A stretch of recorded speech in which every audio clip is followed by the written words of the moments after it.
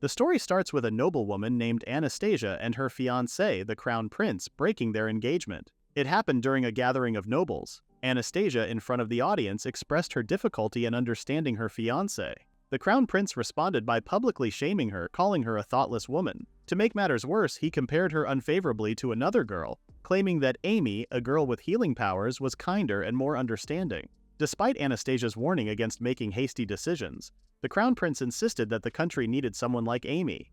He continued to insult Anastasia, supported by the nobles present. The crown prince even went on to reveal that he knew about the harassment Amy had faced and insisted that someone like Anastasia would fail to become the mother of the country. As the nobles joined in insulting Anastasia, she couldn't take it anymore and threw her gloves at the crown prince. In another time and place, our main character woke up from sleep claiming he remembered something important he had forgotten long ago. He started to explain the story carefully for everyone to understand from the beginning.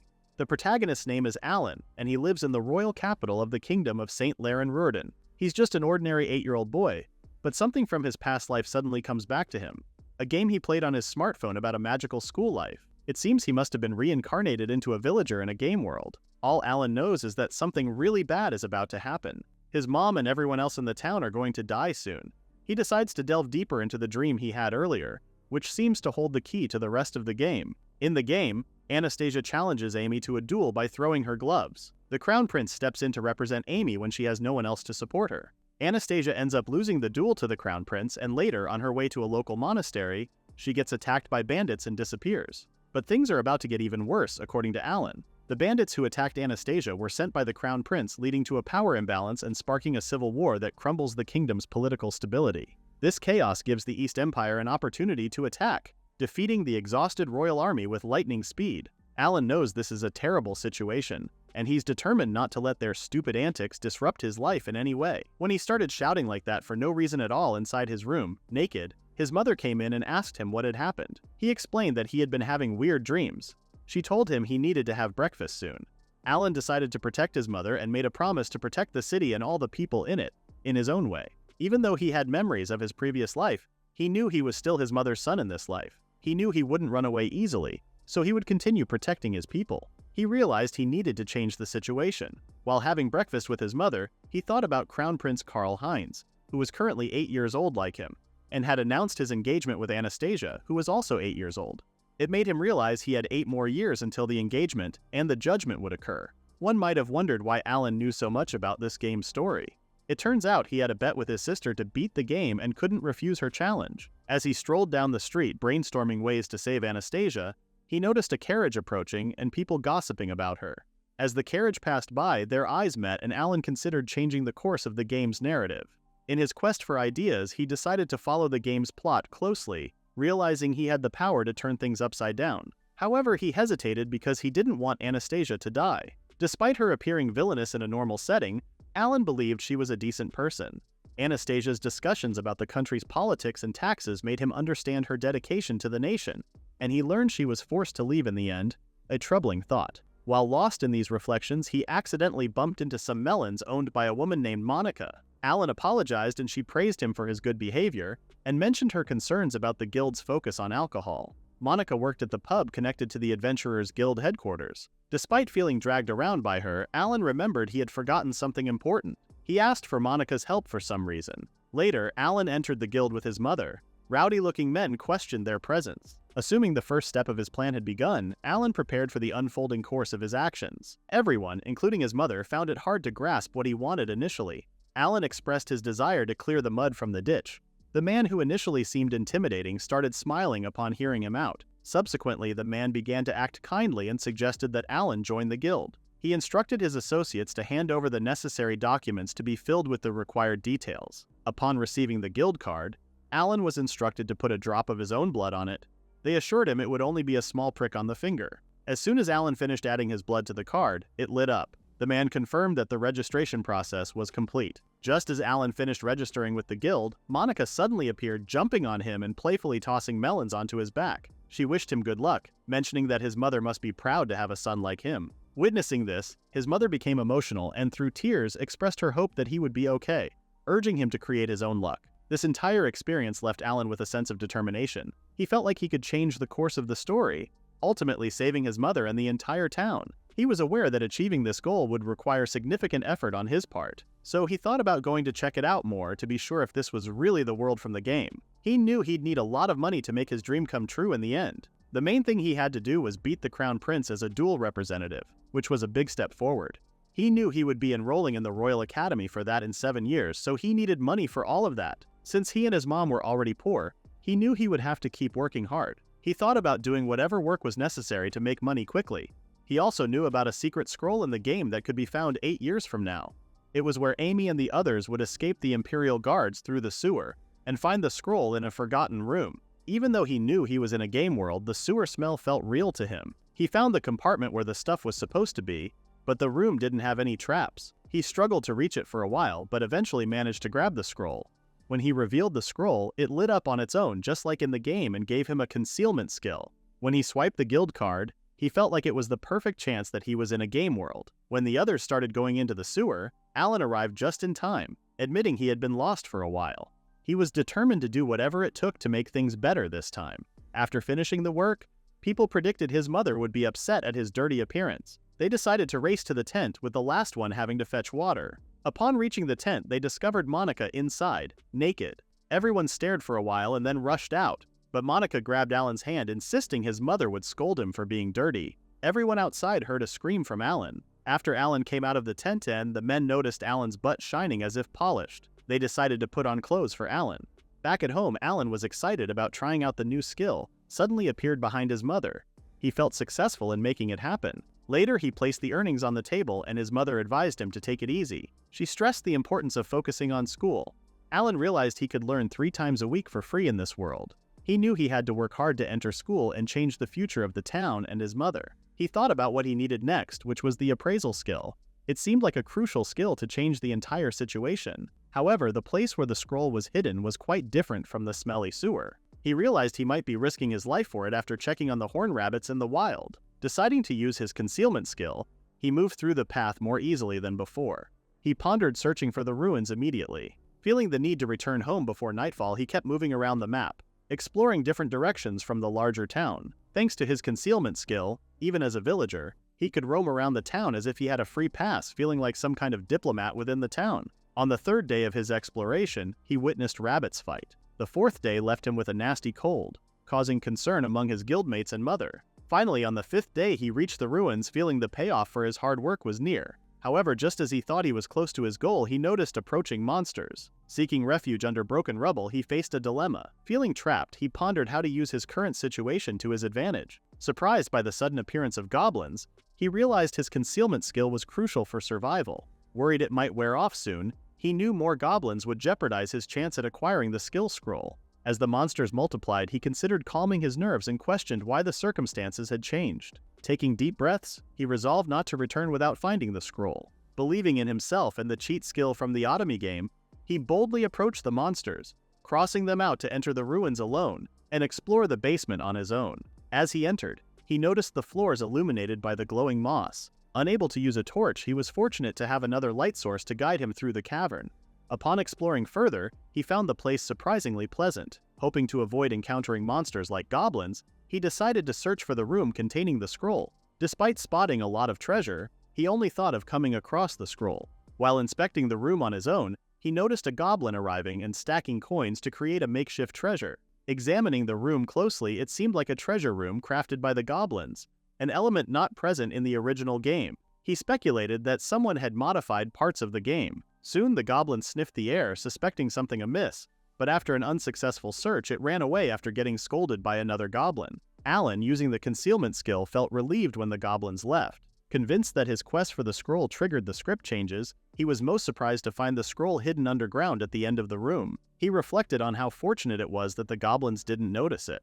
After sneaking through the goblins like a stealthy rat, he miraculously returns home unscathed. Eager to develop his skills, he promptly activates the appraisal skill using his guild card. As he completes the process, a sense of progress washes over him, motivating him to work even harder. Soon, people in his town start recognizing his contributions and expressing gratitude for his societal efforts. Time passes, and upon his return to the guild, he notices everyone getting busy with various tasks. The guildmaster, Rudolph, announces a significant discovery: an ancient ruin northeast housing a goblin nest. There's talk of a potential subjugation mission. Reflecting on his past decision to secure the scroll, Alan feels a sense of accomplishment. However, a nagging thought creeps in. He wonders if they would have handled it differently had they known that Amy was the one who uncovered the scroll. Intrigued and uncertain, he contemplates what future challenges might unfold. When he asked him more about the situation, Rudolph let Alan know that he would have to join the drain cleaning soon enough. When Alan inquired about being on the team to subjugate the goblin, Rudolph explained that he had already stopped being an adventurer.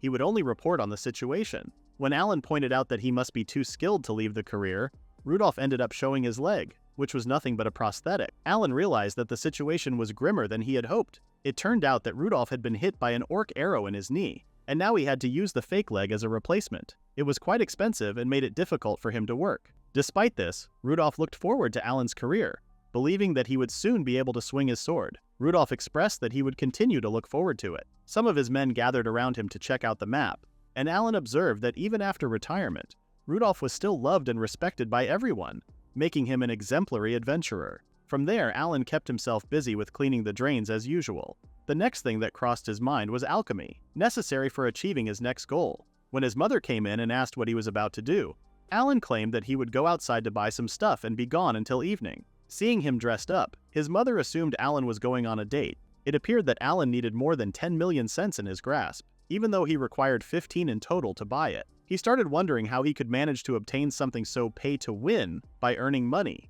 As he walked into the street, he noticed merchants selling things in the market. The idea struck him that he could use the appraisal skill he had acquired. Examining one of the items, he sensed its uniqueness and considered buying it. After researching more, the shopkeeper explained the item's story to him. Despite the shopkeeper assuming it was for his girlfriend, Alan paid with his guild card to make the purchase more trustworthy. Thinking ahead, he planned to sell it to another adventurer or merchant, even if it meant selling it for half of the appraised price. Confident he would still turn a profit, his goal was to reach 15 million cents. Excitedly, he showed the item to Rudolph.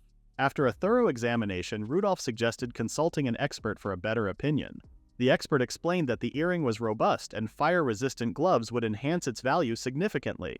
Despite Rudolph advising Alan to let the guild handle the sale, Alan, determined to do more, insisted on taking charge. Rudolph agreed but warned him of potential troubles if he sold it independently. Leaving the item in the hands of the expert, Rudolph shifted the focus to sword training. During their sessions, Rudolph consistently advised on sword techniques, emphasizing that the strength didn't lie in the sword itself, but in knowing how to use it effectively. As Rudolph continued reminding him not to neglect training, Alan realized that it was not enough to rely on the cheat skills he got. Rudolph instructed Alan like a Spartan trainer and made him run around 100 laps and swing his sword 100 times. By the end of the day, Alan fell to the ground due to fatigue, and Rudolph assumed that he could defeat a one-horned rabbit already. Days passed by. Training, buying items while appraising, and cleaning the ditches. Alan finally gained 15 million cents and he is now 11 years old. After eating breakfast, his mother wondered where he was going. He claimed he was going to the market. His mother started giggling at seeing his son all grown up. She reminded him not to stay out late since the next day would be something important. Alan went out and reflected on the past year of hard work paying off. Finding himself in a scary place, Alan decided to use his concealment skill to stay safe from the eerie eyes around him. After disarming his concealment, he stood in front of a store and used his appraisal skill to learn the password. When he uttered the password, the door opened as if by magic.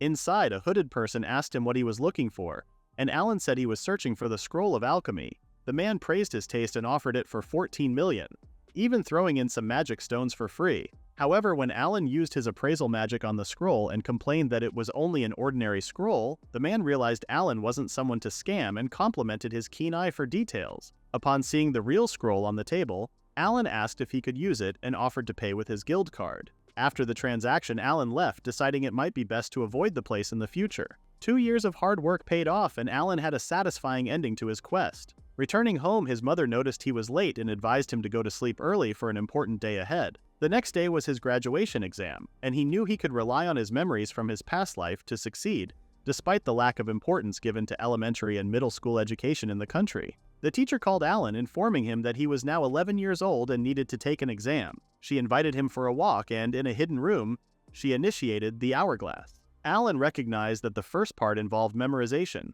As he neared completion, the only challenging part seemed to be geography. Upon finishing the exam, the teacher was surprised to find that only an under of hour had passed. Despite her insistence on reviewing the answers, Alan felt confident and wanted to leave. When the results were published, the teacher excitedly ran to him, revealing that he had not only passed but achieved a perfect score in every subject. She thought skipping a grade at the age of 11 was impressive and believed it would be a strong recommendation for high school admission. Expressing his desire to attend high school, Alan learned it was 4 years away. Despite the wait, he decided to be patient. The teacher promised to submit a recommendation and wondered how she would contact him post-graduation. Alan suggested informing the Adventurers Guild since his mother is usually away for work. Returning home, he celebrated with his mother.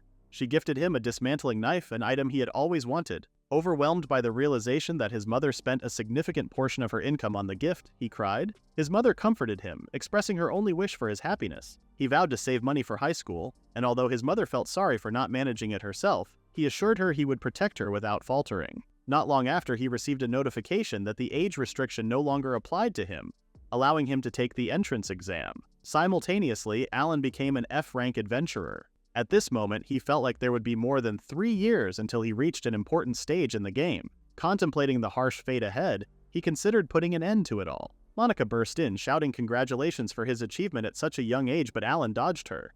The pub patrons joined in, praising his improvement each day. Rudolph entered and patted him on the head, making him realize his value to them. Rudolph explained that even without the protection of a swordsman or warrior, Alan would be fine. This protection worked like a divine blessing, boosting proficiency and allowing special abilities. Amy had the divine protection of healing, and the Crown Prince had protection for fire and hero skills, making him the true protagonist-class hero.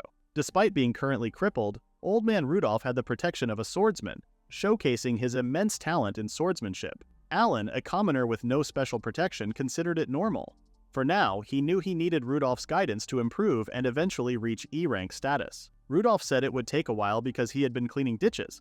Now he had to gather herbs and hunt horn rabbits. He warned Alan to be careful since they hadn't been outside of town before. Alan planned to start the quest the next day. Alan finished the quest in 2 days. Knowing about the game made it easier, but the horn rabbits were still tough to deal with. Using the knife from his mother, Alan leveled up their skills. He set his sights on the Valley of the Flying Dragon, seeking wind magic from the Book of the Wind God. He needed to improve before the high school entry exam, which he saw as the start of their adventure. In another time and place, Amy faced a fierce monster with Carl. The dragon creature accused her of killing her husband despite Amy's protests. The monster attacked relentlessly, and Amy realized things weren't getting better. She unleashed an offensive barrier to finish the monster off, but its child suddenly attacked behind her. Carl saved her, and despite Amy's regret, he consoled her, saying it had to be done. That's how Alan remembered the game event. The magical fantasy and thrill of school life kept replaying in Alan's mind. He reminded himself of the need for the Book of the Wind God. Remembering how they had been called robbers by the wyverns they killed while looting, he felt a sense of emptiness in Amy's tears. Feeling the world becoming dangerous, Alan resolved to be cautious on his way to the Valley of the Flying Dragon for the book. He believed he had prepared well in Friesen Village, the closest to the valley, so he could trek there in a day. Aware of ferocious demons in the mountains, he wanted to avoid unnecessary fights. Using his concealment skill, he aimed to steer clear of danger and make it back safely. Just as he felt the need to have prepared better for climbing the mountain, he noticed the wyvern flying above his head. As he surveyed the landscape, the Valley of the Flying Dragon looked amazing. The main difference between dragons and wyverns was that dragons could breathe fire and roar, while wyverns couldn't. This made wyverns weaker than dragons. Despite these thoughts, he knew it wasn't the time to dwell on them. Instead, he focused on building a camp before sunset. Using his alchemy magic, a skill centered around crafting abilities, he quickly set up the camp.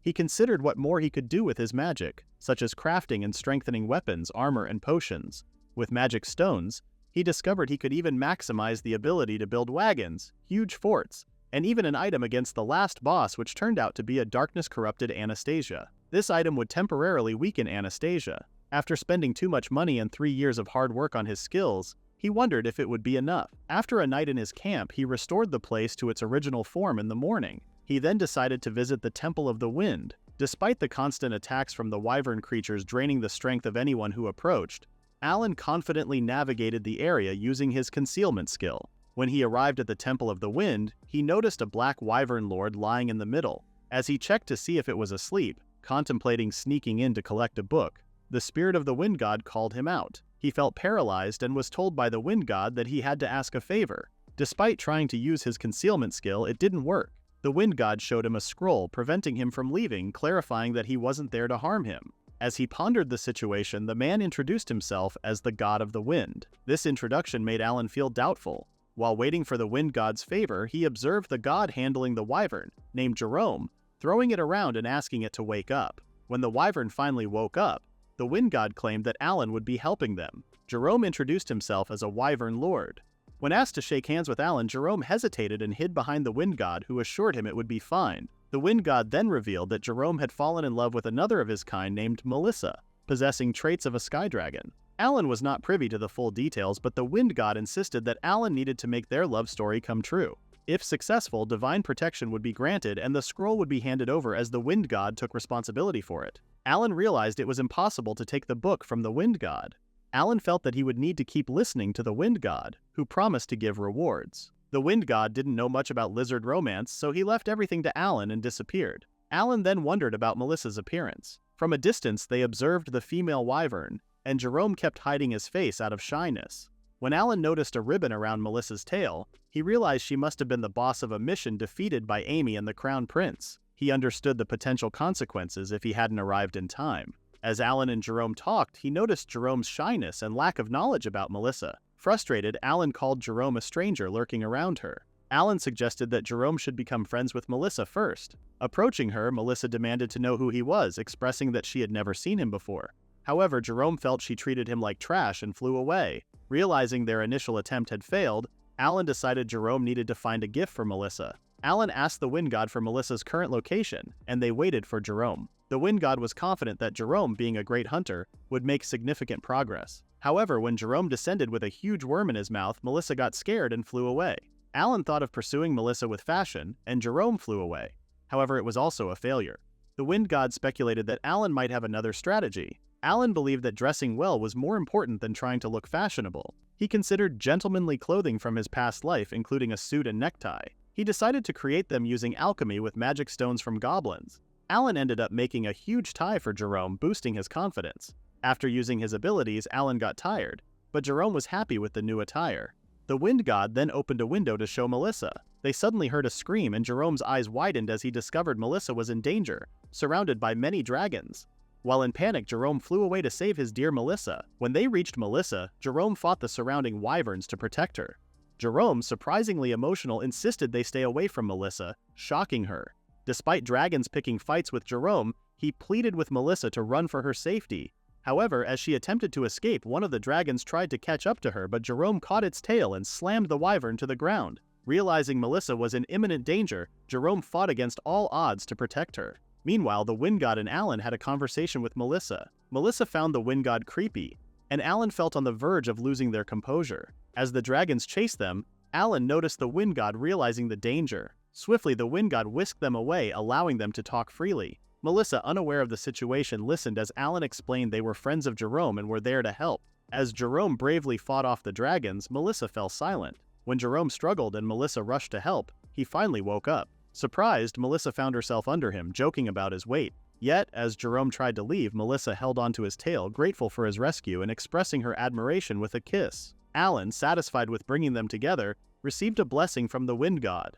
The god announced a future gift for Jerome and Melissa after their marriage, leaving Jerome flustered. Melissa wondered if he was ready for such responsibility. The god disappeared, leaving Alan with a sense of weirdness. Reflecting on the wind god's book, Alan considered Amy's absence. Realizing Amy wouldn't receive divine protection when she visited in 4 years, he pondered the unfolding scenario. As Alan delved into his thoughts, Jerome started thanking Alan. Alan insisted it was unnecessary, stating there was no need for any gratitude. In response, Alan suggested that avoiding this place for the next 4 summers would be enough as a form of thanks due to potential break-ins. Melissa entered the scene, expressing her gratitude for a precious ornament made for Jerome. Alan noticed their growing camaraderie, with the use of nicknames feeling sweet. Melissa assured they'd be available whenever needed as an act of gratitude. Alan agreed and prepared to bid farewell. As Jerome teetered on the brink of tears, Melissa reminded him to be strong and asserted the need to find their own place quickly. Jerome professed his thanks for Alan and flew away. Alan shifted focus, completing the mission of aiding the wind god and gaining divine protection. Realizing an unfinished task in Friesen Village, Alan needed to secure high-speed transportation by building a glider. Though learning wind magic wasn't part of the initial plan, Alan, a former aeronautical engineer, considered it useful for their current situation. Determined to build a motor glider, he prepared for future missions. Upon reaching the vast field in the village, he cleaned the runway for the glider with wind magic. Although the spell chanting felt awkward, Alan recognized his skills surpassed typical low-level adventurers, elevating him to a D-ranked magic power. He then thanked the creepy-looking wind god for the useful magic. Alan then started preparing the glider. He started working through the building map and used all the materials gathered over time, applying alchemy to them. After smelting the materials together, the glider was ready. The runaway seemed perfect, so he decided to begin test running with it. He even infused some magic into the right handle and activated the Wyvern's magic stone. Upon accelerating, he felt an absurd amount of output, compelling him to keep going up. As he soared through the glider, Alan targeted a ruin to reach his desired location. However, he realized he forgot to clean the road where he built the glider. Deciding to think about it later, he focused on reaching his destination. Since he hadn't flown since his university days in his previous life, he couldn't contain his excitement. Meanwhile, Anastasia sat with her friend Margaret and the maids. She noticed a strange bird-like object in the sky, assuming it might be one of the wyverns going in the wrong direction. They decided to report it as soon as possible. On the other hand, Alan realized that he could already see the royal capital from his position. It felt like he had soared through the skies, saving a lot of time compared to taking a carriage. However, as he contemplated landing, he wondered if there was enough space in the crowded royal capital streets. Without a parachute, he couldn't jump off, so he spotted a large lake while rushing through the skies. Despite the risk, he decided to land in the middle of the lake, planning to play it like a human raven. Targeting the lake, he glided to the water's edge to avoid stalling. He believed that deaccelerating would result in a better water landing. Just as he was about to land, Alan initiated magic reverse thrust, successfully entering the water with reduced impact. Although he felt careless, he was relieved to find that most of his belongings were safe. However, he noticed that his improvised technological alchemy started burning, revealing the hidden secret behind alchemy. Despite the successful flight, Alan regretted losing two precious wyvern magic stones, the wyvern's femur, and even the wings in one disastrous flight. When he finally met Rudolph, he greeted Alan and noticed that he had been dripping water all over the place, which made him rather curious about his situation. Just as he began to talk about Alan leaving his mother, Monica came in to scold the old man, saying that Rudolph must have been the one to pour a bucket full of water on Alan's head. However, Alan cleared the situation and she began to worry about him catching a cold. She started taking him with her to have a bath together, assuming that it had been a long time since they had bathed together. Instead of thinking much about the situation, Alan began taking the magical shower, which was considered rather expensive in this world. He took the change of clothes that he had kept in the guild for himself. Even though he had finally finished the first expedition of his life, he felt like he needed to reflect on a lot of things in his life right now. The more he remembered about his previous life, the more he felt like he had failed to be an engineer in his life. The more he thought about the glider accident, the more he felt like he had had a childhood like this in his previous life as well. He felt like even after growing up in his body, he kept on acting like a child who kept on making mistakes over and over again in his life. The more he procrastinated while sitting in front of the lake, Alan began to wonder what kind of modifications he could do on the glider the next time, so he would be able to minimize the danger on his own. After processing the thoughts for a while, he felt like he wanted to build an airplane which was called a VTOL airplane. This brought him in front of the cheat item with the name Scroll of Multiple Chanting, so he would be able to make mistakes and continue to experiment on them at once. But all he remembered was that the scroll was in a difficult place. Even so, he hoped that he would manage to make it happen in any way. So he thought of progressing on his own by smelting items at once, even though he was not confident about his placement. He felt like the new modification would help him out in various ways, and it seemed to be a plane customized especially for the mission that he had in front of him to reach the destination. Alan once rode the glider again to soar through the skies.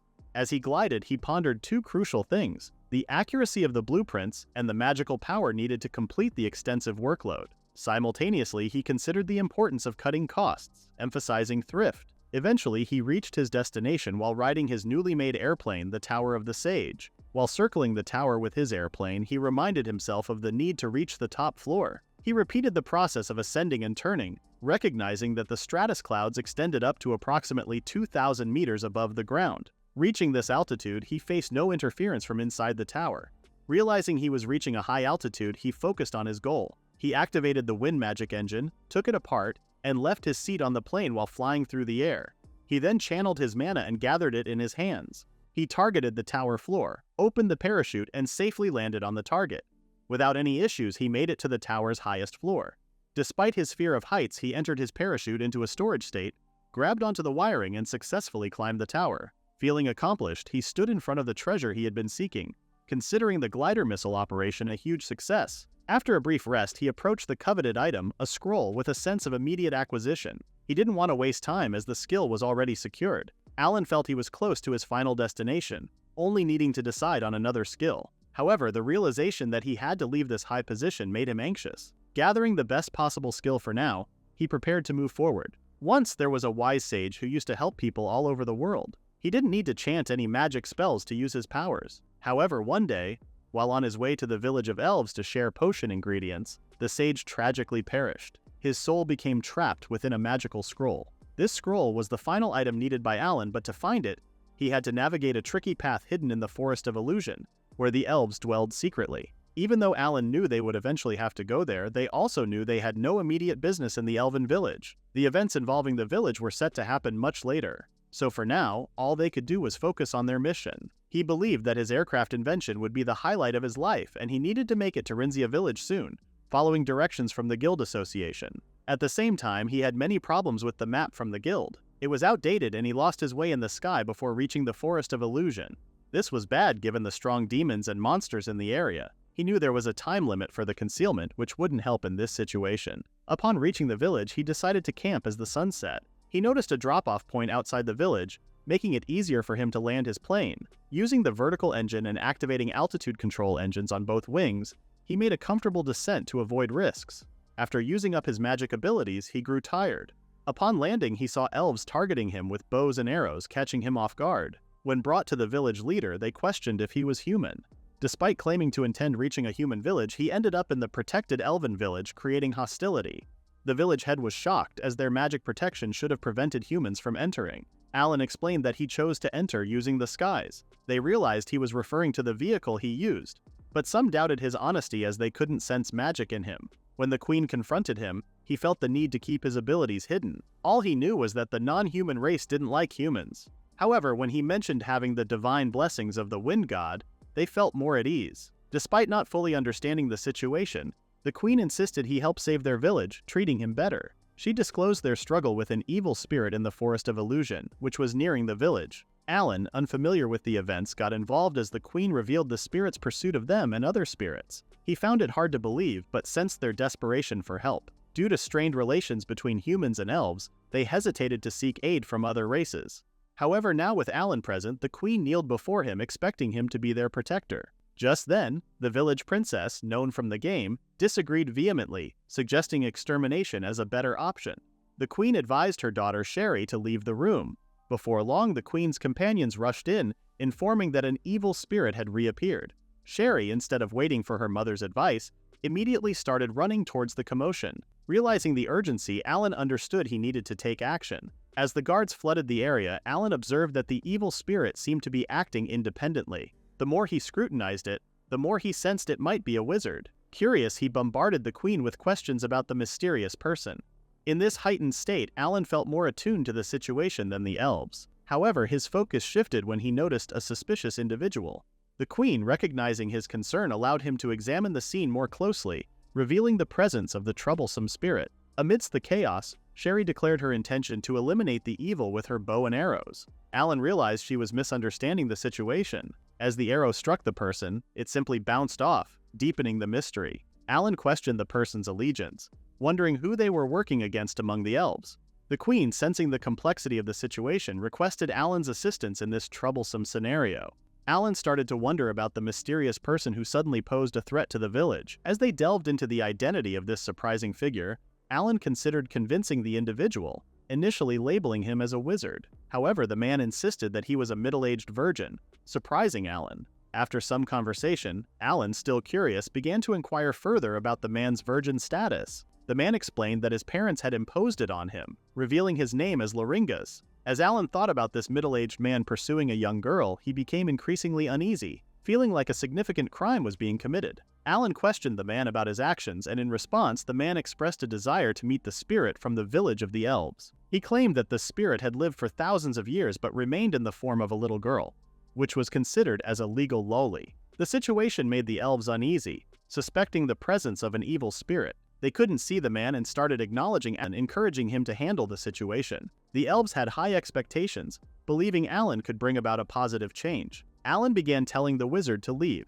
accusing him of being a pedophile. The wizard defended himself, insisting that he was only admiring beauty without any harmful intent. As Alan thought more about it, he believed the wizard's actions were not as bad as he initially thought. However, when Alan pointed out that the wizard was scaring away a spirit, the wizard finally acknowledged his wrongdoing. Feeling remorseful, the wizard dropped to the ground, admitting that scaring away the spirits was not gentlemanly.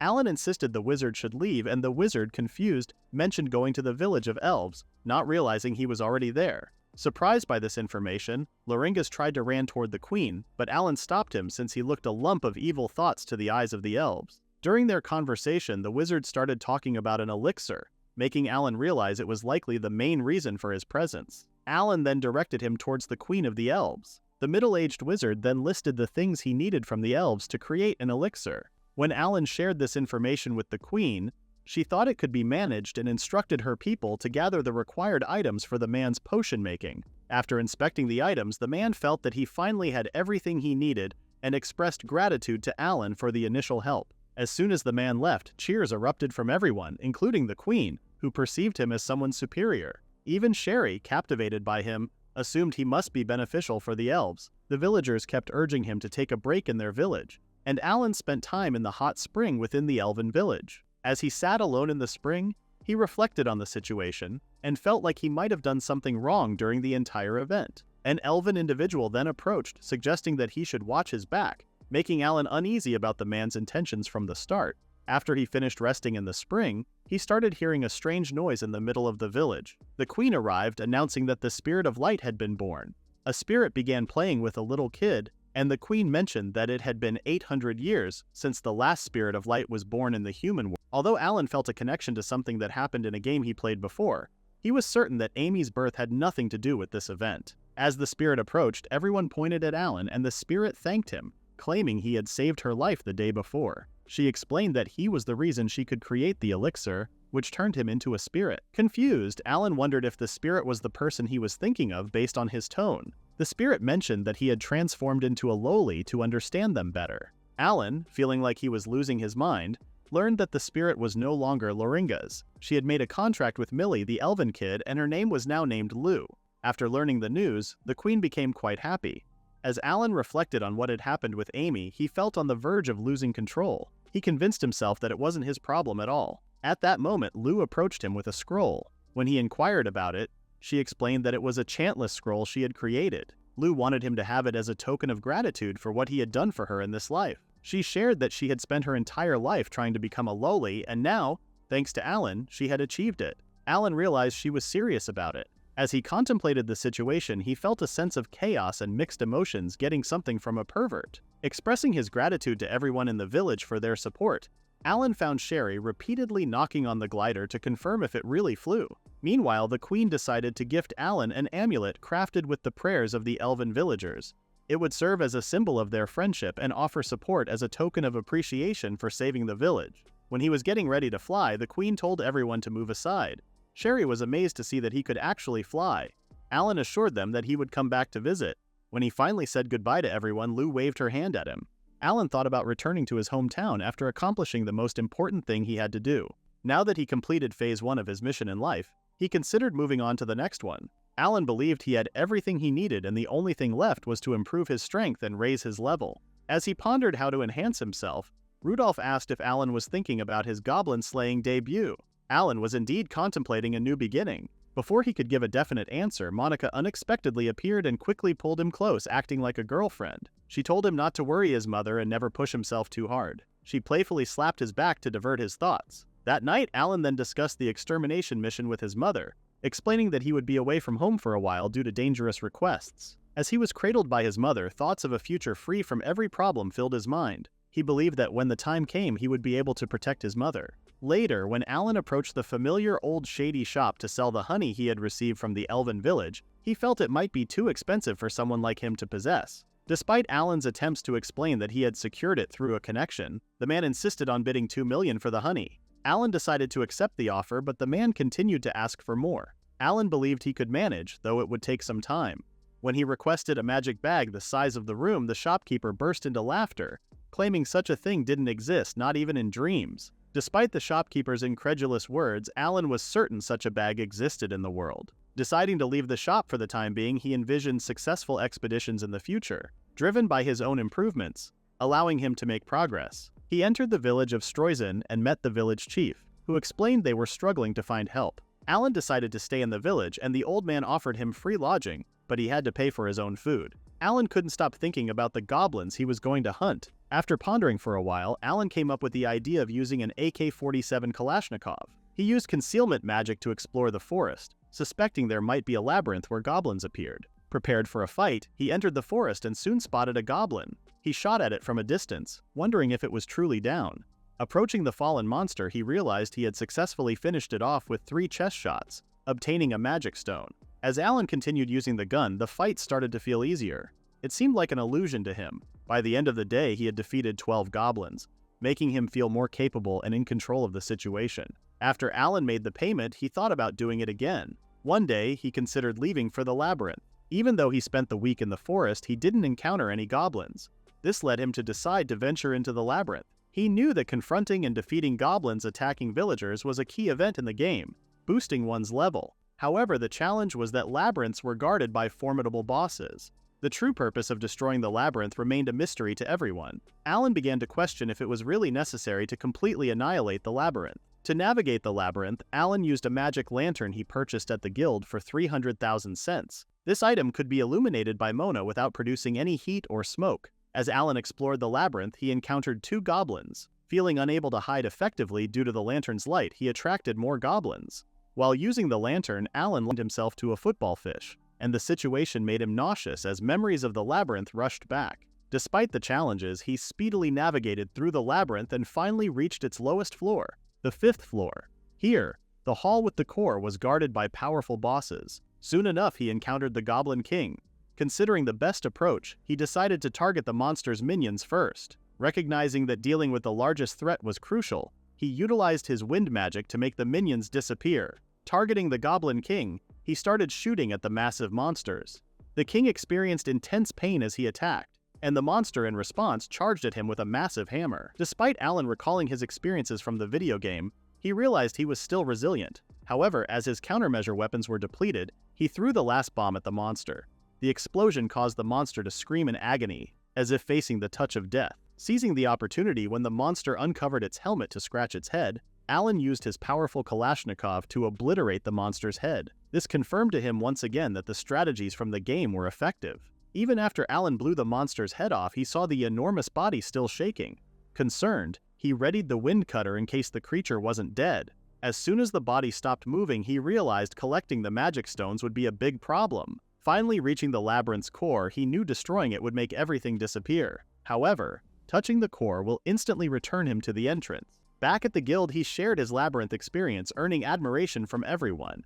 Despite the praise, cheating made him feel embarrassed. Monica, known for her ample bosom, came to welcome him, but Alan had already left. The guild took the goblin's magic stone to get a better price. Expecting recognition for defeating the dungeon, Alan anticipated gaining status and more money. He decided to buy a new home the next day, bringing him one step closer to the future he envisioned with his mother. Once Alan returned home, his mother reached out to him, despite the dirt on his body. She asked if he got hurt during his journey, and Alan explained that he had just been navigating the goblin maze. When he inquired about how she had been, she insisted she was fine as always. As they chatted about the next-door neighbor, Alan listened with curiosity after such a long time. Soon, his mother brought up the topic of him spending more time inside the house. She believed that the money he earned should be his to spend, and she regretted not having more space for him to keep his belongings. Alan mentioned that he had been contemplating moving out for various reasons. He wanted to provide his mother with a better life and suggested that having her live with him could be a great option. He expressed his desire for her to continue handling the housework as she always did. His mother, however, thought it was foolish of him to consider such a thing. She clarified that all she wanted was for him to lead a happy life, and she didn't want to burden him with household responsibilities.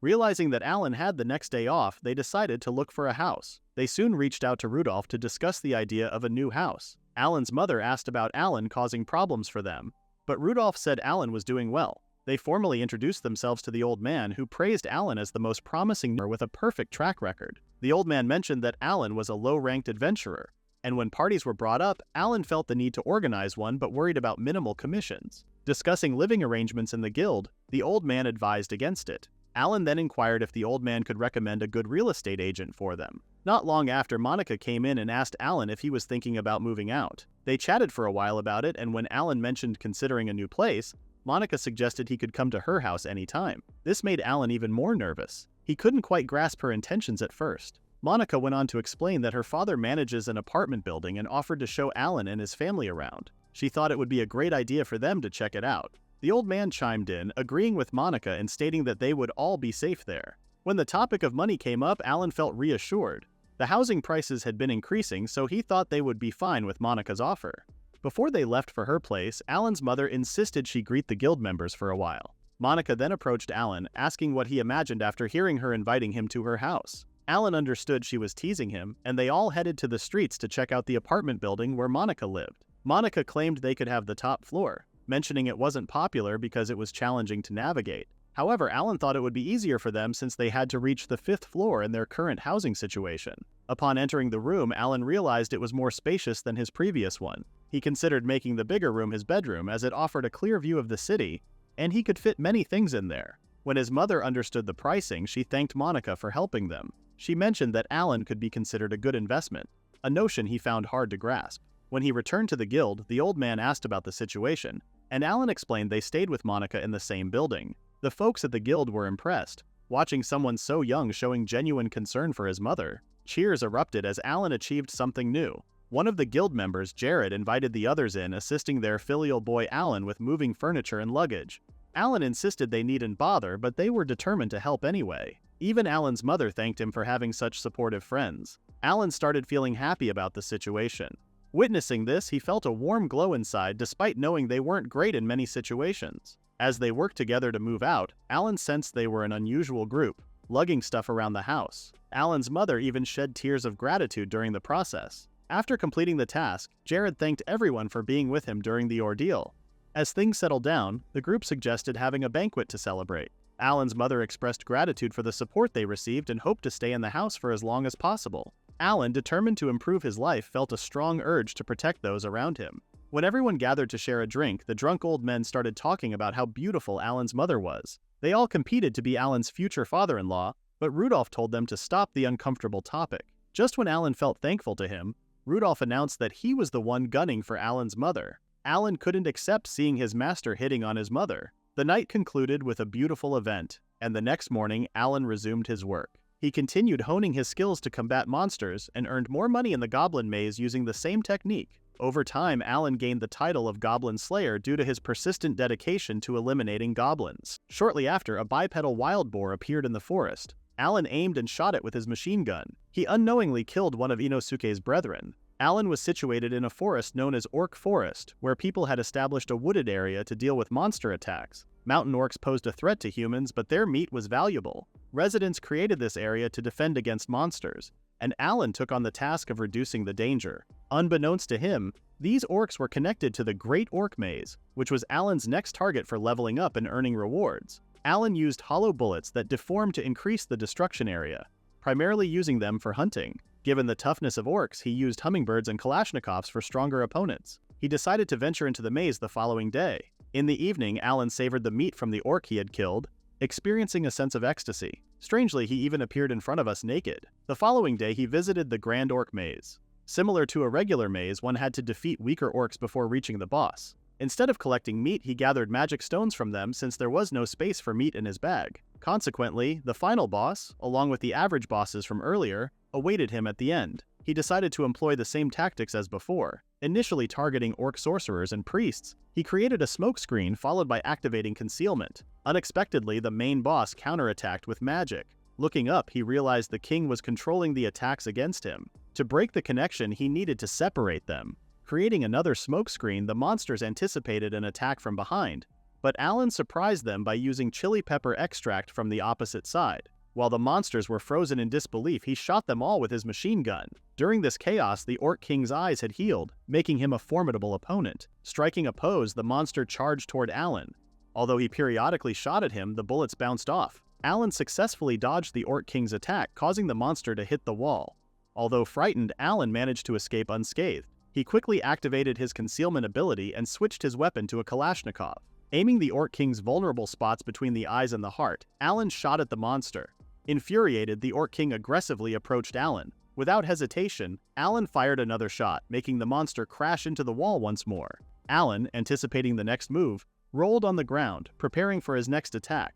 To his surprise, he realized the Orc King had succumbed to a fatal shot in the heart. Despite limited space in his bag, Alan decided to collect some of the monster's meat. At the heart of the maze, Alan discovered a treasure, a fertility bracelet that increases a woman's pregnancy rate. This puzzled him, leading him to question the inclusion of such items in the game. Regardless, he emerged victorious, conquering the labyrinth of the orcs. In the elf village, we see a peaceful atmosphere. The place where the kids play has now turned into an airport. Alan often visited the village to buy honey, and the villagers were always friendly, helping him take care of the airport.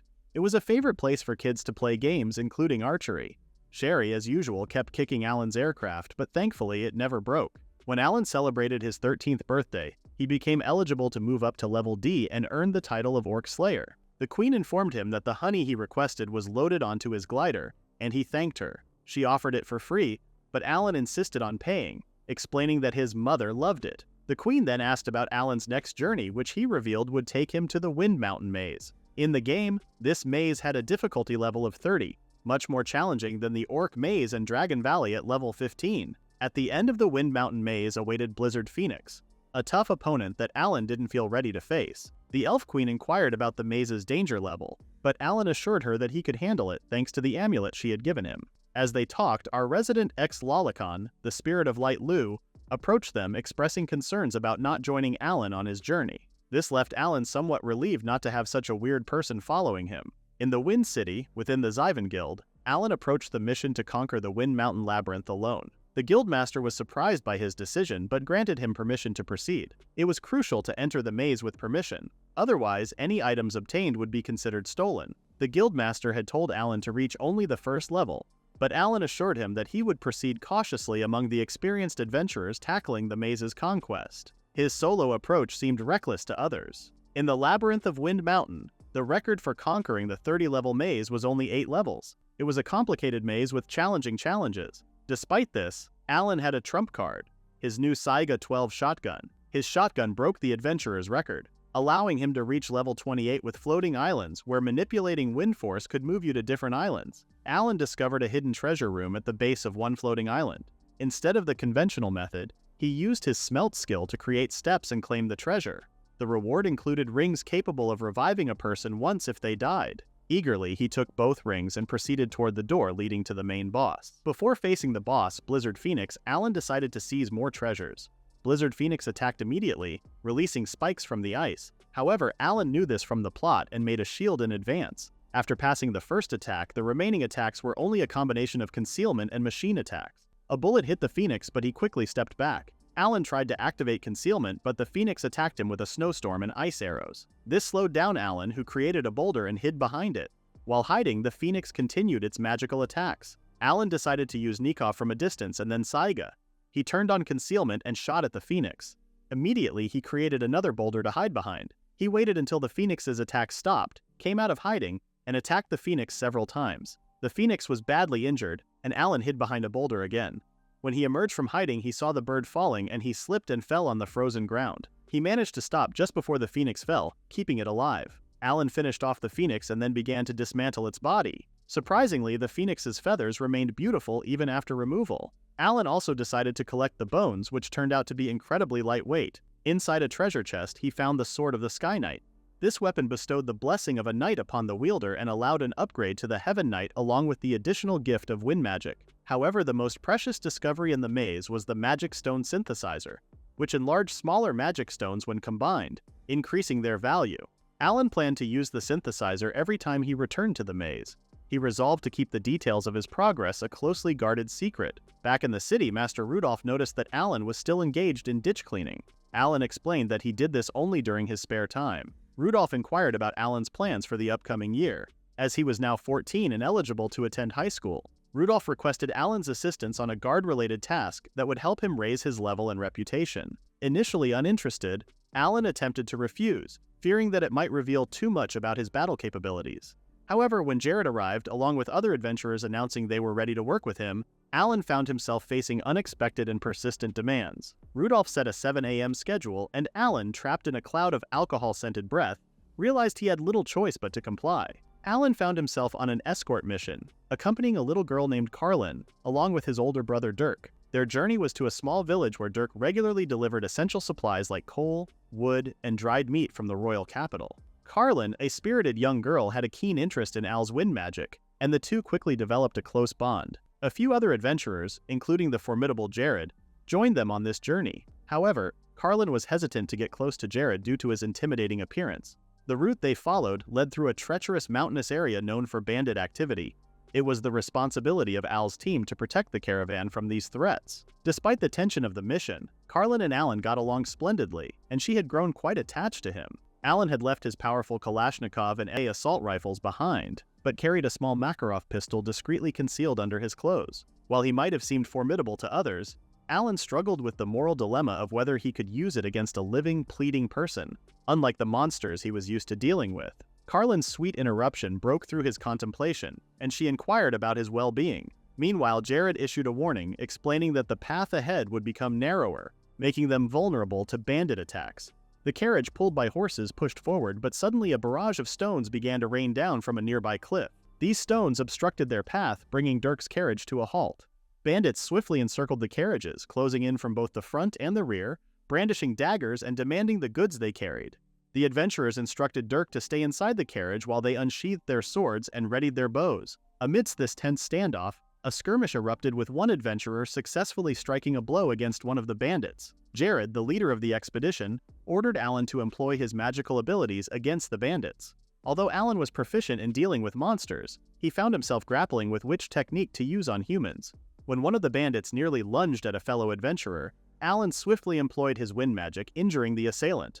The other bandits, now aware of his extraordinary abilities, panicked and fled. Jared then instructed Alan to eliminate the remaining bandits, but Alan's compassion and moral quandaries deterred him, causing the bandits to escape. While the other adventurers celebrated their victory, Jared stayed furious, directing his anger at Alan, the 14-year-old boy who had spared the lives of the bandits. Alan, confused, explained that he couldn't bring himself to kill people.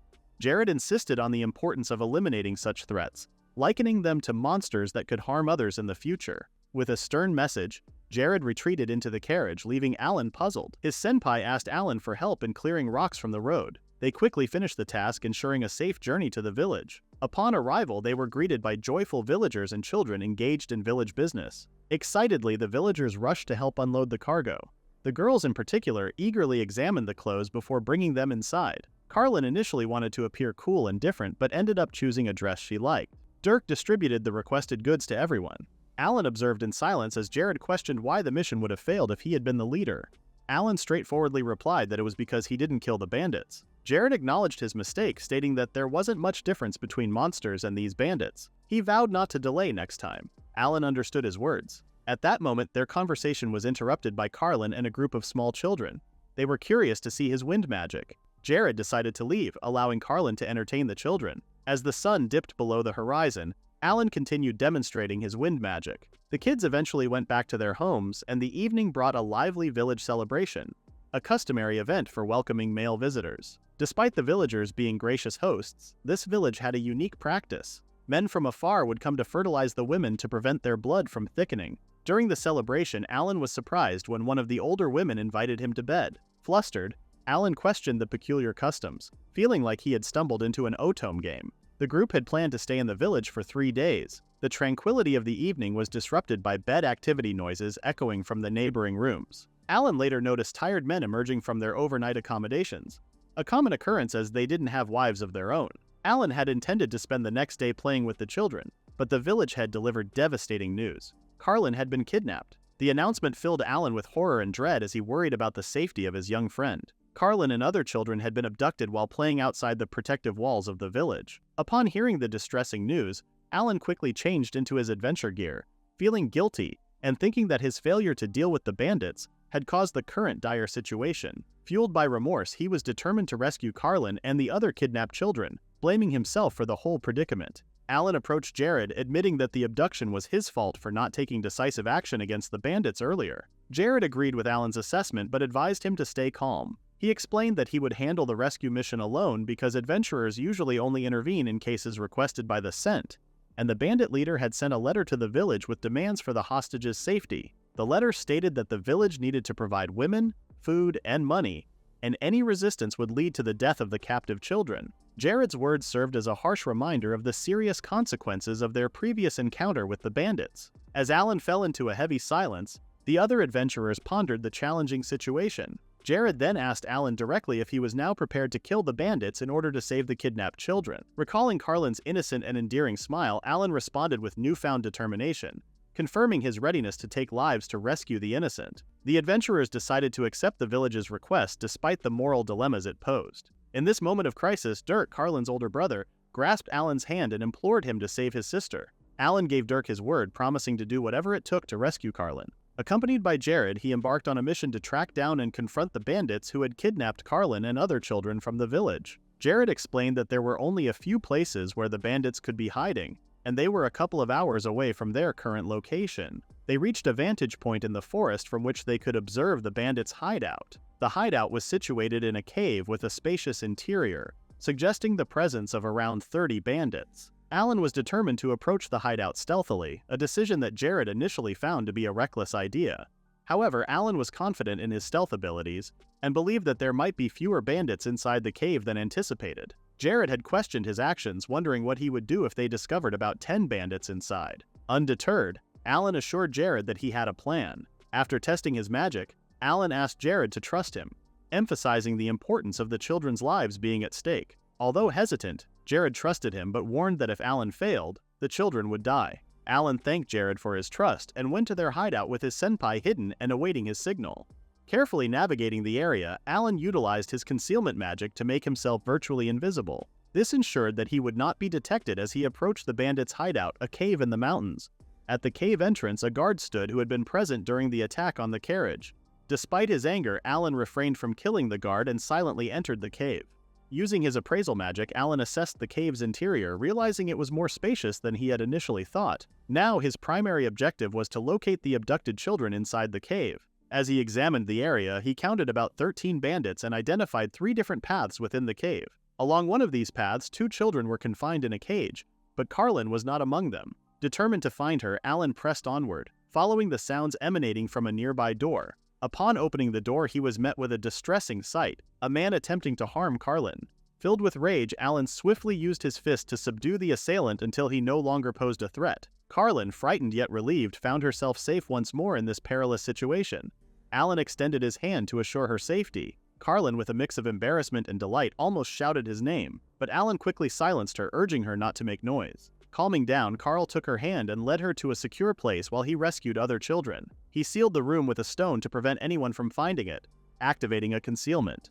Proceeding to the prison room with the children, Alan encountered a guard sitting with a gun. After a moment's hesitation, he shot the guard in the head, and the man immediately perished. Though the children were frightened and tearful, Alan urged them to be quiet. Taking them to Carlin, he reassured everyone, creating a thinner stone to seal the room from the inside. Asking the children to cover their ears, Alan drew a spell seal visible to the bandits. The children followed his instructions, and the bandits, unable to comprehend the situation, were blown away as Alan exerted his power. Because of the explosion, Jared was very surprised and realized that it was the signal he had mentioned. Alan told the children to stay inside, and he went out to check the situation. He saw a group of people terribly injured but still breathing. He considered whether to eliminate them but chose to prioritize evacuating the children. At that moment, one of the surviving bandits attempted to attack him with a dagger in his mouth, but Jared quickly took him down. Alan was surprised to see Jared and felt relieved. He instructed everyone to return to the village.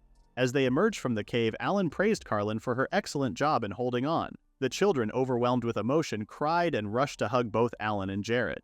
The heads of the bandits who had attacked the children were hung on the village's fence as a form of public humiliation. After this grim task, his senpai instructed Alan to prepare for their journey back to the capital. Meanwhile, the other adventurers returned to deal with any surviving bandits. In a world where failing to defend oneself could lead to death, the necessity of eliminating the bandits, as cruel as it seemed, was emphasized. This harsh reality was apparent to Alan, and it was a lesson he needed to learn. The adventurers loaded their belongings onto the carriage in preparation for their return to the capital. As they made these preparations, 3 children approached Alan to express their gratitude for his heroic actions in rescuing them. They also asked if he would show them his wind magic again someday. Alan happily promised them with a smile, and as the group prepared to depart, the children bid farewell. After the guild finished analyzing the tasks, Alan became the youngest adventurer to receive the C rank. He finally turned 15. Katerina was surprised that he did a good job tying a tie.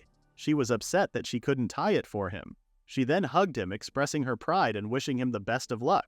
Today was important, the day we had all been waiting for so long. Alan finally began his school life at the Royal Academy.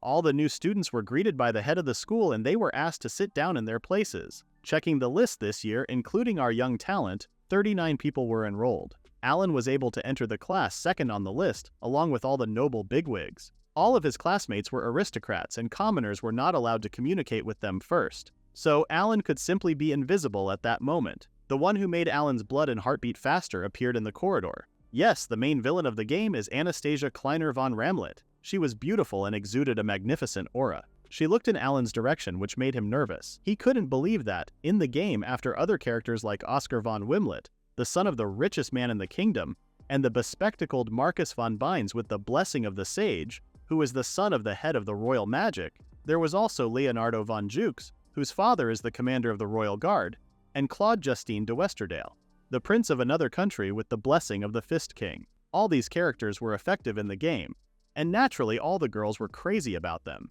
They looked at Alan and claimed that he was quite ordinary, which made him a little angry. Then the main target character, His Highness Crown Prince Karl Heinz Bartile von Centralen, appeared. All the other girls were crazy about him and admired him. He truly had the aura of a crown prince. And now, surprisingly, the main character of the whole story, Amy von Breus, appeared. Amy warmly greeted Alan and mentioned that she had known his name. Her unexpected attention left Alan wondering how she knew him. Amy shared that she had been born into a commoner family and had attended the same school as Alan. She expressed amazement at his rapid progression through classes with perfect grades, prompting her to strike up a conversation with him. This was a surprising and unexpected development in the story. Alan had completely forgotten about her, but according to the game's plot, she should have first talked to the prince, not to him. When Amy asked if there was something wrong with him, he said nothing. As expected from the Otomy game, it turned out to be very cute. A week after the school's opening ceremony, Alan prepared to move into the school dormitory, indicating that he wouldn't be able to visit for some time. Katerina expressed how much she would miss him and asked if he had made any friends. Although Alan replied in the affirmative, in reality, he had been largely ignored at school. His classmates paid him little attention, and Amy, after becoming the Crown Prince's girlfriend, started to ignore him.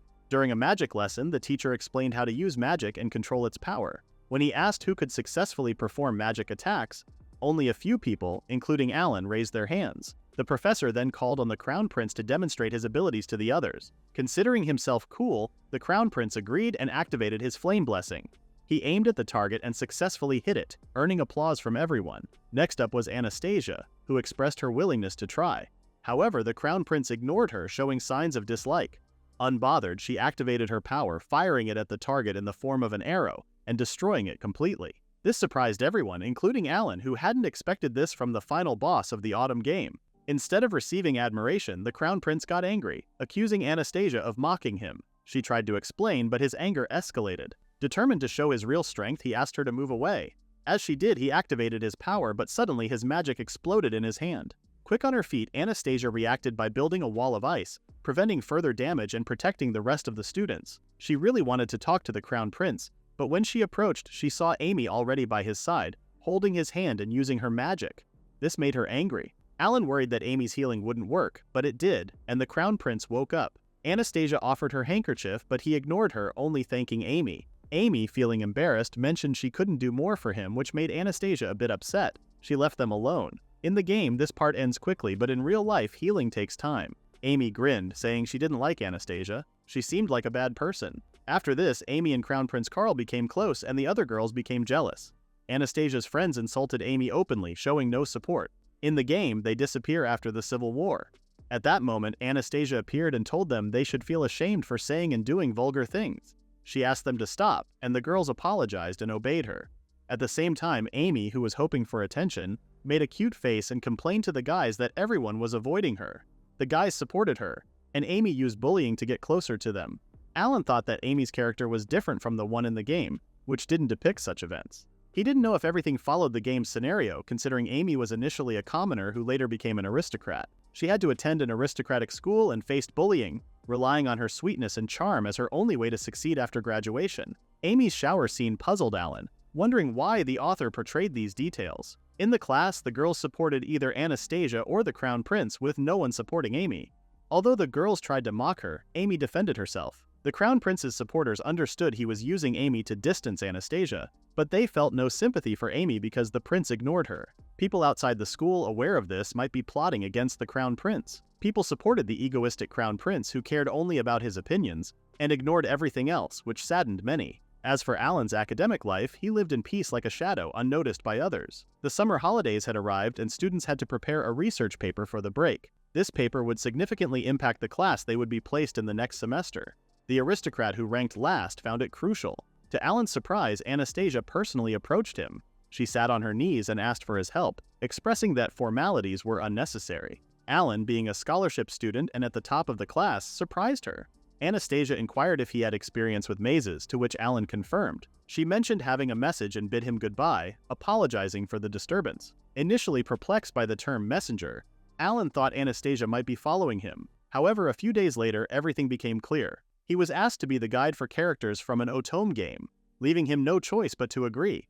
When he questioned their readiness, the Crown Prince arrogantly confirmed their preparedness. As a result, they reached the ruins of the Goblin Maze that everyone had been circling around. Amy was repeatedly warned by others to be careful and not to fall. Anastasia got annoyed with the constant advice and felt cold in the game. Initially, they were supposed to be accompanied by other adventurers, but the game scenario changed when Anastasia turned to him inside the maze. Everyone was amazed at the glittering surroundings, but they complained about various things. However, when Amy started talking about the beautifully shining walls, opinions changed and compliments started pouring in. Alan, feeling annoyed, believed that Anastasia was on the verge of exploding.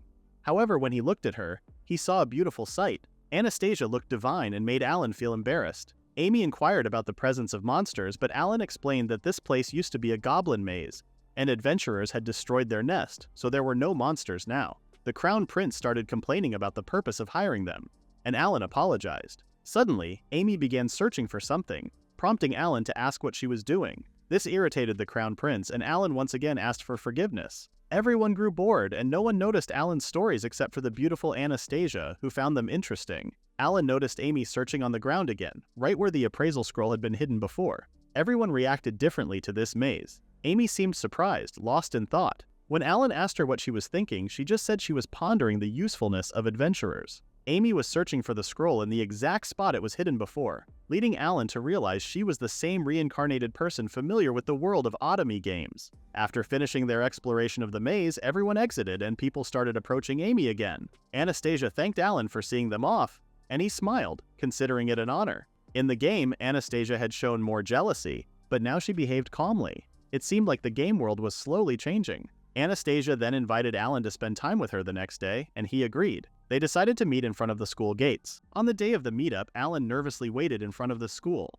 Suddenly, a carriage arrived and Anastasia stepped out looking stunning. She apologized for keeping him waiting and they got into the carriage. She thanked him for agreeing to accompany her, and they shifted the conversation to the report of their recent expedition where they consulted with experts. Anastasia explained that she had arranged meetings with researchers in the fields of labyrinths and local historical ruins. Alan was surprised by her dedication to this endeavor.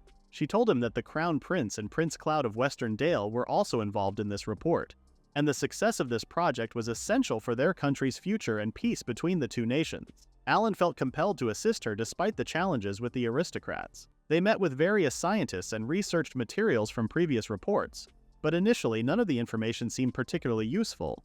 With determination, they persevered, working through their difficulties, and eventually, they managed to complete the report. Upon receiving the report, the Crown Prince dismissed it, claiming it was too lengthy. He requested that they summarize everything in just 3 minutes. Though Alan was irritated and had no desire to assist the spoiled prince, he noticed the pitiful look in Anastasia's eyes. Reluctantly, he explained the report to the Crown Prince, simplifying it so that he could understand, and said it was a great job. His Highness left the room, leaving Alan frustrated with the situation. Anastasia had apologized to Alan for the Crown Prince's behavior. Her sad expression weighed on him, and she seemed like someone forced into an undesirable fate. Despite his annoyance and frustration with the aristocracy, Alan continued to support her. As a result, their report was highly appreciated among the professors of the academy and outside the school. All people admired the two princes.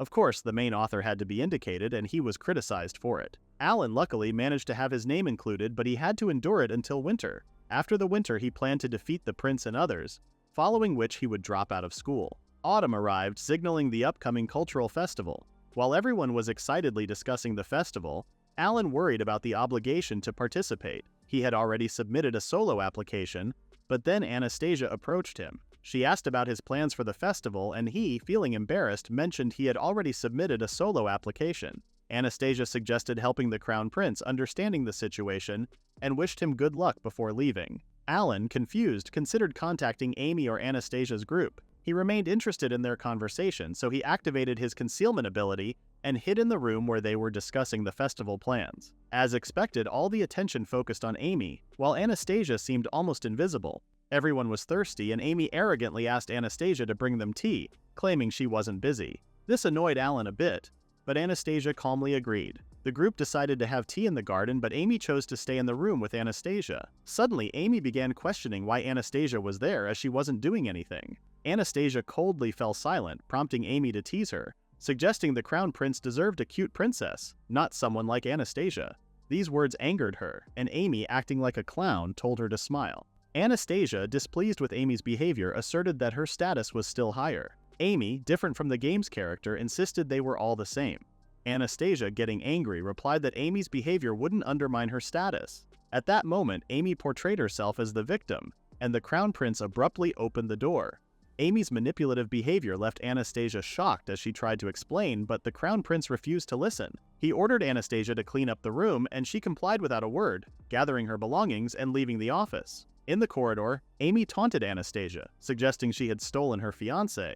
This was the breaking point for Anastasia, who attempted to punch Amy. Just then, Alan appeared, sneezed, pretended not to witness the confrontation, asked for forgiveness, and quickly left the scene. Anastasia, surprised to see Alan there, regained her composure. She responded to Amy with dignity, asserting that Amy was not worthy of the crown prince, and then she left.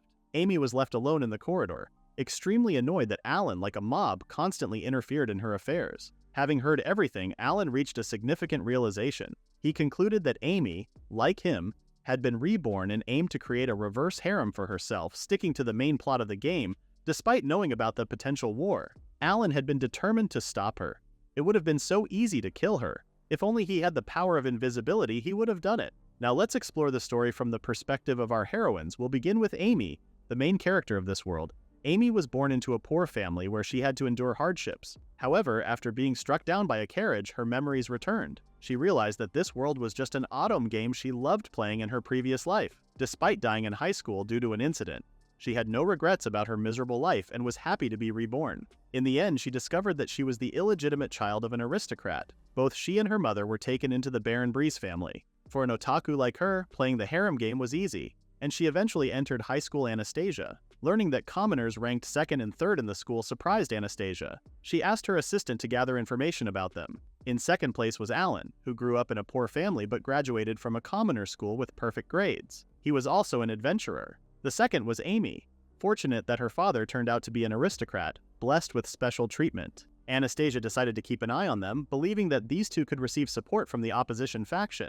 In the office on the first day, she saw Alan, who seemed ordinary to her. She needed to be careful with him. Amy entered the classroom and drew attention to Mob, who took second place. She hadn't seen him before, so on the first day she decided to greet and chat with him. Hoping he would fall for her, she realized he was ordinary, so she decided to ignore him. The main concern for Anastasia was the third student, Amy, who flirted with the crown prince, her fiancé. Anastasia worried this could lead to chaos in the kingdom. As the person in charge of the aristocrats, she wanted Carl to understand everything.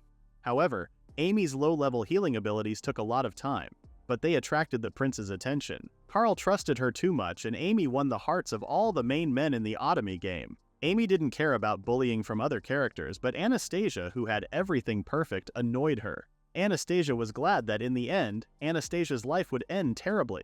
Anastasia saw that she was in second place according to the results of the last exam. Feeling defeated in front of Alan, she focused on studying. During the Ruins expedition, Amy discovered that the appraisal scroll was missing.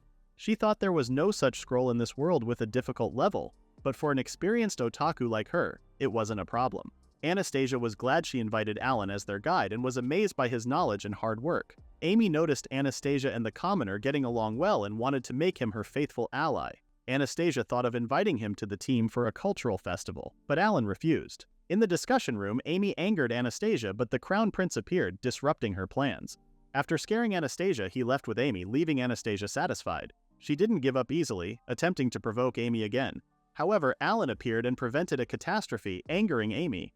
Anastasia collected her thoughts and held on with dignity until the end. Anastasia remembered being saved by Alan in her room that evening. The following morning, Alan landed his plane and complained about how cold it had been. However, the chilly weather was just right for preserving the freshness of the luggage he had brought. He decided to open his stall. Later at school, the festival began, and Anastasia ran into Margaret, who invited her to explore. Anastasia agreed, and the two noble girls wandered around, eventually stumbling upon Alan's stall. To their surprise, he was selling orc meat. Anastasia was shocked, but Margaret, originally from Altmund, where orc meat was a delicacy, couldn't help but drool at the sight. However, Anastasia noticed other students keeping their distance, and Margaret explained that it was because orcs weren't native to the area, making people in the capital uneasy about eating their meat. This observation sparked an idea in Anastasia's mind. Meanwhile, Alan felt disappointed when he saw the nobles react with shock to the sight of orc meat. He considered taking any leftovers to the guild. Then Anastasia and Margaret came up to him to order a skewer of orc meat. Anastasia also introduced Margaret, who said she might fuss over orc meat. When Alan learned Margaret was from Altmund, he offered her a skewer after making sure the meat was fresh from there. Margaret took a bite, and it felt like a scene straight out of Shokugeki no Soma. She couldn't believe such perfectly seasoned and high-quality meat could be so cheap. But Alan didn't mind since it was a cultural festival. Anastasia, knowing Altmund was quite far away, wondered how Alan managed to get the fresh meat. Alan said it was a secret route, an adventurer's privilege. He couldn't mention his airplane. While they were munching, Margaret declared that orc meat was something rare and valuable not to be ignored in the capital. Anastasia also started enjoying the orc meat. Students who had been watching the two girls also became interested in trying orc meat. They started ordering from Alan's stall, and Anastasia and Margaret soon excused themselves. Before leaving, Alan genuinely thanked them, but the girls insisted they were just passing by casually. Alan then invited them to watch his orc dismantling show, but they declined and left. Alan then decided to visit the Crown Prince's exhibit later and resumed his business. After selling all his orc meat, Alan decided to explore other exhibits in the afternoon. He came across the Crown Prince's exhibit, but it was empty, with no receptionist in sight. The exhibit was titled, Life in the Kingdom's Downtown, portraying the life of a commoner in the capital. However, the display didn't accurately depict the real life of a commoner, making him wonder if a noble's understanding was that limited. While wandering around, Alan noticed some embroidery and met Margaret. She warmly invited him to their group's exhibit. Inside the room, he was surprised to find Anastasia in a simple one-piece dress. She explained that she had been kicked out of the Crown Prince's group, and Margaret invited her to join the embroidery exhibit, revealing that she was interested in embroidery in the first place. Anastasia sighed, admitting she had only been acting for the Crown Prince's sake. She asked Alan not to pity her and encouraged him to look around. As Margaret showcased her elegant and beautiful work, she eventually presented Anastasia's creation, which depicted cakes and fruits. Alan, not an embroidery expert, felt suddenly hungry after seeing Anastasia's work. Trying to clarify, he assured Anastasia that he didn't mean it in a strange way and complimented her piece. Margaret then informed Alan that the festival was ending, and it was time to clean up. After he left, Margaret noticed Anastasia's flushed face. Anastasia explained that her piece made her seem solely interested in sweets, to which Margaret agreed, teasing her about her big appetite. That very afternoon, the award ceremony began, and the exhibit by the Crown Prince won first place. Everyone praised them for shedding light on the lives of the poor through interviews. During his gratitude speech, the Crown Prince attributed the success to Amy's idea. Alan couldn't believe how they spoke highly of helping the poor, yet they would later discard the displayed food as trash without letting anyone eat it. Aware that Karl was the next in line for the throne, Alan foresaw trouble for the country in the future. With winter approaching, he worried about Anastasia facing condemnation. However, there was another step to take. Amy needed to face harassment from Anastasia and her friends, leading to her being pushed down the stairs. Alan believed that should be the turning point, but things were progressing too quickly compared to the original story. Amy had noticed how quickly the breakup between Anastasia and the Crown Prince was progressing. Based on the game, she was now certain that Karl's storyline was completely secure. She anticipated some obligatory harassment from Anastasia and her friends, but nothing was happening. Without the expected harassment, there would be no reason to blame or condemn Anastasia. Amy worried that the situation was deviating from the original scenario. and wondered if it was acceptable to complete the storyline. Meanwhile, Alan believed that even without the anticipated event, the engagement would still be called off, and Anastasia would find her own happiness. To Alan's surprise, the expected scenario happened. Alan overheard other students gossiping about Anastasia harassing Amy out of jealousy, even going as far as burning her pen. He could only sigh as the event unfolded. Alan expected Carl to confront Anastasia while defending Amy, but it didn't happen that way. Instead, he instructed her to confess her alleged crimes. Anastasia, however, denied the accusations against her and her followers. From Alan's perspective, it was evident that Amy had a strong influence over the other guys. He wondered how far Amy would go to manipulate them. Anastasia had told them not to accuse her without any proof, and reminded them that class was starting. However, Leo stopped her and said they were still not done talking.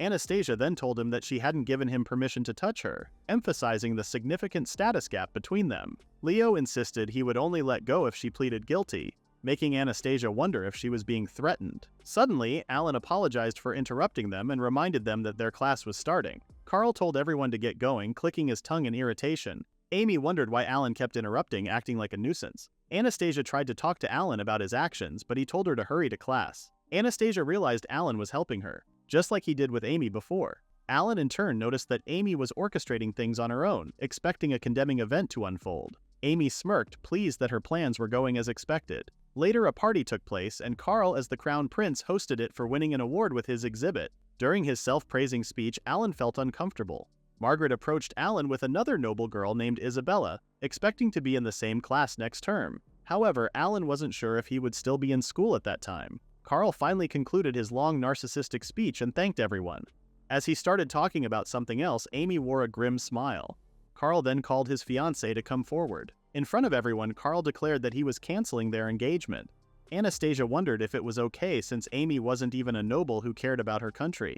Amy questioned why Anastasia wasn't reacting as she did in the game. Carl hugged Amy and praised her for being genuine and kind, unlike Anastasia, who he claimed was rotten. Amy, with a disgusted expression, secretly hoped Carl would criticize Anastasia more. Anastasia warned Carl that he would bear the consequences of his decision. Alan noticed that Anastasia seemed different from the game, lacking anger or regret. He realized that Carl had made Anastasia realize he had given up on her long ago. Carl cautioned Anastasia about her words, suggesting that the Ramslets, known for their arrogance, would regret their actions.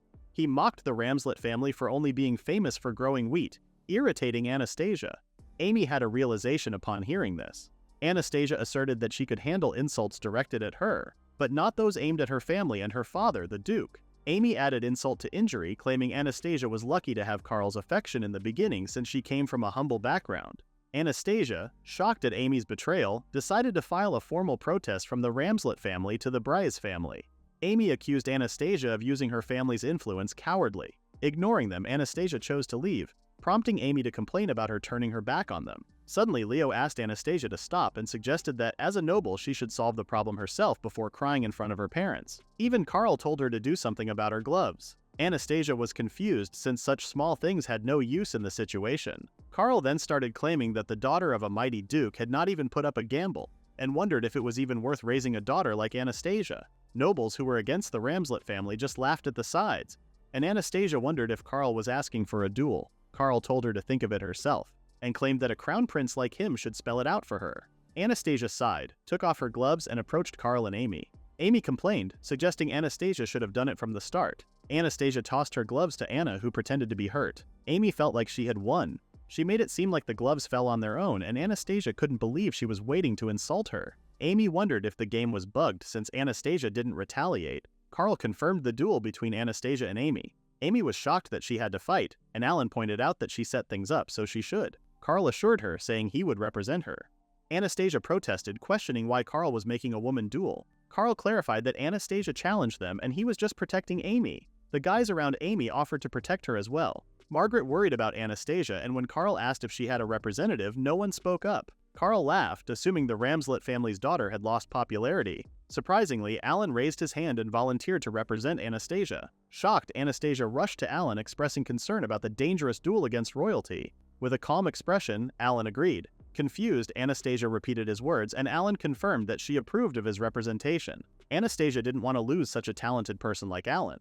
Carl then wondered who Alan was, and Amy whispered something to him. He recalled that Alan was the commoner who was his classmate and guide in the ruins. Since Alan was going to participate in the duel, he asked Anastasia about her request. Anastasia just wanted to retract the insults thrown at her family and apologize. Alan then asked for Amy's request. Amy asked Anastasia to stay away from her, Carl, and the rest of her harem members. Carl mentioned there were 5 of them and suggested a one-on-one 5 times in a row. Alan scratched his head, telling them to come at him all at once since it was a hassle. Carl asked him not to joke around and suggested finding more people. Claude laughed, finding Alan interesting. Alan claimed he was not joking and wondered if they were all scared of him alone. The calm-looking Claude suddenly got angry. Anastasia tried to stop Alan, but he asked again if they all could take him on 5 versus 1. Claude was angry, but Marcus stopped him, saying they were not far behind compared to a skilled adventurer like Alan. He suggested backing off, but Alan started listing the other boys' negative traits, like Marcus losing to a commoner in studies, Oscar being popular not because of his face but because of his family prestige and money, and Leo only enjoying his time with women and threatening them. Alan exclaimed that it was still favorable for him even if there were 5 of them as his opponents. Anastasia didn't understand why Alan kept provoking them. Amy couldn't believe a background character acted as a substitute for the Villainess's daughter, deviating from the game. She saw Alan as an anomaly and assumed he was in love with Anastasia. Finding it disturbing, she couldn't fathom a commoner willing to die for the sake of love for a noble. Alan then asked Carl if they would accept his rules or run away. Carl, annoyed, warned him not to regret his decisions. Anastasia added another rule forbidding killing. Alan had forgotten about it and thanked her for including it. Oh boy, he was planning to kill 5 idiots from the start. Marcus thought it might look bad to the public, but still suggested accepting the rules. Carl agreed and declared himself as the witness. Suddenly, a nobleman raised his hand, offering to serve as the witness. Alan remembered him from the anti-Ramslet faction and found it unfair that the witness belonged to them. Carl announced they would start the duel immediately.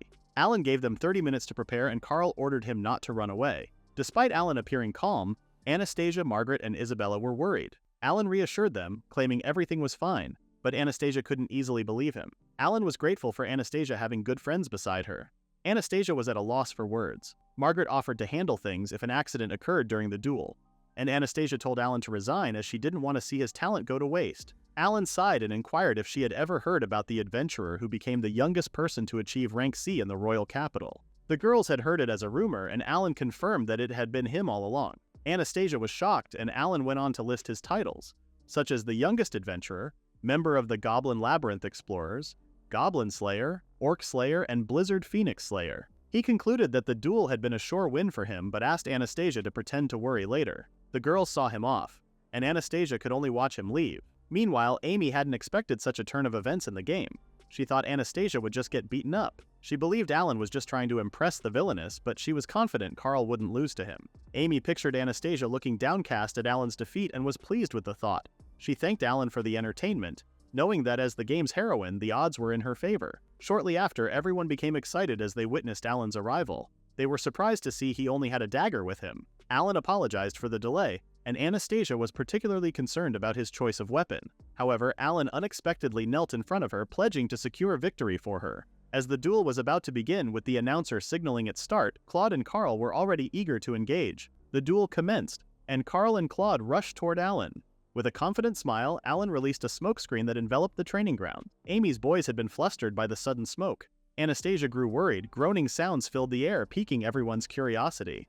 As the smoke cleared, Leo, Oscar, and Claude were on the ground, with Alan standing among them. Margaret was shocked to see Carl and Marcus also down. Carl questioned what had just occurred. Alan seized Oscar, who pretended to be asleep, and pressed his dagger against his neck. He called for the referee, insisting that he admit defeat, or else he would stab Oscar and the referee would be held responsible. Flustered, the nobleman declared that Leo, Claude, and Oscar were out of the fight. The quick takedown surprised everyone, and Anastasia's worry lessened. Let's take a step back to a moment ago. Alan began by creating confusion using a smokescreen. While the others were bewildered, he used his gun and suppressors against Claude. The bullets he used were specially made to cause non-lethal injuries like breaking a bone or two. Alan kept releasing more smoke and approached the self-proclaimed magic genius.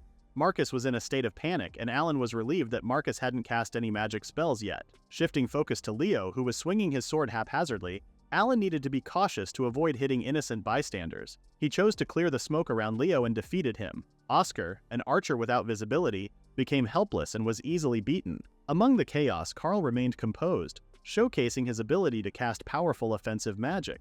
Despite the others acting spoiled, Alan treated Carl differently and struck him. Amy wondered what had happened because it was an unexpected situation. She knew the capture targets in the game were powerful, but she couldn't believe a random guy had beaten them down. Alan was ruining her dream world, and Anastasia was surprised, wondering what kind of person he was. With half of them knocked out, only Carl and Marcus remained, important figures in the game as the future king and prime minister. Alan asked them to surrender, but Marcus started threatening him and his family. Alan was impressed with Marcus using that card when he was on the verge of losing. He wondered if they were urging Alan to back off initially because they were afraid of losing to him.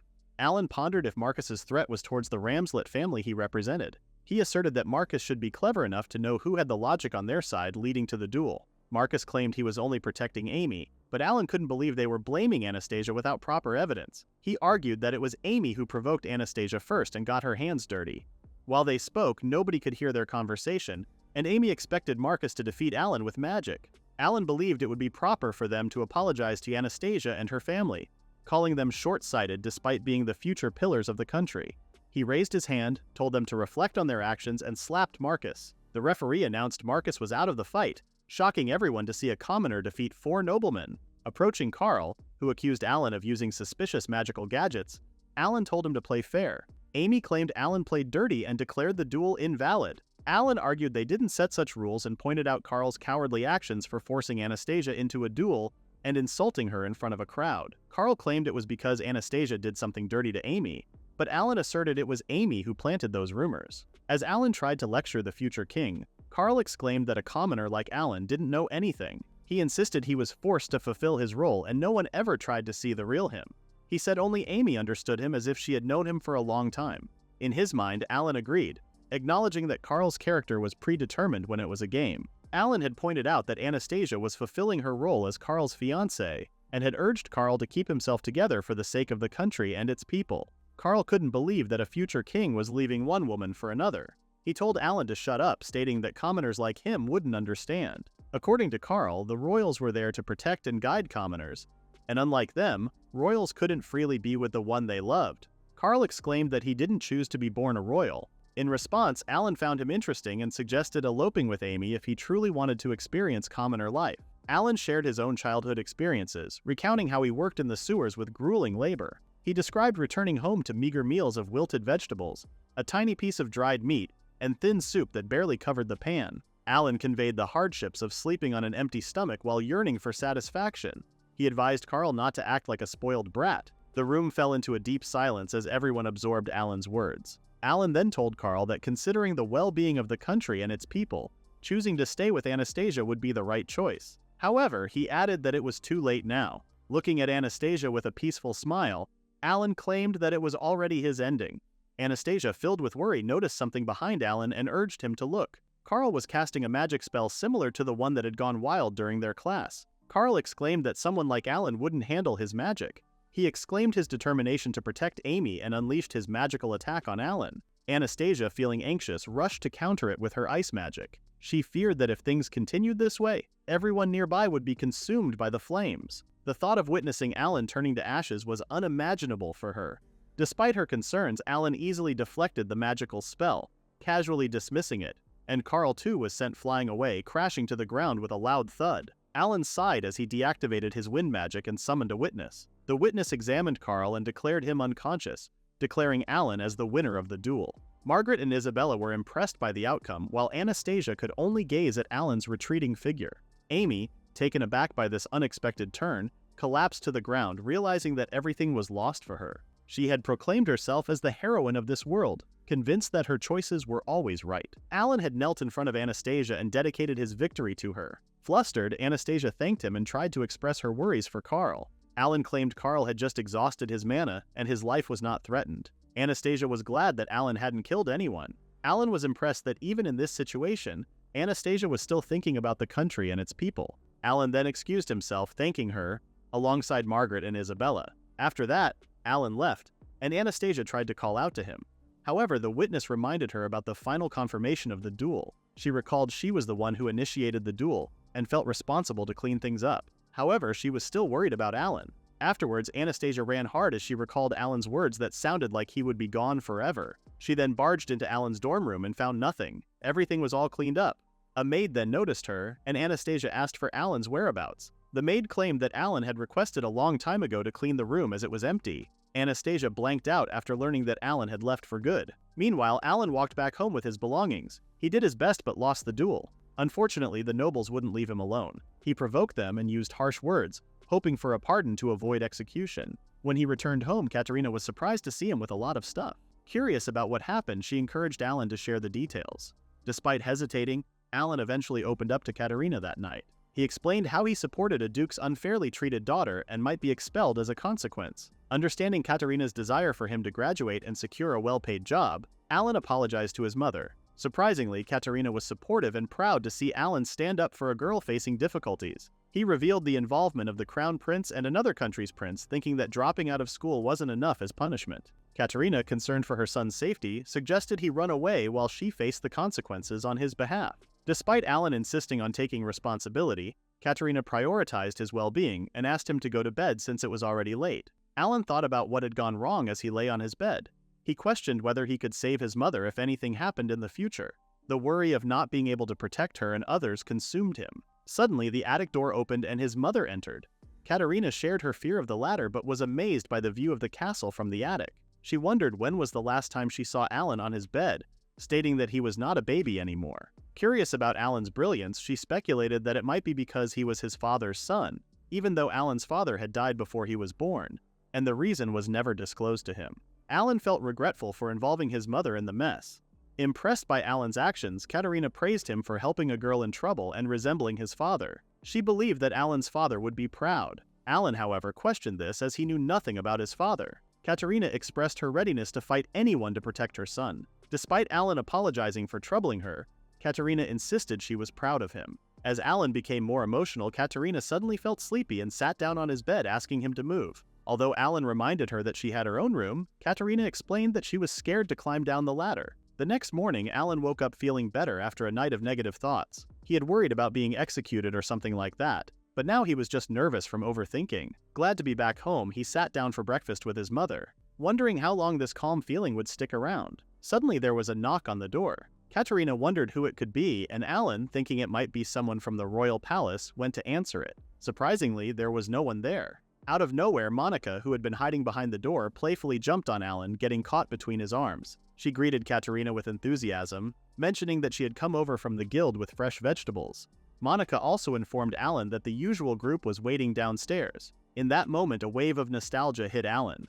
Outside, he met his seniors who were wondering why Alan had returned. Jared assumed that Alan had been kicked out of the dorms and brought back a girl. Monica argued that Alan wasn't like that. The seniors then told him to visit the guild. Alan wondered if the news had not spread yet. Katerina wondered why Alan hadn't shared what happened. Alan claimed he didn't want the guild involved. Suddenly, they noticed an incoming carriage, an unusual sight in the morning. Alan assumed they were from the royal palace to arrest him. However, he noticed no emblem on the carriage. A butler emerged and greeted Alan. He was from the Ramslet family, there to pick him up. Alan suddenly realized it was Anastasia. Alan was confused, so the butler explained that Gerhard Ramslet, the head of the Ramslet Duke family, had asked to meet him. Katerina, Alan's mother, stepped forward to protect her son, but the butler reassured her that Alan, their young lady's benefactor, would not be harmed. Alan assured his mother that everything would be fine. Katerina then instructed him to change his clothes, and Alan asked the butler to wait for a moment. Shortly after, the carriage departed with Alan wearing his school uniform. Looking out the window, he realized it was his first time in the aristocratic district, where every mansion looked amazing. They reached the Ramslet residence quickly, and the butler told Alan to wait in a room. A maid offered him a cup of tea, and Alan was impressed by the obvious wealth and power of the Duke family. He noticed his hands were shaking and tried to calm himself down. His goal was to gain as much cooperation as possible from the Ramslet family. At that moment, Gerhard Ramslet walked into the room, catching Alan off guard.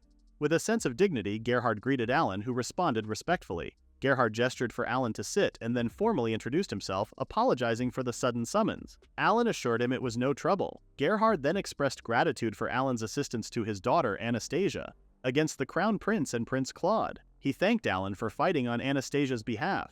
Alan, feeling flustered, found it surprising to see a duke bowing to him. Gerhard proceeded to ask some questions, and Alan was okay with that. Gerhard started by apologizing for checking into Alan's background, particularly his achievements as an adventurer. He had heard about Alan soloing a Blizzard Phoenix, skipping grades in a commercial school, and saving money to attend high school. Gerhard was curious why someone with Alan's accomplishments would engage in a seemingly foolish duel, fully aware of the likely outcome. He assumed Alan had some interest in his daughter.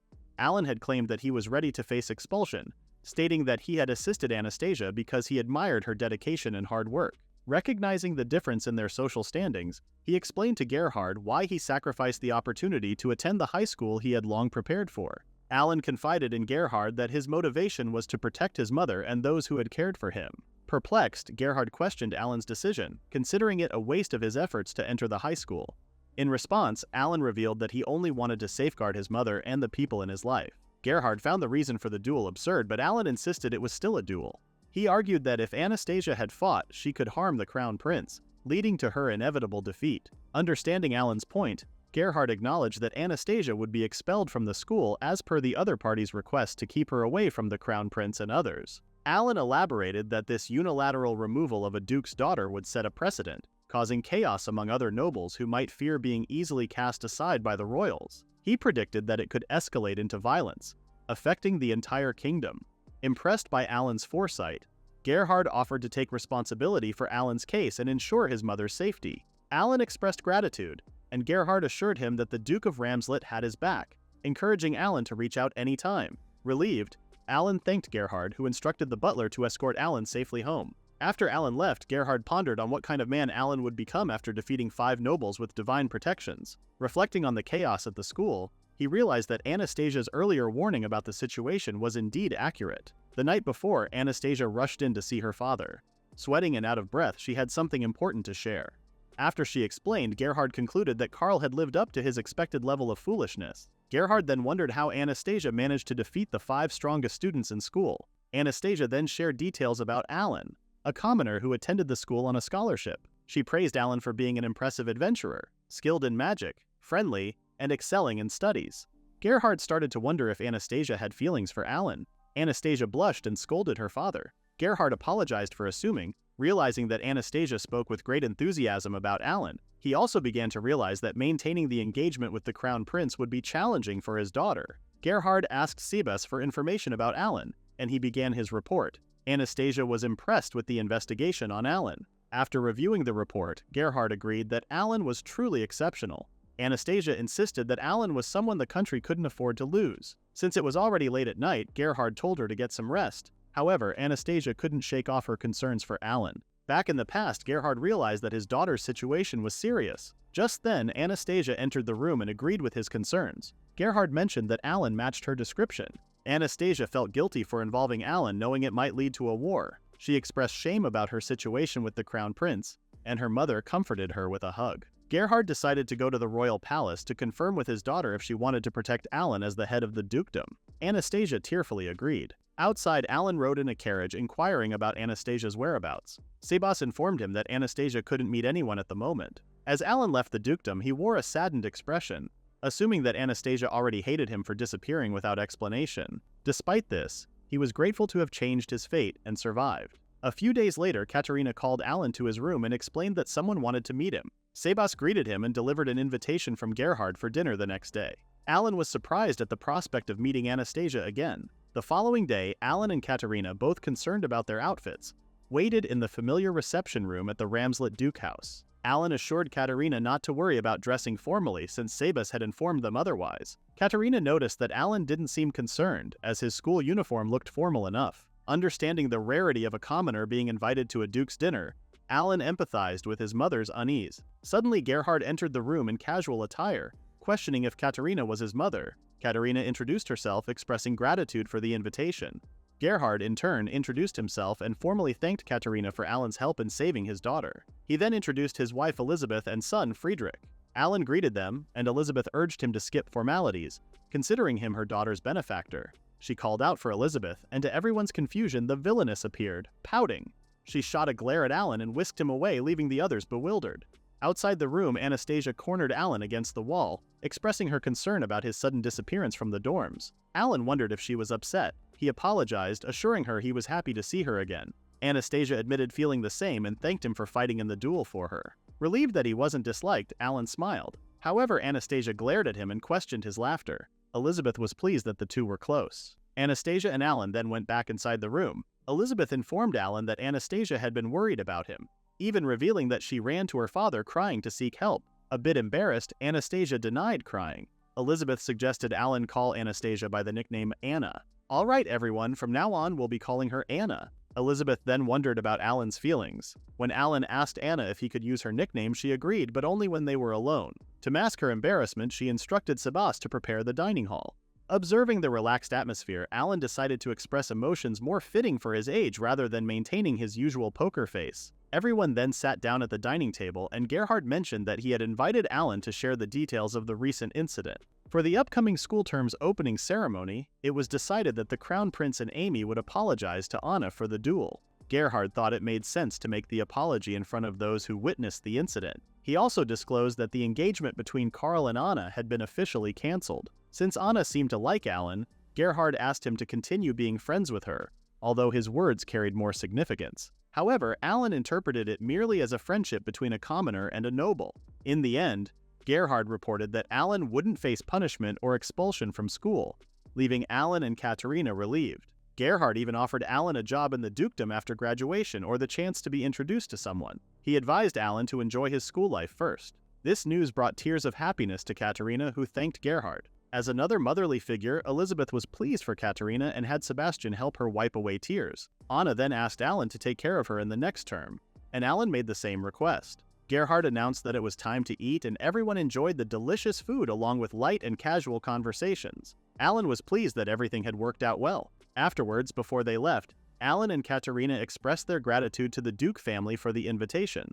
Anna then approached Alan for a conversation, and Elizabeth opted to take Katerina for a stroll around the garden first. Anna, later on, asked Alan to lead her and Margaret to explore a labyrinth. Not knowing it was the Great Orc Labyrinth, Alan inquired how deep they wanted to go. Anna, puzzled by his question since the labyrinth had been recently discovered, realized Alan's mistake. He had explored it before it became known to others. Anna pointed out that the labyrinth's depth was still unknown and questioned why Alan referred to it as the Great Labyrinth. She then deduced that Alan had already thoroughly explored it, and Alan had no choice but to confirm it. He mentioned there was only an Orc King as the boss and no traps were present. Anna agreed that explorers often choose not to report their discoveries. Alan then revealed he had memorized the labyrinth's layout by completing it repeatedly using the fast lapse method. Anna, uneasy at the thought of the rigorous method, questioned Alan's actions. He, unaware of her discomfort, asked if something was wrong. Anna, with a smile, attempted to share her thoughts about Alan but left it unfinished. She requested him to guide her and Alan agreed, noting it would be after the new year started. Shortly after, the two rode in a carriage for days towards Altmund, where Margaret awaited them. She had heard from the guild that many people had already explored the labyrinth. Alan suggested that there might be adventurers who had already cleared it, but Margaret insisted they still had a chance considering they had the strongest individuals from their school. Although Margaret expressed interest in scouting Alan for the Altmund family, she assured Anna that she had no intention of taking away Anna's precious knight. Margaret even jokingly mentioned offering all the treasures in exchange for Alan, but Alan couldn't bring himself to reveal that he had already collected everything. Suddenly, the knights from the Altmund family began to doubt Alan's capabilities as their guide. They found it hard to believe that a mere student could conquer the Goblin Labyrinth and earn the title of Orc Slayer. In response, they questioned Alan about his plans and he wondered if he could assess their skills first. The guards, however, acted arrogantly and insisted that Alan leave Margaret's protection to them.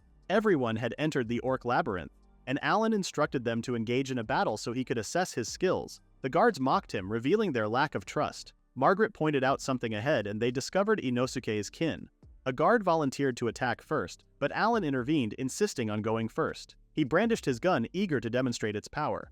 Loading the gun, he kept the guards in suspense about his weapon. Anna warned of an approaching orc, but the fight ended swiftly when Alan fired a shot, taking down the orc instantly. The guards were left speechless. Alan, relieved, explained that he had applied wind magic to his tool that fired iron bullets. The girls, impressed by the destructive weapon, relied on him. Alan urged them to move forward, and this time the guards heeded his command. Witnessing his skill, they were grateful they hadn't antagonized Alan. Just then, another orc appeared, and Anna stepped forward. She fired ice magic like using a bow and arrow to catch the orc off guard. She unsheathed her sword and slashed the orc's neck. With a proud expression, Anna wondered who Alan would protect.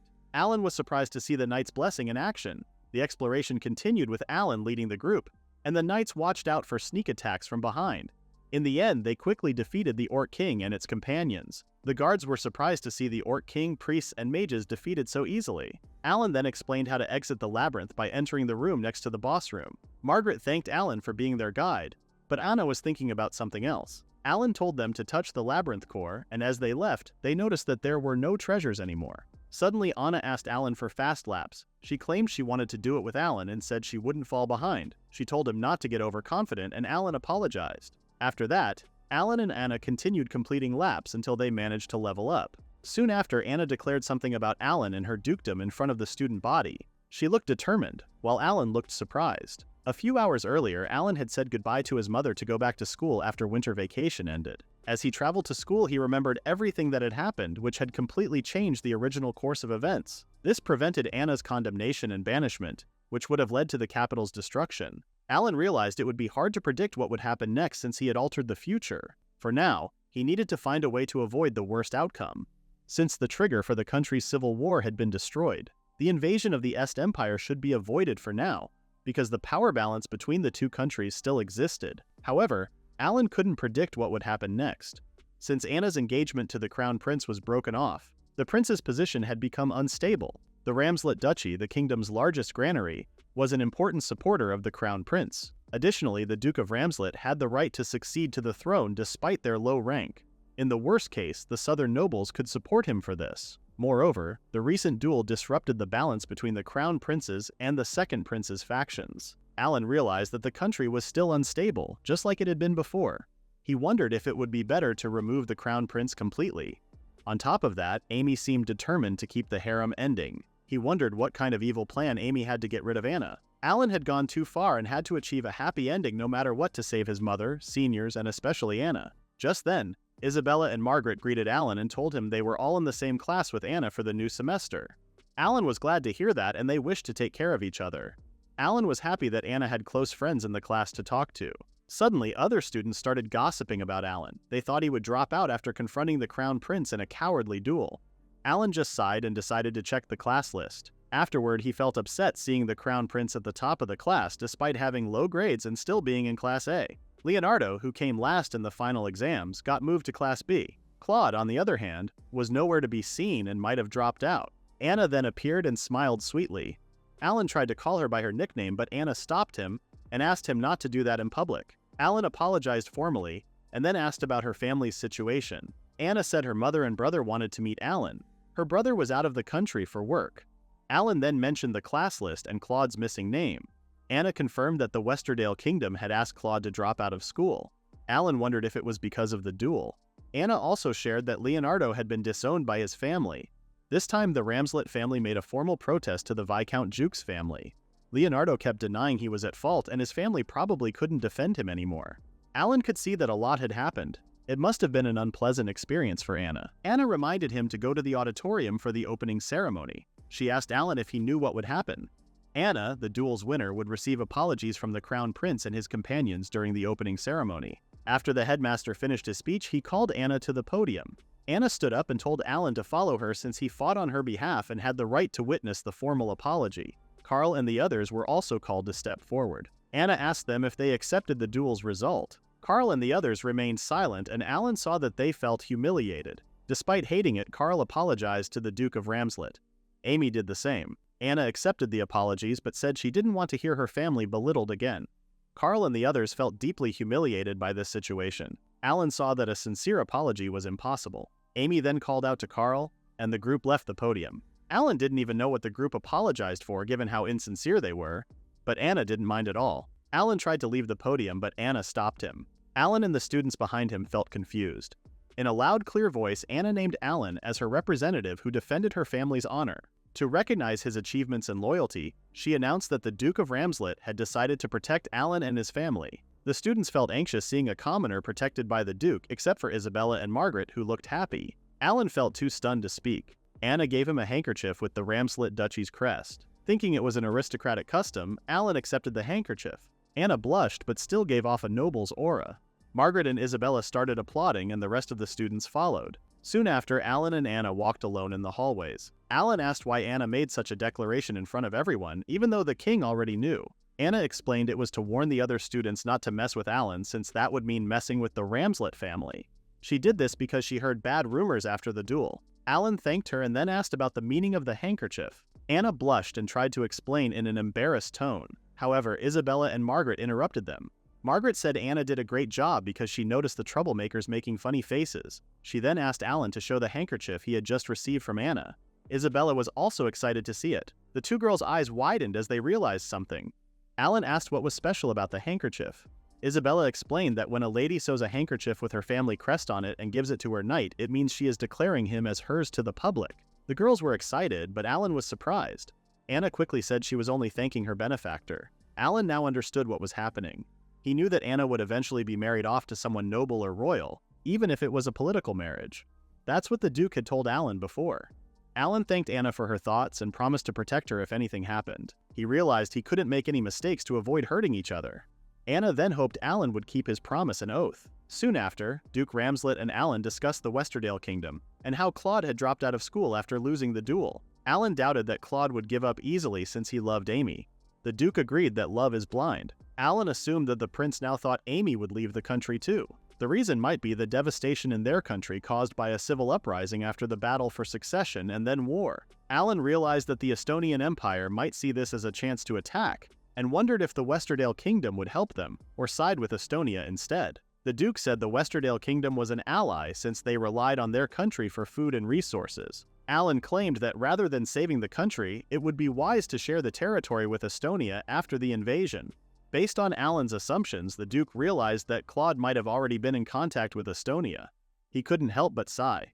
In the game, Amy and her friends fled the country and escaped to Westerdale, where they launched a counterattack against the invading Estonian Empire. The Crown Prince had planned to use Amy's awakening as a saint to persuade the kingdom, but this was unlikely to happen now since the original scenario was destroyed. There was no longer a reason to save Amy, a mere illegitimate daughter, and the scandalous Crown Prince. The Duke then understood the situation in the west and south. He had already called his eldest son Conrad back to the estate. Alan remembered that the Ramslet territory was in the southern part of Centralen, near the border of the Kingdom of Zouth. Hearing that the heir was returning, Alan asked if Zouth was aligning with the Estonian Empire. There was a possibility that the three countries would launch an attack together. The Duke said they would have no chance if the North also decided to move. Alan realized that things had become more complicated compared to the original scenario before the destruction. The Duke then stated that the military couldn't act suddenly and would have to wait until summer after the winter wheat harvest was over. He changed the topic and asked if Alan was enjoying school life. He requested that Alan help Anna as a friend. As a commoner, Alan promised to help both the Duke and Anna gladly. However, the Duke might have meant something different. Just as the Duke had said, nothing went wrong and Alan's second year at the academy passed without the Villainess being expelled. Everything stayed the same except for Claude's absence, and they were no longer at the top of the class. The second prince's faction openly ignored the Crown Prince's group. Alan found it suspicious that the power struggle in the royal palace seemed to have shifted to the school. Then, Anna approached Alan and asked if he had some time to talk. While they walked, she told him about her summer vacation project on adventurers and their role in the country. Since Alan was an adventurer, she asked him to introduce her to the guild. Alan hesitated, unsure about introducing her to the older men in the guild. Anna wondered if she wasn't worthy of the introduction. Alan got flustered, but Anna smiled and said she was only joking. She then mentioned that Isabella and Margaret would be researching literature together, and suggested that Anna and Alan should spend some time together. Alan noticed that Anna had been smiling more often. He thought it might be because of her friends. When Anna saw his intense gaze, Alan said it was nothing. He remembered how hard he had worked to end his engagement with the Crown Prince and felt very glad about it. Anna then asked Alan to inform the guild ahead of time. During the summer vacation, Anna, dressed in commoner's clothes, questioned whether the outfit was really needed. Alan explained that she was supposed to sneak into the guild, and Sebastian had prepared the clothes for that purpose. However, Anna didn't really want to sneak around. After the duel and ending the engagement with the Crown Prince, things had changed for Anna. The Ramslet family had not yet declared their support for either prince in the succession race, aiming to avoid drawing attention. At that moment, Anna saw something in a nearby alley and caught Alan's attention. In the alley, a hooded girl was being confronted by Amy and her friends. Amy insisted that they needed to get rid of monsters and told the girl to hurry and lead them to the village. The girl didn't respond. Amy and her friends claimed they were top students who could handle monsters. The girl said there were no monsters at all. Carl couldn't believe someone would lie to him, the future king. The girl insisted she was telling the truth. The boys became concerned and asked Amy if she was sure about the hooded girl. Suddenly, they noticed Alan and Anna behind them. Anna asked what they were doing. Amy asked if Anna was stopping her to receive her blessings. Anna was confused by Amy's question, but Alan had an idea about what it was. At that moment, the hooded person jumped towards Alan and gave him a big hug while sounding excited. For some reason, Anna looked angry. Hearing the hooded person's voice, Alan realized it was Cheryl all along. Cheryl claimed that Amy's group had threatened her and assumed they were planning to steal her money. Carl wondered what Cheryl meant since they were only following the prophecy Amy had received. He explained that someone being attacked by a monster would be in the same place and would ask for their help. Cheryl insisted she was not the person they were looking for. Alan then realized that this was the event meant to save the elf village from monsters.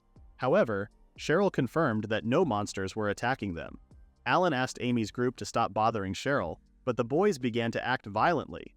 Strong wind blew through the alleyway and Anna asked what the crown prince was doing, robbing people in the city. Carl became flustered and walked away, telling everyone else to leave. Amy and the others followed, leaving threats for Anna and Alan.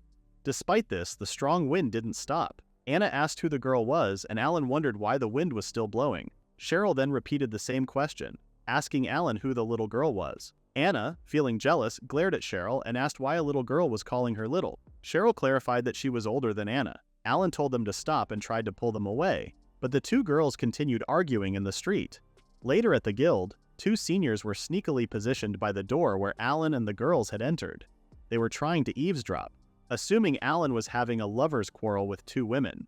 Inside, Alan told Cheryl it was okay to take off her hood. Cheryl complained about how hot it was and how her ears were folded. Alan then introduced her to Anna as the daughter of the Queen of Elves. Hearing that, Anna quickly bowed and apologized for her earlier rudeness. She then introduced herself properly, but Cheryl commented on Anna's odd pose. Alan explained that in the elven village, there were no differences in status or manners between commoners and nobles. Anna then settled comfortably at the end. Alan asked why Cheryl had come.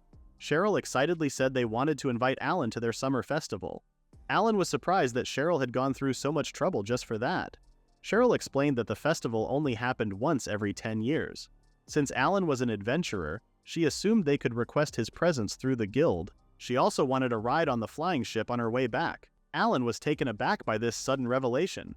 Annoyed, Anna called the nervous Alan and asked if he would explain things. Alan had no choice but to reveal everything about the elven village and the gliders. Meanwhile, Alan's seniors had been knocked out by Monica and his master for eavesdropping. Anna had wanted to know how Alan met an elf. Cheryl looked at Anna and instead of talking about Alan, explained that he was their village's benefactor. Anna asked why and how. Cheryl explained that Alan had protected the village from evil spirits and was the divine child of the wind god. Anna was surprised and Cheryl laughed at her for not knowing. She assumed that Alan was not getting along with Anna and was using his power to control her. Anna couldn't respond, but Alan began scolding Cheryl for teasing Anna too much. Cheryl then thought that Alan must really like Anna to defend her like that. Cheryl then returned to the original topic and invited Alan again to the Elves Festival. Alan confirmed he could go, but still wondered how Cheryl had entered the town. Cheryl said she had simply walked through the gate. Alan expressed concern that if people found out there were elves in town, Cheryl's capture could reveal the existence of the elven village. Anna still looked defeated as the two continued arguing. Cheryl asked if humans really wanted to capture elves and what would happen to them. Alan didn't give a clear answer but reminded Cheryl that things could have been bad if she had been discovered due to her suspicious appearance and entry. Cheryl said everything had gone fine and told him to enjoy the festival instead. Alan agreed but suggested that Anna should come with them. He thought that if they left with Anna through the noble's gate, there would be no suspicion. However, Cheryl was not happy about letting anyone other than Alan enter the village. Alan insisted that it was the safest way to leave town. Cheryl then asked if Anna would pretend to be Alan's fiancée. Anna's face lit up at the suggestion. Cheryl said that Anna could enter the village if she was connected to Alan. Alan wondered if it was okay, and Anna, while blushing and stuttering, said it was fine. Cheryl was excited because it meant they could attend the festival the next day and told them to get ready. Alan apologized for making Anna uncomfortable, but Anna said it was okay, as it was a great opportunity to learn about the lives of elves. She mentioned they could continue their independent research later. She told Alan to hurry up since they would stay overnight outside and she needed to get permission from her father. As Anna left, Alan looked worried and Cheryl called her a strange girl. An hour later, Anna saw the glider for the first time. Alan made Cheryl put on the flying gear. Anna wondered if it could really fly like a bird. Cheryl proudly said it was thanks to the incredible power of the wind god's divine child. Alan then gave Anna her flying gear. Cheryl asked where she should sit, and Alan secured her in the middle part of the glider. She complained about being alone while the other two were together. Alan whispered that it was a special seat and asked Cheryl to keep it a secret from Anna. Cheryl got excited and called him smart. Anna looked worried, but Alan reassured her. He said it was the only way to balance the glider after he tested it with heavier loads. Anna asked where to sit and chose a spot behind Alan. He asked her to hold on tightly, and Anna pressed her chest against Alan's back. She was concerned it might be heavy, but Alan said it was fine. Alan then lifted the glider off the ground and flew using wind magic. Anna was amazed to see they were really flying fast in the sky. She found the view incredible, seeing the royal capital and castle appear small from above. Alan explained it would take them 4 hours to travel and asked Anna to tolerate the cramped seating. Feeling suddenly embarrassed, Anna hugged Alan more and praised how amazing he was. Alan, initially anxious, then smiled. They continued their flight. Hours later, the elves saw that Alan had returned with his glider. They hoped Cheryl was safe. Suddenly, they noticed another person on board, a human. When the glider landed, the elves were concerned to see another human besides Alan. Alan had put Anna before the princess, who was tied up on the glider like baggage. Anna looked around in awe at the secret village of elves. The queen soon greeted them and apologized to Alan for making Cheryl fetch him, but Alan was fine with it. She then asked about the girl with him, and Alan introduced Anna as someone very special to him. Anna was left speechless, and the elves picked up on something from his words. They made their assumptions. Anna then bowed and introduced herself and her background. The queen recognized that Anna came from a good family. She asked Anna if she knew why the elven village was isolated from humans, and Anna confirmed she did.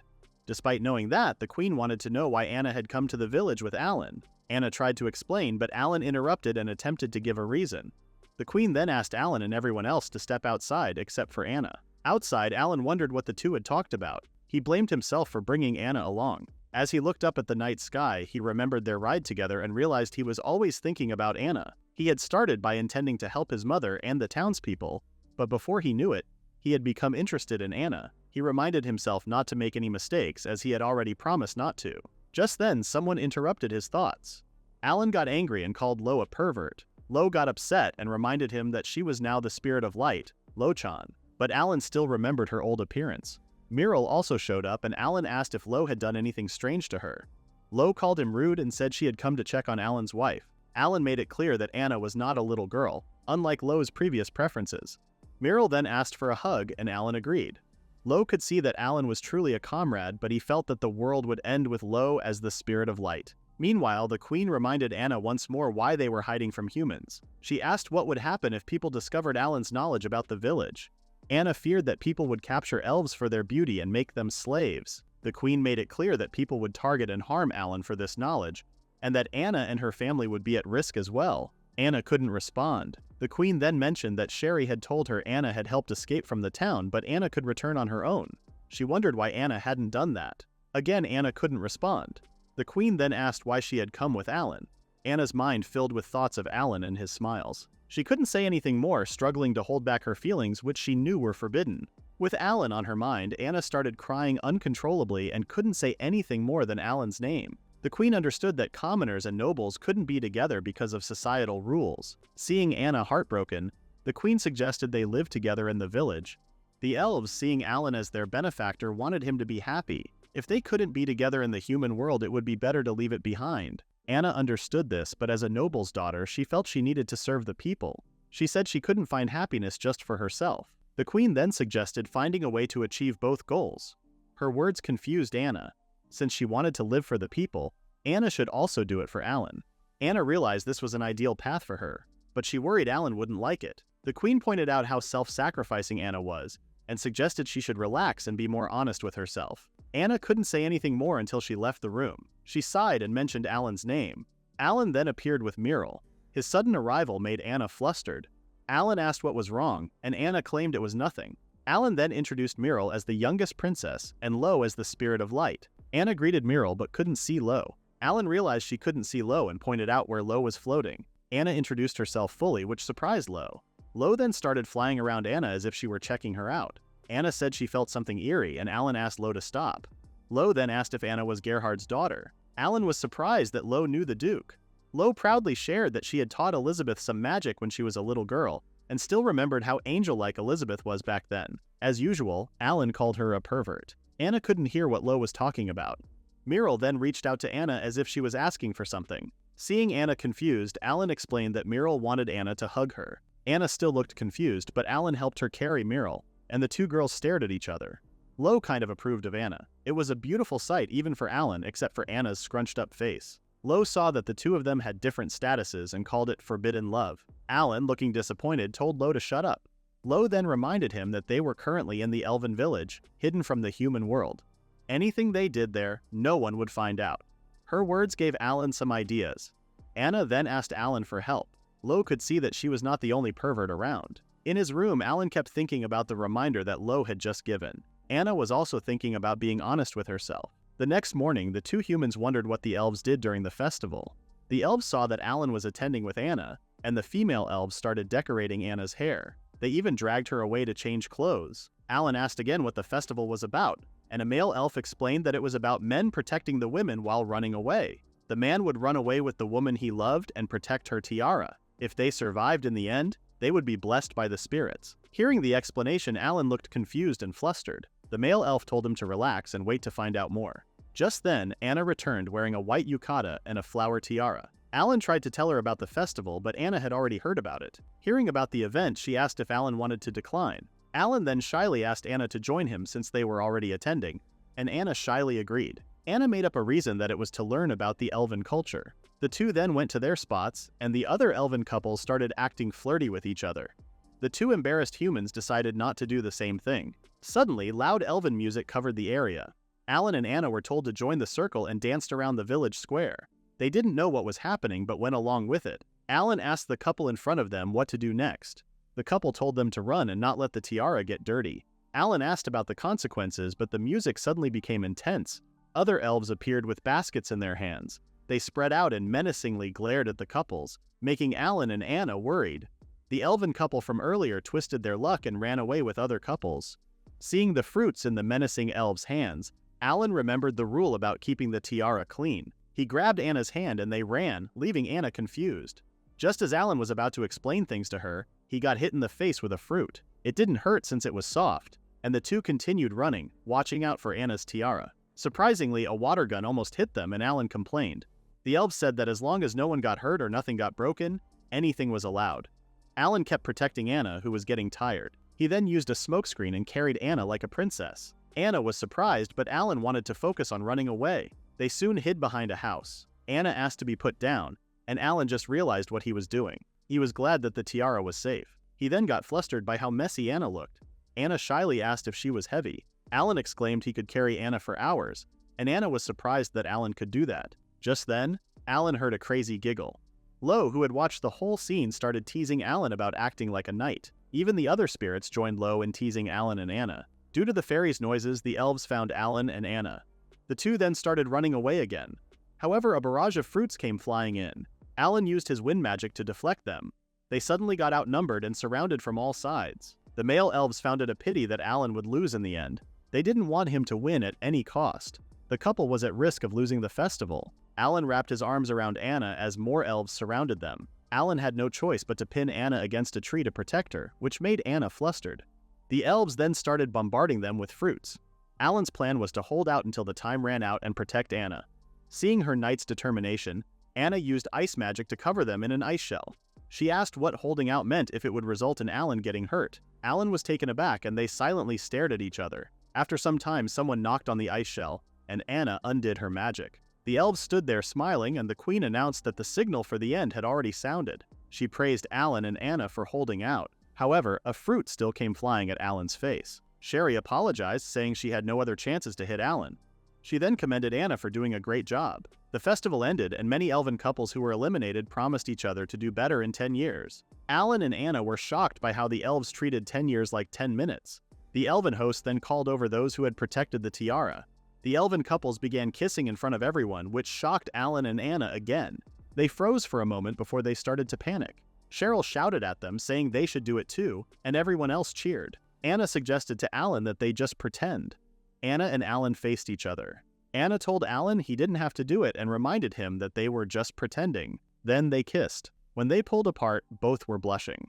At that moment, a bright light appeared and Lo appeared, calling out to Anna. She introduced herself as a relative of the selfless Loringas, the great sage. Anna quickly knelt before her. Seeing Anna's determination and love, Lo decided to bless her. She said that as long as Anna didn't lose what she loved, she and the spirit of Loringas would always protect her. She also asked Anna to take care of Alan. The elves were surprised to see a human blessed by the spirit of light, and everyone congratulated the human couple. They were told to wash up first because the festival would last until midnight. Alan went to the bath and sighed. He had forgotten there was a hot spring in the village. He later learned that the festival was meant for weddings. Elves didn't have a concept of marriage, and the festival helped pair up those who wanted to have children together. He worried that Anna knew about this beforehand. Just then, Anna entered the bath and the two locked eyes until Alan panicked. He tried to leave, but Anna told him to wait. She said there was nothing they could do about the mixed bath. She told him not to look in her direction, and the two continued soaking in the hot spring. Alan blamed the elves for not explaining about the bath. Anna told Alan she liked the village after seeing the happy elves and spirits. There were no royalties or nobles squeezing taxes from the people and using the money for their own luxury. Everyone was equal. She wondered why humans couldn't do the same. Alan felt bad after listening and called her formally as usual. Anna stood up and asked him to call her casually. She reminded him that in the elven village their status as humans didn't matter. She claimed she was simply Anastasia, not the Duke of Razmlet's daughter. Alan agreed and called her casually. Anastasia leaned toward him and asked him to be just Alan, not the commoner he was. With her words as the trigger, the two embraced and kissed under the bright full moon. Lo then left to give them their own precious time. Anna lay on the bed and Alan crawled toward her. Anna looked scared, but she accepted Alan. While they were together, Anna told Alan she once saw a strange flying bird in the sky a long time ago when she was a child. She asked if that was him. Alan didn't give a clear answer but instead told her they had already met a long time ago before that. They then continued the night, embracing and sweating with each other. The next morning, Alan woke up to find Anna cutely glaring at him. He thought she looked adorable as she called him a sleepyhead, and he greeted her warmly. Anna said she had just woken up too. She quickly got up and reminded Alan to get ready to go home. Alan called her formally again, but Anna asked him to be more casual. He followed her request and told her he had something to show her before they left. The two went to the lake on the edge of the elven village. Anna was impressed by the many spirits around her. Alan started talking about what had happened the night before. Anna became flustered and said that Alan didn't need to apologize. Alan explained that he was just worried because he knew the Duke wouldn't acknowledge him. He promised to do something noteworthy in the future so he could win Anna's heart and protect her forever. Alan then took out a ring and admitted he wasn't quite in the right position to propose, but he still asked Anna to marry him. Anna accepted his proposal immediately, and the spirits celebrated with them. Before they left, the queen gave Anna a hair ornament and reminded her to be true to herself. Anna thanked her for everything. The two then left the village knowing it was the last time they could forget about their statuses. It was sad to leave, but they had to return to the royal capital. Soon after, Gerhard, visibly angry, clenched his fist tightly. He glared at Alan and asked if he knew why he had been called over.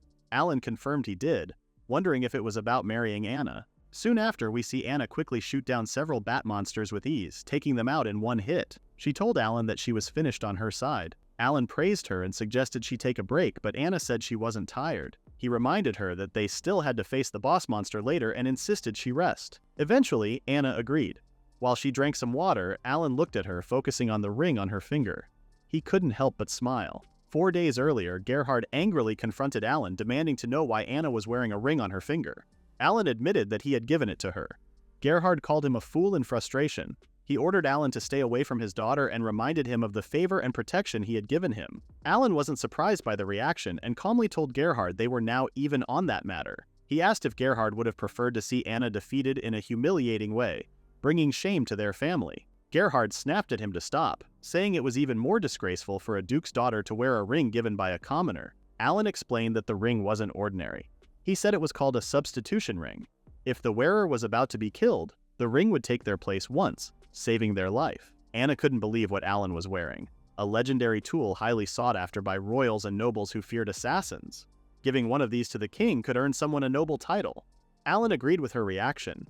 Anna asked if they could store it somewhere safe, but Alan said that would ruin its purpose. In the end, Anna gave up and decided to wear it, knowing it carried a deeper meaning. Meanwhile, during Alan's conversation with the Duke, Gerhard asked if Alan had found the ring in the Wind Mountain dungeon, known as the hardest dungeon around. Alan reminded him that he had entered the dungeon himself and retrieved the ring. Gerhard said he hadn't received any reports or proof before, so he hadn't believed Alan. Understanding how thorough the Duke was, Alan provided more evidence. He placed a Blizzard Phoenix's magic stone, tail feathers, and wing feathers on the table as an offering. Gerhard, breaking into a cold sweat, realized Alan wanted something in return. Alan asked for an opportunity to earn enough military honors to achieve a noble title. Once successful, he wanted the right to stand beside Anna and protect her for the rest of his life. Gerhard couldn't refuse but gave Alan a strict condition. He had 3 years to accomplish this. He warned Alan to prepare himself as he would be sent to the most brutal battlefield, one that might make him wish for death. Additionally, Gerhard made it clear that Alan's relationship with Anna could not progress beyond its current state. Feeling the pressure, Alan agreed for now, though he was sweating nervously. Alan tested his rifle against the bat monsters in the dungeon. As always, Anna admired his magic. Alan reminded her that he lacked talent with the sword and didn't have the protection of the sword like she did. Despite being trained, he still couldn't handle a sword properly.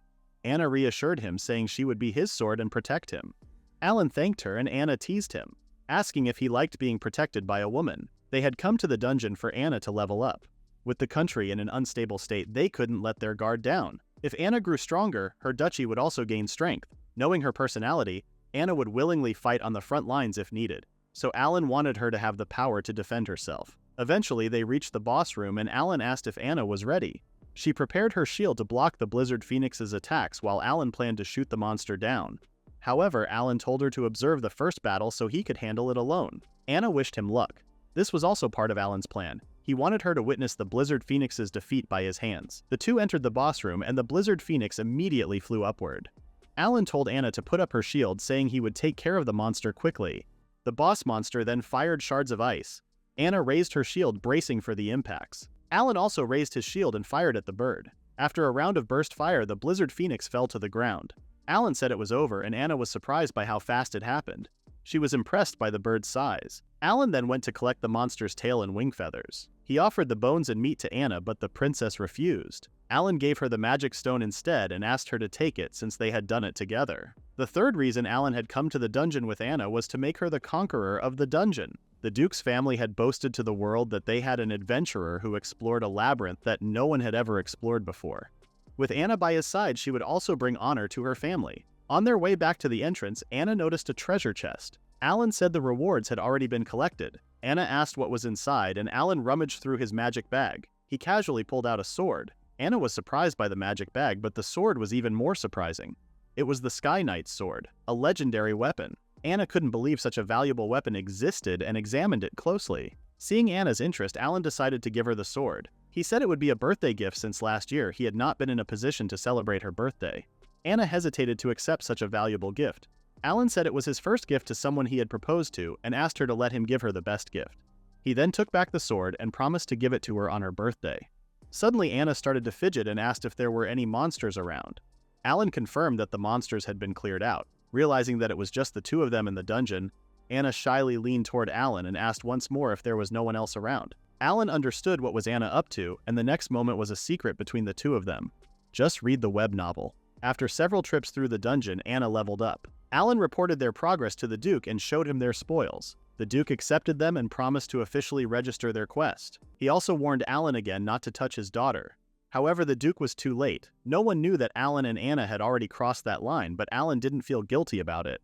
There were 2 days left of summer vacation. Alan and Anna headed to the Valley of the Flying Dragons. Alan planned to introduce Anna to Melissa and Jerome. While flying, Anna held onto Alan tightly and he asked her what was wrong. Anna said she had heard that the Valley of the Flying Dragons was a scary place and wondered if they would be safe.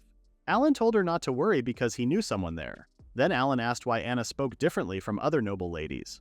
Anna wondered if it sounded rude or unpleasant and thought men probably liked women who spoke politely.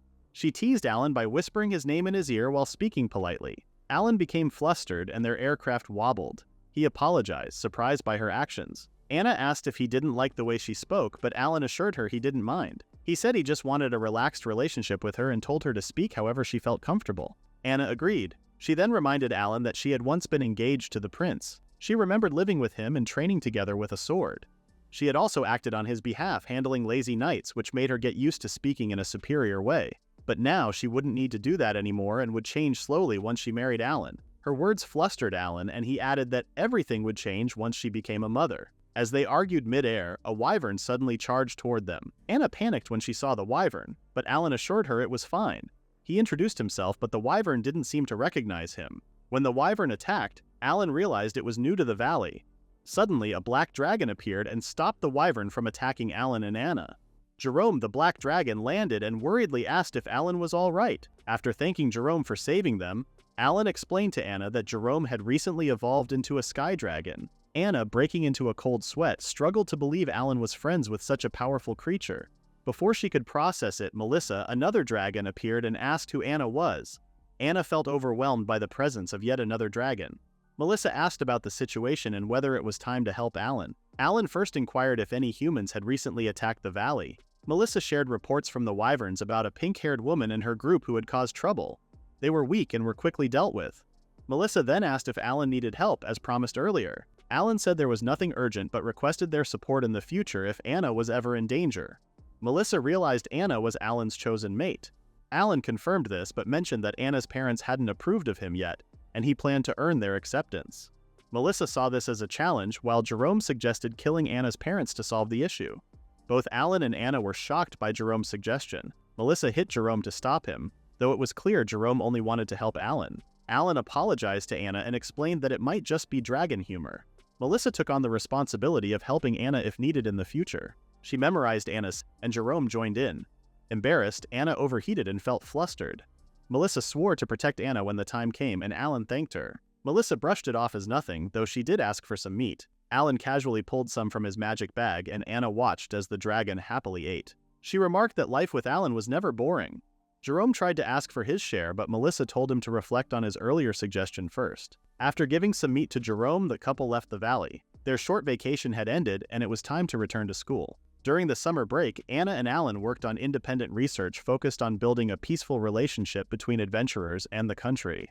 Conflicts between the two groups had always existed, mainly over profits from the labyrinths. The nobles wanted the treasures for themselves, but didn't want to risk losing their knights in labyrinth accidents. At the same time, they avoided hiring adventurers as they didn't want to take responsibility for them and often found ways to claim part of the profits from the adventurers who risked their lives. Margaret and Melissa helped finalize the research. Margaret shared an example from Altmund, her hometown, where knights and adventurers worked together to hunt orcs, ensuring a stable meat supply. Anna decided to include this as a case study. While Anna was gathering the Adventurers Guild's perspective, Margaret noticed the ring on her finger and asked about it. Isabella assumed it was from Alan, making Anna flustered. Alan felt bad for putting her in an awkward spot. Anna had been wearing the ring and the hair ornament since their visit to the Elven village. Although rumors spread about her at school, she never revealed who gave her the gifts. However, Margaret and Isabella often teased her about it. The fairy hair ornament had caused some problems. Amy kept insisting it belonged to her and demanded it be returned. Anna corrected her, saying it wasn't Amy's property and had been given to her by a noble. Amy argued it was meant to be hers, but Anna firmly refused to hand it over. The prince stepped in, claiming the ornament was originally intended for Amy. Alan could see the prince still blindly believed Amy and thought he was hopeless. Alan decided to step in and explain that the ornament now held special meaning for Anna. The prince angrily told him to stay out of it, insisting the ornament was Amy's. Amy then signaled Leo, who tried to take the ornament from Anna. The moment he touched it, Leo was sent flying through the air. The other students stared in shock as Leo rolled on the ground. Alan quickly checked on Anna to make sure she was okay. Suddenly, the spirit spoke out, furious at Amy and her group for trying to harm Anna, who was beloved by them. Their anger terrified Amy and the boys, and some of them ran away in fear. Amy turned her anger toward Alan, blaming him for ruining everything. She shouted that she was supposed to become the saint in the first place and claimed the country would fall apart without her. She glared at Alan with hatred. Alan calmly made it clear that the hair ornament belonged to Anna. He told Amy to stop living in a fantasy and face reality. He reminded her to look at the living people around her and said there was no such thing as a heroine in the real world. He repeated the same message to the others, saying they were all real people with real lives. Amy broke into a cold sweat and walked away looking shaken. Alan believed his words would make her reflect on her actions and change her ways. However, he would soon realize that he had made a big mistake. During the lunch break, Anna looked uneasy as she walked with Alan.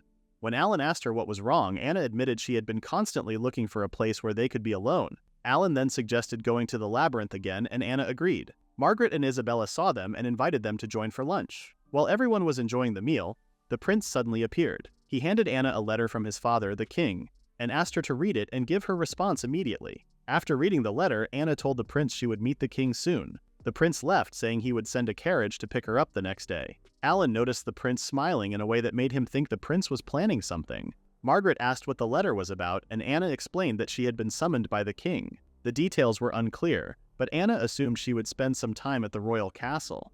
The others found it suspicious, but Anna confirmed that both the wax seal and the imperial seal were authentic.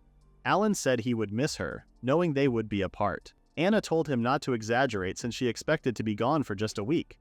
Margaret teased them, calling them lovebirds. Alan hadn't expected this lunch to feel so similar to the last one with the group. Meanwhile, Amy watched them from the school building, quietly laughing to herself. She was happy that things were progressing and planned to ensure Anna's experience as a villainess would be unforgettable. As for Alan, now fully discovered as a reincarnator, she intended to make him pay for cheating and ruining the storyline. The next morning, Alan asked if Anna should meet her friends before leaving. Anna explained that the carriage would arrive soon and her friends were busy with classes. She asked Alan to take care of them in her absence. Alan hoped they would see each other in a week. The school announced that Anna was away on official business under the king's orders.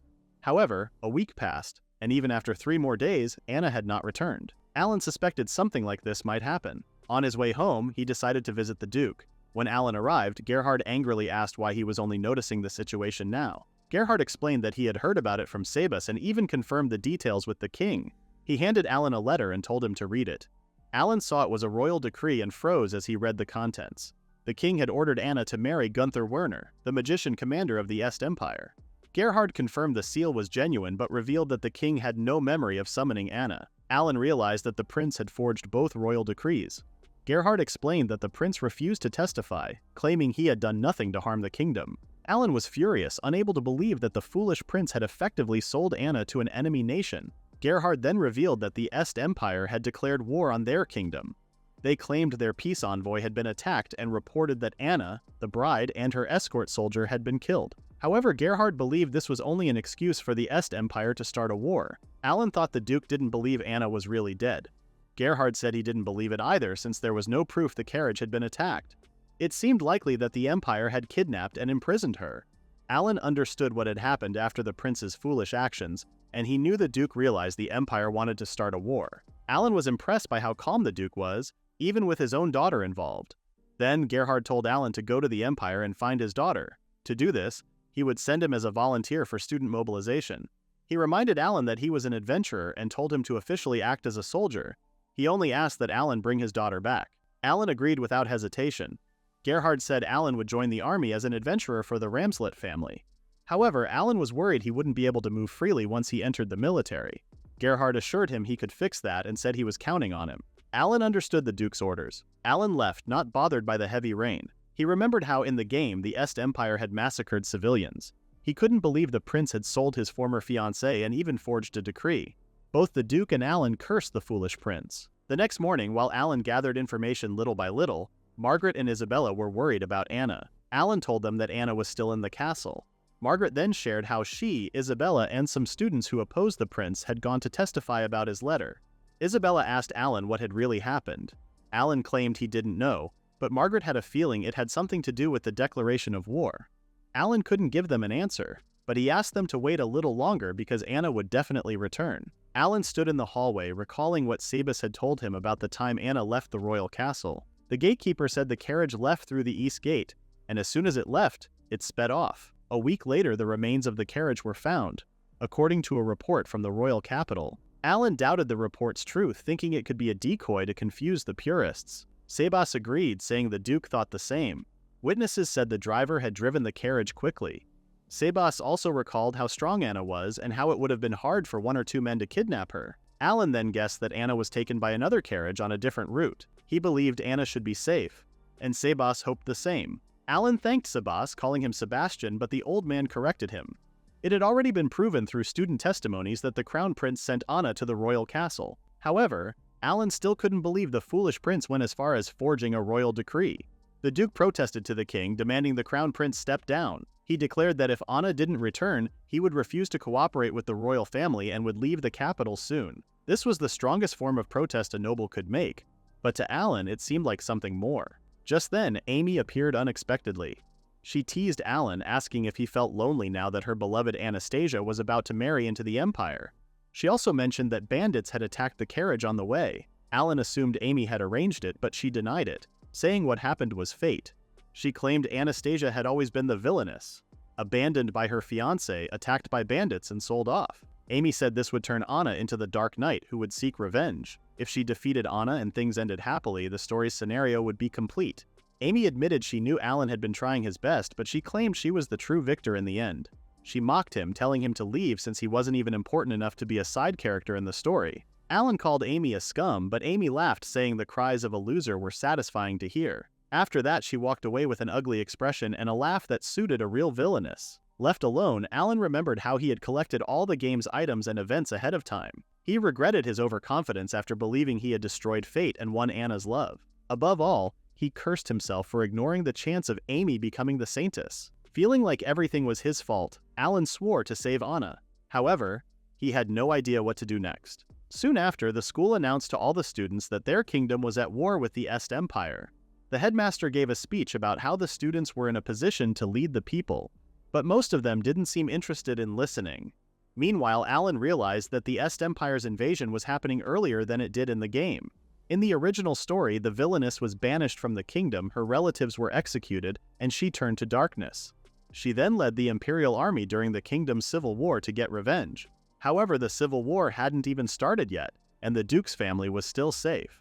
Alan also believed Anna wouldn't betray them in the first place. At the same time, Amy started acting like a worried heroine, concerned about the kingdom.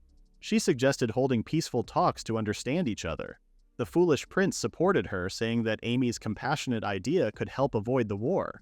The teachers and students somehow got caught up in their dramatic behavior, cheering for Amy as if she were someone important. However, this was only in Amy's imagination. The teachers agreed peace talks might work, but only if the Est Empire was willing to negotiate.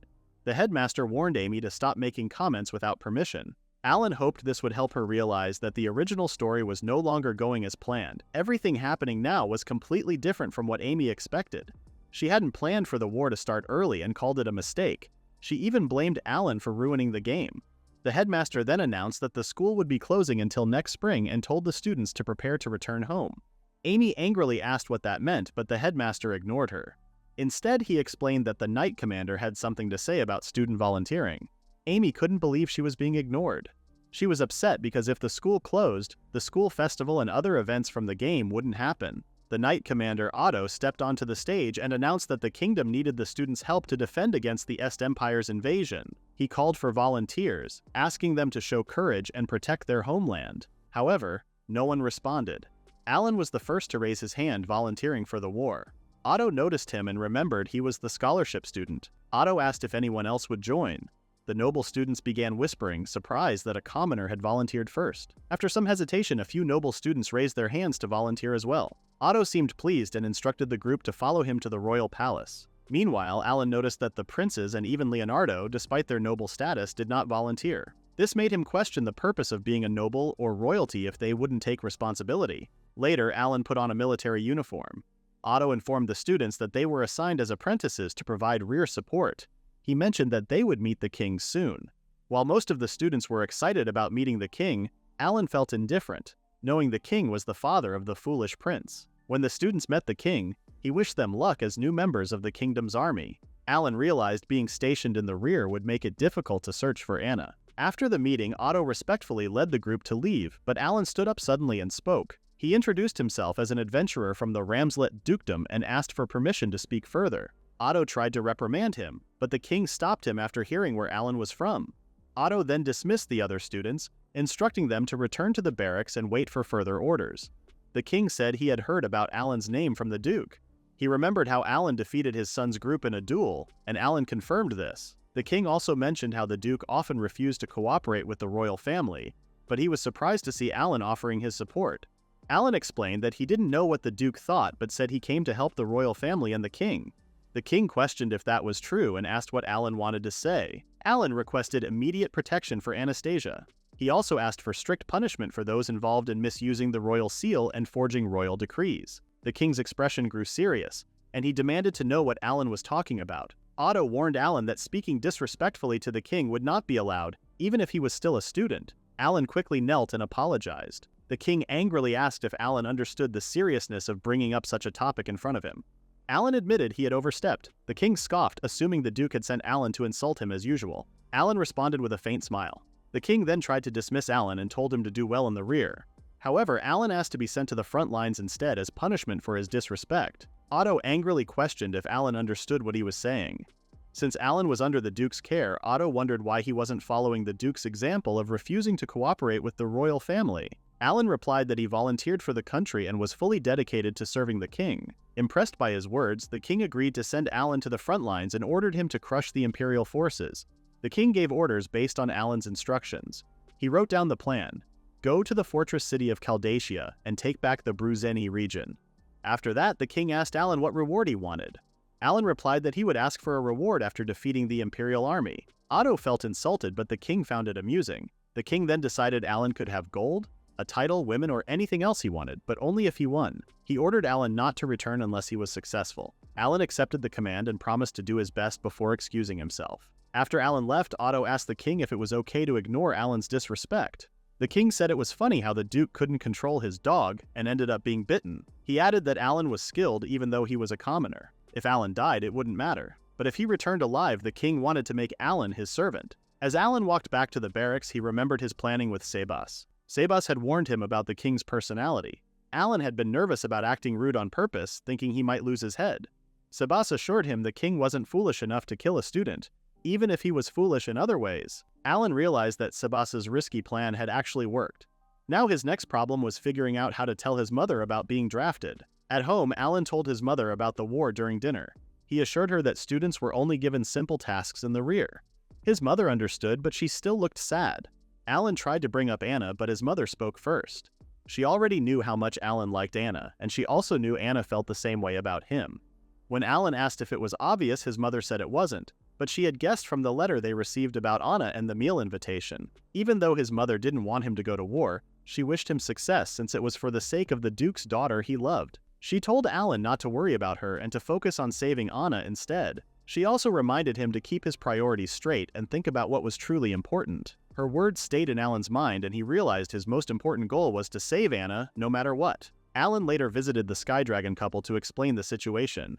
This time, Melissa was furious and wanted to kill the prince. Jerome had to calm her down and suggested wiping out everyone in the royal palace instead. Alan quickly warned them not to do that, as it would make humans turn against them. He explained that he only needed their help to find Anna. Melissa was concerned about not helping Alan in the war, but Alan said it was the humans' problem in the first place. The dragons thought Alan was too kind for his own good. Melissa promised him not to worry. They would find Anna no matter what. Jerome, worried, told Alan not to die. Alan reassured him, and the dragon couple flew off to search for Anna. As Alan watched them leave, he knew it was time for him to head to the front lines. Later, Anna took a shower, still deep in thought. She only knew that the king had given an order, not to the duchy, but directly to her. Even the crown prince had come to deliver it himself. She wondered if it was something important, but either way, she knew she couldn't say no to the king. She realized she had to pack quickly, so she got out of the shower. Just then, Alan knocked on her door. Surprised, Anna told him to wait a little longer. Alan figured she was still getting dressed. When she was ready, Anna asked what he needed. Alan said he just wanted to see her off since she was heading to the royal castle. Anna remembered there was still some time before the carriage arrived, but she reminded Alan that he had classes to attend. She told him to take care of things while she was gone. Alan then asked her to tell him when she got back a week later. Anna couldn't help but laugh. Soon after, Anna left her mansion and waited outside. After some time, a carriage arrived. To her surprise, the foolish prince stepped out. He told Anna to remember her duties as a noble. Anna didn't understand what he meant, so she asked him. The prince said a new royal order had been given. When Anna read the letter, she was shocked. It said she was being forced to marry Gunther Werner, the commander of the Est Empire's magic division. She couldn't believe it. She was being ordered to marry someone she didn't even know. Anna tried to ask for an explanation, but the prince stopped her. He simply said she had to marry a man from Est. He reminded her that it was a royal command, and if she refused, both she and her father, the Duke, would be seen as traitors. Then the prince took the letter back and told her to get in the carriage. If she had anything to say, she could say it inside. He called some men, and they surrounded Anna, asking her to come quietly. Anna thought their actions were not fitting for royal guards. Still, she saw that the letter had the royal seal. If the seal was fake, even the crown prince would be punished, so she knew it had to be real. Anna realized she had no choice but to follow the order for now. Instead of making a scene, she decided to speak to the king herself and then tell her father what had happened. As the carriage moved, a worrying thought came to her. Was the carriage really going to the royal palace? Just then, someone grabbed her from behind and covered her mouth with a cloth. Anna couldn't fight back and soon lost consciousness. Meanwhile, Ro felt something strange. A young elf asked if something was wrong, but Ro said it was nothing. The kid told her to keep playing their game of hide and seek. For a short moment, Ro felt like the blessing she had given Anna earlier had been triggered. She wondered if Alan had done something inappropriate to Anna. Soon after, Anna slowly started to wake up. She could hear the sound of running water and thought she might be near a river, but she couldn't move or open her eyes, so she wasn't sure. All she could think about was Alan. The men carrying Anna took her through an underground sewer system. After a while, they came out at a place where a carriage was waiting. They got in and left the area with Anna. Later, Anna heard someone trying to wake her up. At first, she thought it was Alan, but it was actually an old man. He asked if she was okay and said he had been worried because he used a strong sedative to make her sleep. Anna remembered seeing him during the duel. The old man was glad she remembered him, but he said he wouldn't tell her his name. Anna asked where she was. The man said they were in the mountains, far away from the royal capital where no one could find her. Anna remembered the sound of water and guessed that they had escaped through the sewers. The old man was impressed. Anna said that the castle walls wouldn't help much if the Empire ever found out about the hidden escape route from the royal capital. The old man was surprised that Anna still cared about the kingdom's future. Even after being betrayed, he said she was a noble person. That was when Anna finally realized she had been betrayed and left behind by the royal family. The man explained that the crown prince had given her up. The Duke of Ramslet was going to be executed for treason, and Anna would be sent to the commander of the Empire's magic corps. Anna said that no one would want to marry someone like that, but the man told her that Gunther, the commander, had no plans to make her his wife. As long as she stayed unharmed on the outside, they could do anything else they wanted to her. He then asked the other men in the room if they understood what he meant. The men laughed at the idea of doing something awful to a duke's daughter. Anna gathered mana in her hands. Even though her hands were tied, she could still use magic. But when she said the spell and tried to use it, nothing happened. Her magic didn't work and she didn't know why. The man laughed at her. Anna was completely helpless in front of them. She asked why her magic wasn't working. The old man explained that the ropes around her were magical and stopped all spells. Just like the medicine that made her fall asleep, it was another item given by Gunther. He then told her that they would be taking her to the Empire. Anna couldn't do anything as the men stared at her in a way that made her feel unsafe. They claimed it was an honor to deal with someone like her. As they reached toward her, something strange happened. Anna suddenly began to glow. A strong force of wind pushed the old man across the room and he hit the wall hard. The others were confused and didn't understand how she could use magic. They were sure she couldn't. Anna was scared and shaken by what had just happened. The men told each other to go after her. But then Anna felt something. She remembered Ro's blessings. When the others checked on the old man, they found him lifeless. Since they knew he was just a mere traitor, they decided to bury him and move on. Meanwhile, Anna remembered a moment from her past when she gave a sweet treat to her teacher, Rolingus. The old man asked if it was a scone. Anna told him it tasted good, with or without jam. He sounded worried because there was only one. Anna said they could share it. The old man agreed and used wind magic to split it in half. Anna was amazed and asked if he really used magic. He said yes, it was wind magic. She asked if she could do it too, and he told her to study hard. Back in the present, the same old man, now known as Ro the Fairy, felt the blessing activate again. She knew something bad was happening to Anna, but because of her contract with Millie, she couldn't go far. She was deeply worried and wondered what Alan was doing at that moment. Elsewhere, Melissa was flying with her husband when she smelled something strong in a certain direction. Jerome looked worried and asked if it would be better to just get rid of all the humans. Melissa was shocked by what he said and hit him with her tail. She reminded him that their job was to find Anna, tell Alan where she was, and let Alan handle the rest. Jerome understood it was because Alan was a good person. Melissa agreed. Meanwhile, the men who captured Anna didn't hurt her. They just kept moving her to another place. While this happened, Anna remembered that Ro would protect anyone linked to her old teacher, Rolingus. She believed there was still hope. In her mind, she kept calling out to Alan almost like she was trying to send him a message. At the same time, Alan was getting ready to fly his aircraft, with Anna still on his mind. Later on the battlefield, Imperial soldiers were getting thrown around by explosions. They felt confused and shocked as their camps were hit by bombs. Clear, glass-like balls were falling from the sky and exploded when they hit the ground, destroying everything nearby. A bald commander who had been relaxing in his tent came outside when he heard the noise. He thought they were under attack. When he looked up, he saw something flying in the sky and asked what it was. Meanwhile, some soldiers at a nearby fort saw someone returning. Alan's aircraft appeared and landed right in the middle of the fort. The general told the soldiers to go back to their posts and asked one soldier to follow him. The two of them walked toward Alan. Alan stepped out of his aircraft and reported that he had found an enemy camp and destroyed it. The general said he had heard the sounds of the fight and asked how many enemies there were. Alan guessed there were around 100 and asked for a map. The commander said the place was a village taken by the Empire and praised Alan for his attack. Alan then asked if there were any civilians in the area. The general said they had either escaped or had already been killed. He told Alan to fly north and south next and report if he saw any Imperial soldiers. But Alan said he wanted to attack them right away. Then he asked for water. A water boy brought some, but Alan said the water was for his aircraft. Still, he drank some and thanked the boy.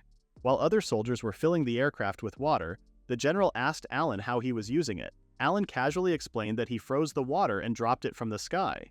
Since they didn't have many supplies, he said he planned to get water from the air next. The general started sweating nervously but simply said he understood. Soon, the soldiers confirmed that the aircraft was full. Alan thanked them and told the general he was ready to leave. He offered the general a ride on the back, but the general said he would only join after the battle was over. With that, Alan took off in his aircraft and flew away. One of the soldiers asked if it was really okay to let someone like Alan do whatever he wanted. The general confirmed that the royal decree Alan brought was real. He also said he was thankful the Ramslet family hadn't left them and was even fighting alongside them. The general admitted the situation was serious, and they had no choice but to trust Alan.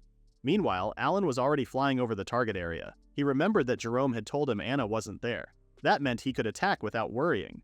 Using his binoculars, he saw a few hundred enemy soldiers walking toward the fortress. They looked like a full battalion getting ready for a siege. Alan decided to strike first. He set his aircraft to fly behind the soldiers while staying at the same height. Then he turned off the engine to start going down and switched to bombing mode. After checking his path and height, he opened the bomb hatch. Water came out through magic circles and was turned into solid ice using ice magic. These ice balls also had magic circles inside them. Alan dropped the first group of ice bombs and kept repeating the steps. The magic circles inside the bombs were similar to the ones he had used before at the bandits' hideout. As the ice bombs fell, they pulled in air like small jet engines.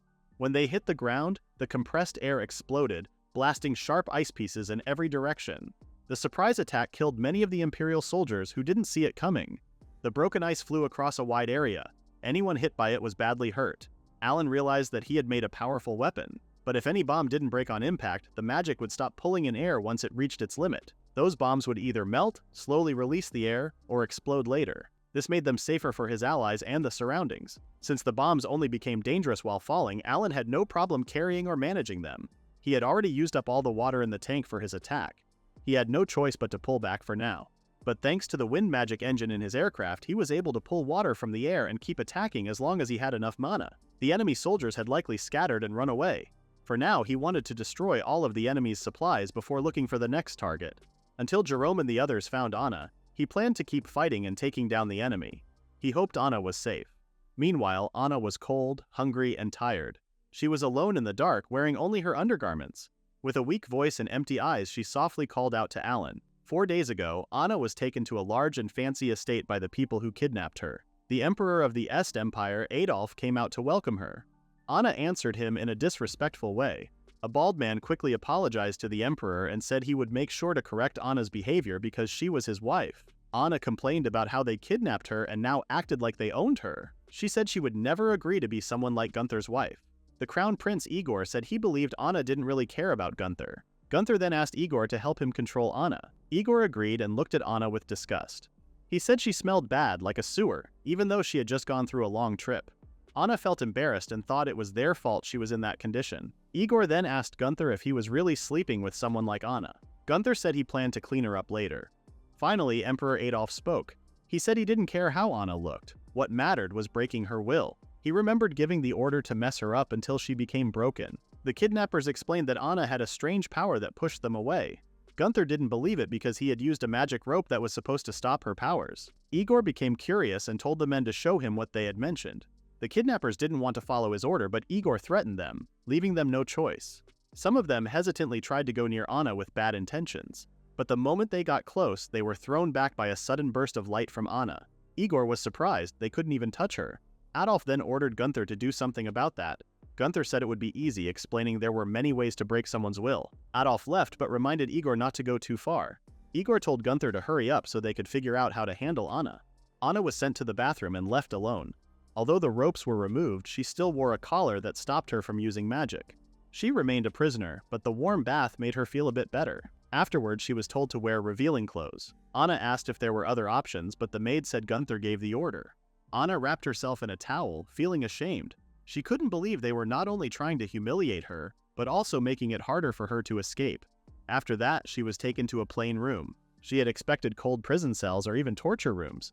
But this room, even though it looked better, had no windows and was locked from the outside. It was still a prison. She wondered if the room was meant for people who were going to violate her later. Still, she believed she could handle anything because Rose's blessing was protecting her. She also felt sure that Alan would come to save her. Gunther asked if she was comfortable. Then he said goodbye, telling her they would see each other again in a year. Anna was shocked. She tried to ask what he meant, but the door had already been shut and locked.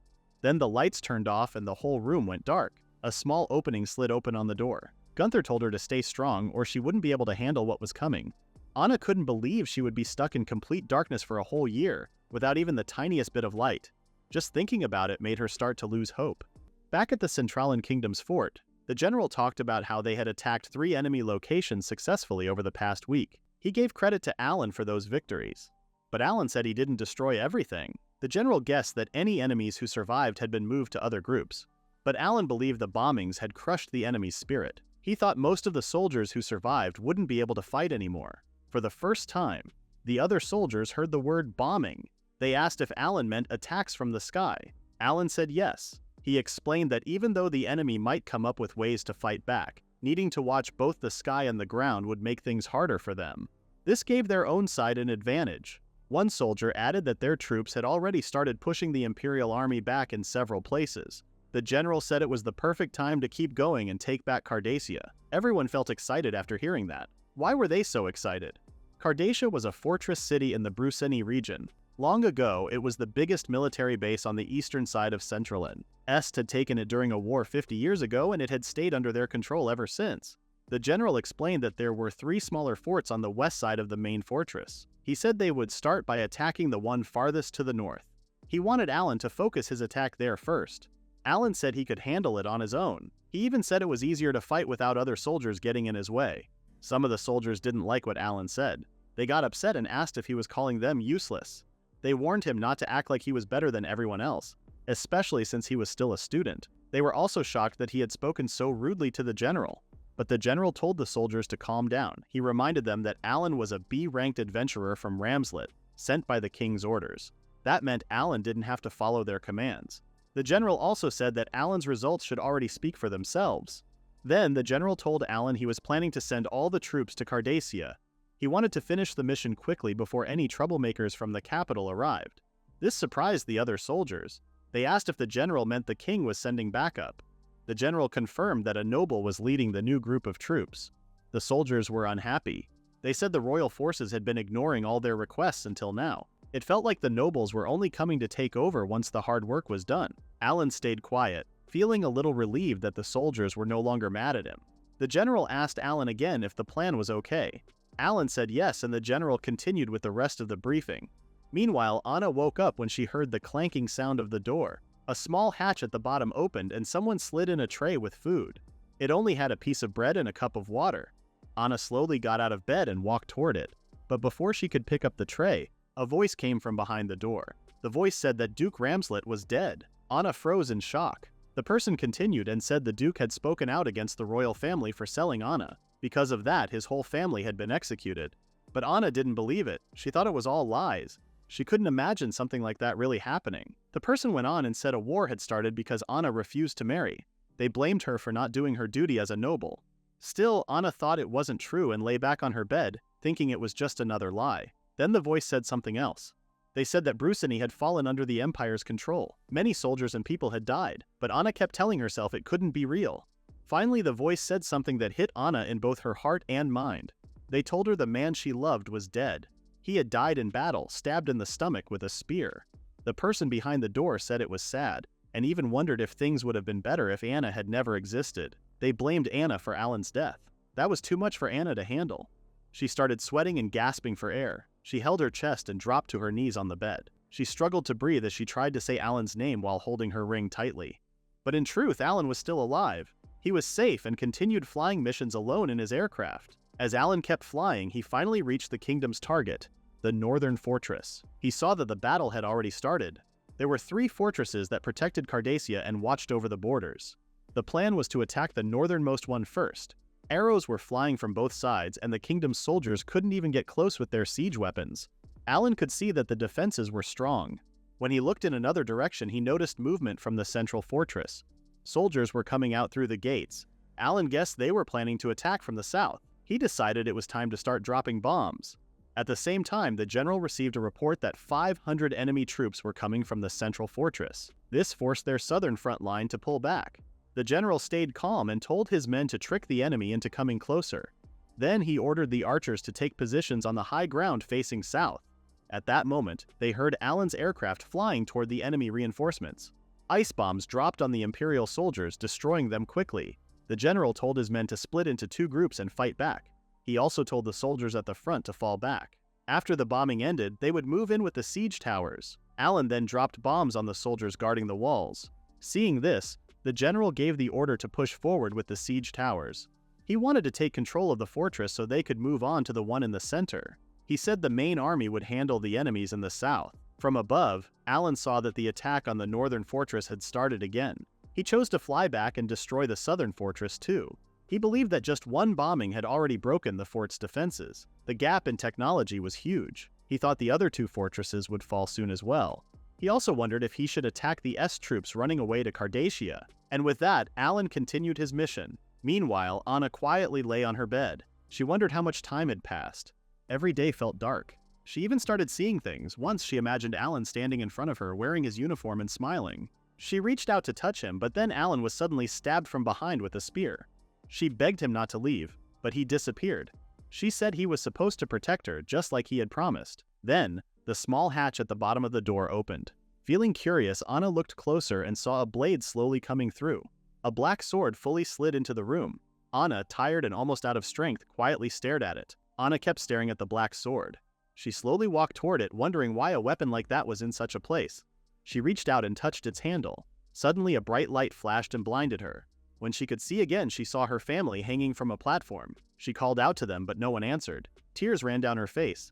Then she froze. Someone else was behind her. It was Alan, her beloved. He had been stabbed in the back with many spears. His body was broken and his insides were spilling out. Anna crawled to him, but he was already gone. Overcome with pain and fear, she passed out, still holding the sword in her hand. At the same time, a general shouted in anger. He wanted to know why Alan refused to use his weapon. Reclaiming Cardacia had always been their goal, and yet Alan hesitated. Another soldier asked what the weapon was called. Alan said it was the firebomb. When launched, it spread fuel and exploded in flames. It was powerful, especially against groups of people and buildings. The general thought it was the perfect weapon for their mission. But Alan explained that there were still many civilians in Cardacia. His commander gave him a cold, silent stare. The general said there was no reason to show kindness to the people who had joined the enemy. He ordered Alan to destroy the whole city and rebuild it later. He reminded Alan that he had built the weapon for this very purpose. Alan's superior, General Beinhorn, spoke to the other leaders. He suggested giving Cardacia a warning first, so the civilians could have time to leave. He believed this would show the world that their kingdom was fair and honorable. But the general said he wouldn't wait too long. After the meeting, Beinhorn said it was a mistake to bring up the firebomb during the council. Alan admitted he had been careless. Still, Beinhorn knew Alan had made the weapon to be used from the beginning. Alan agreed it was powerful against cities. The fuel-based fire was hard to put out and could trap people. Even buildings made to resist fire would still burn. Alan then asked about giving a warning. Beinhorn said their higher-ups would only give them 5 days at most, and even then, some people would stay behind. He believed the fire would be enough to scare them into giving up. It was a simple and effective method, but he also warned that it would make recovery harder after the war. He told Alan not to take it too far. That night, Alan spent some time alone. He looked up at the sky. He thought about how people also lived in enemy cities just like his family and friends did in his own country. He wondered how many of them would run away after hearing the warning. Just then, Melissa showed up and asked Alan to go somewhere else with her. Jerome was nearby, helping his wife. The 3 of them went on a night flight. Melissa said it would take a while to find Anna. She explained that a strange spell was making it hard to track her down. Alan understood what she meant. Then Melissa asked how things were going on his side. Alan shared what had been bothering him, though he said they didn't really feel like worries. Jerome asked Melissa if she was starting to get hungry. Melissa told him to go ahead if that was the fastest way. She reminded him that this was why he was sent to the front lines. Jerome asked if she wanted some deer. Melissa turned to Alan and told him to hurry so they could start looking for Anna together. Alan stayed quiet. Melissa called him strange. Jerome then asked his wife if she preferred rabbits instead. Melissa said she wanted an orca, and the 2 of them flew off toward the nearby river. After they left, 5 days went by. Alan came out early to watch the sunrise. Beinhorn came and asked if Alan was ready. Alan said he was. Beinhorn shared that the last group of evacuees had escaped through the East Gate, though it was only a few families. Alan figured that most of the civilians had gotten out by now. Beinhorn said the ones who stayed, ignored the warning, and chose to fight were now considered enemies. Soon after, Alan took off in his aircraft. As he flew over Cardacia, he hoped the people there would still choose to run. Beinhorn shouted at the Imperial forces. He reminded them that they had been warned earlier. Then he announced that the attack would begin. The Imperial soldiers didn't say anything. Instead, they got their bows and arrows ready. Beinhorn told the others to send a signal to Alan. 2 soldiers raised a pole with 2 flags of different colors. When Alan saw the signal, he opened the bomb bay of his aircraft. The Imperial soldiers saw him flying above and prepared their ballistas. Alan remembered that those giant crossbows could only reach about 300 meters. Since he was flying higher than that, he believed he was safe. He kept telling himself that only enemies were left in the city. Just then, Beinhorn saw something else in the sky besides Alan. While Alan was still unsure about dropping the bombs, Jerome flew past him and landed on a rooftop inside the city. The Imperial forces were shocked when they saw a dragon. Jerome stared at them and let out a loud roar. The soldiers panicked and started running away. As they tried to escape, Melissa suddenly appeared and blocked their path. She scared them playfully with a quiet boo, and the soldiers ran off in fear again. Suddenly, the soldiers outside saw the city gates slowly open. To their surprise, the Imperial forces rushed out, shouting that they were surrendering and asking for help. They begged for mercy as they gave up. Flying above, Alan didn't understand what was happening. He quickly landed nearby. Beinhorn asked him what was going on and what had happened to the dragon. Alan said he wasn't sure. When he saw the dragon, he called off the mission. Then he asked what happened to Cardacia. Beinhorn explained that the dragon's loud roar caused panic among the enemy troops. Many of them surrendered, while a few were still fighting inside the castle. But it was only a matter of time. For now, it looked like Cardacia had finally fallen. Somehow, they had won without needing to use the firebomb. Soon after, Alan met the dragon couple. They were pulling arrows out of each other. He thanked them but also asked why they had helped him. Melissa said they couldn't just leave him on his own. More importantly, she said they had already found where Anna was. Alan was surprised and quickly asked where she was. Melissa said Anna was in the Imperial capital of Est. She started to explain more, but before she could finish, Alan ran off. Melissa bit his shirt to stop him and told him to wait. Alan asked her to let go. He said he had to go get Anna no matter what. Melissa said that was exactly why they couldn't leave him alone. She told him to calm down first and let them help him, just like he had helped them before. She promised they would stay with him until the end. Alan thanked them. Jerome promised to do his best to destroy the Imperial capital. Melissa said it wasn't time to leave yet and suggested they wait until night. That night, Alan and the dragon couple flew through the dark sky. Alan looked determined. On the way, Alan thanked Jerome for helping him. He had heard that Jerome was shot with an arrow and asked if he was really okay. Jerome said he was fine since his scales were strong. Melissa explained that the arrow had only been caught in his scales and that Jerome had just pretended it hurt. Alan also thanked her for the help. Melissa told him it was too early to thank her because they still needed to rescue Anna. She said they were only returning the favor since Alan had helped them before. He was the one who introduced her to Jerome and even helped with the problem involving the pink-haired girl. She said they owed him a lot. Alan admitted that might be true, but he said it was nothing worth thanking him for. Melissa told him to stop talking and just accept their help. Soon after, the enemy soldiers heard a loud crash nearby. A section of the wall was burning. Everyone rushed to the spot and called out for someone who could use water magic. Alan had secretly used his alchemy to drop something flammable in a visible place to distract the enemy soldiers. Melissa then said she caught Anna's scent coming from a nearby building. Since the smell was faint, she guessed Anna was in a place with no windows and thick walls, maybe even underground. Alan turned invisible using stealth, thanked them, and said he would return soon. He moved quietly past the soldiers who were focused on the fire. They thought a torch had just fallen. Alan noticed there were many guards still awake, which made him wonder if someone important lived in that mansion. He continued sneaking through the place without being noticed. The halls were bright with magic stones, showing how rich the Empire was. It also helped him search for Anna more easily. Suddenly, Alan spotted a nobleman wearing fine clothes. Standing beside him was Gunther, the head mage. The nobleman asked Gunther about their progress.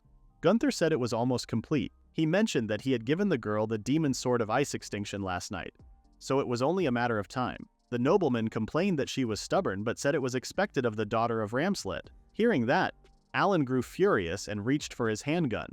The nobleman then asked when they could make Anna obey. Gunther replied that they only needed to break her mind and control her with the demonic sword. He said she was the perfect vessel for the Demon's Sword of Ice Extinction since she had both ice magic and night skills. He warned that they should proceed carefully. The nobleman, however, made disgusting remarks about her appearance and said he wanted her already. Gunther promised to do his best for the crown prince. That was when Alan realized the nobleman was actually the Empire's crown prince. The crown prince said that the cowards from Centralen turned out exactly as they expected. He claimed the Burzani region would soon be captured. The two then opened an entrance that led to a stairway going down to the basement. Gunther said things seemed to be going well.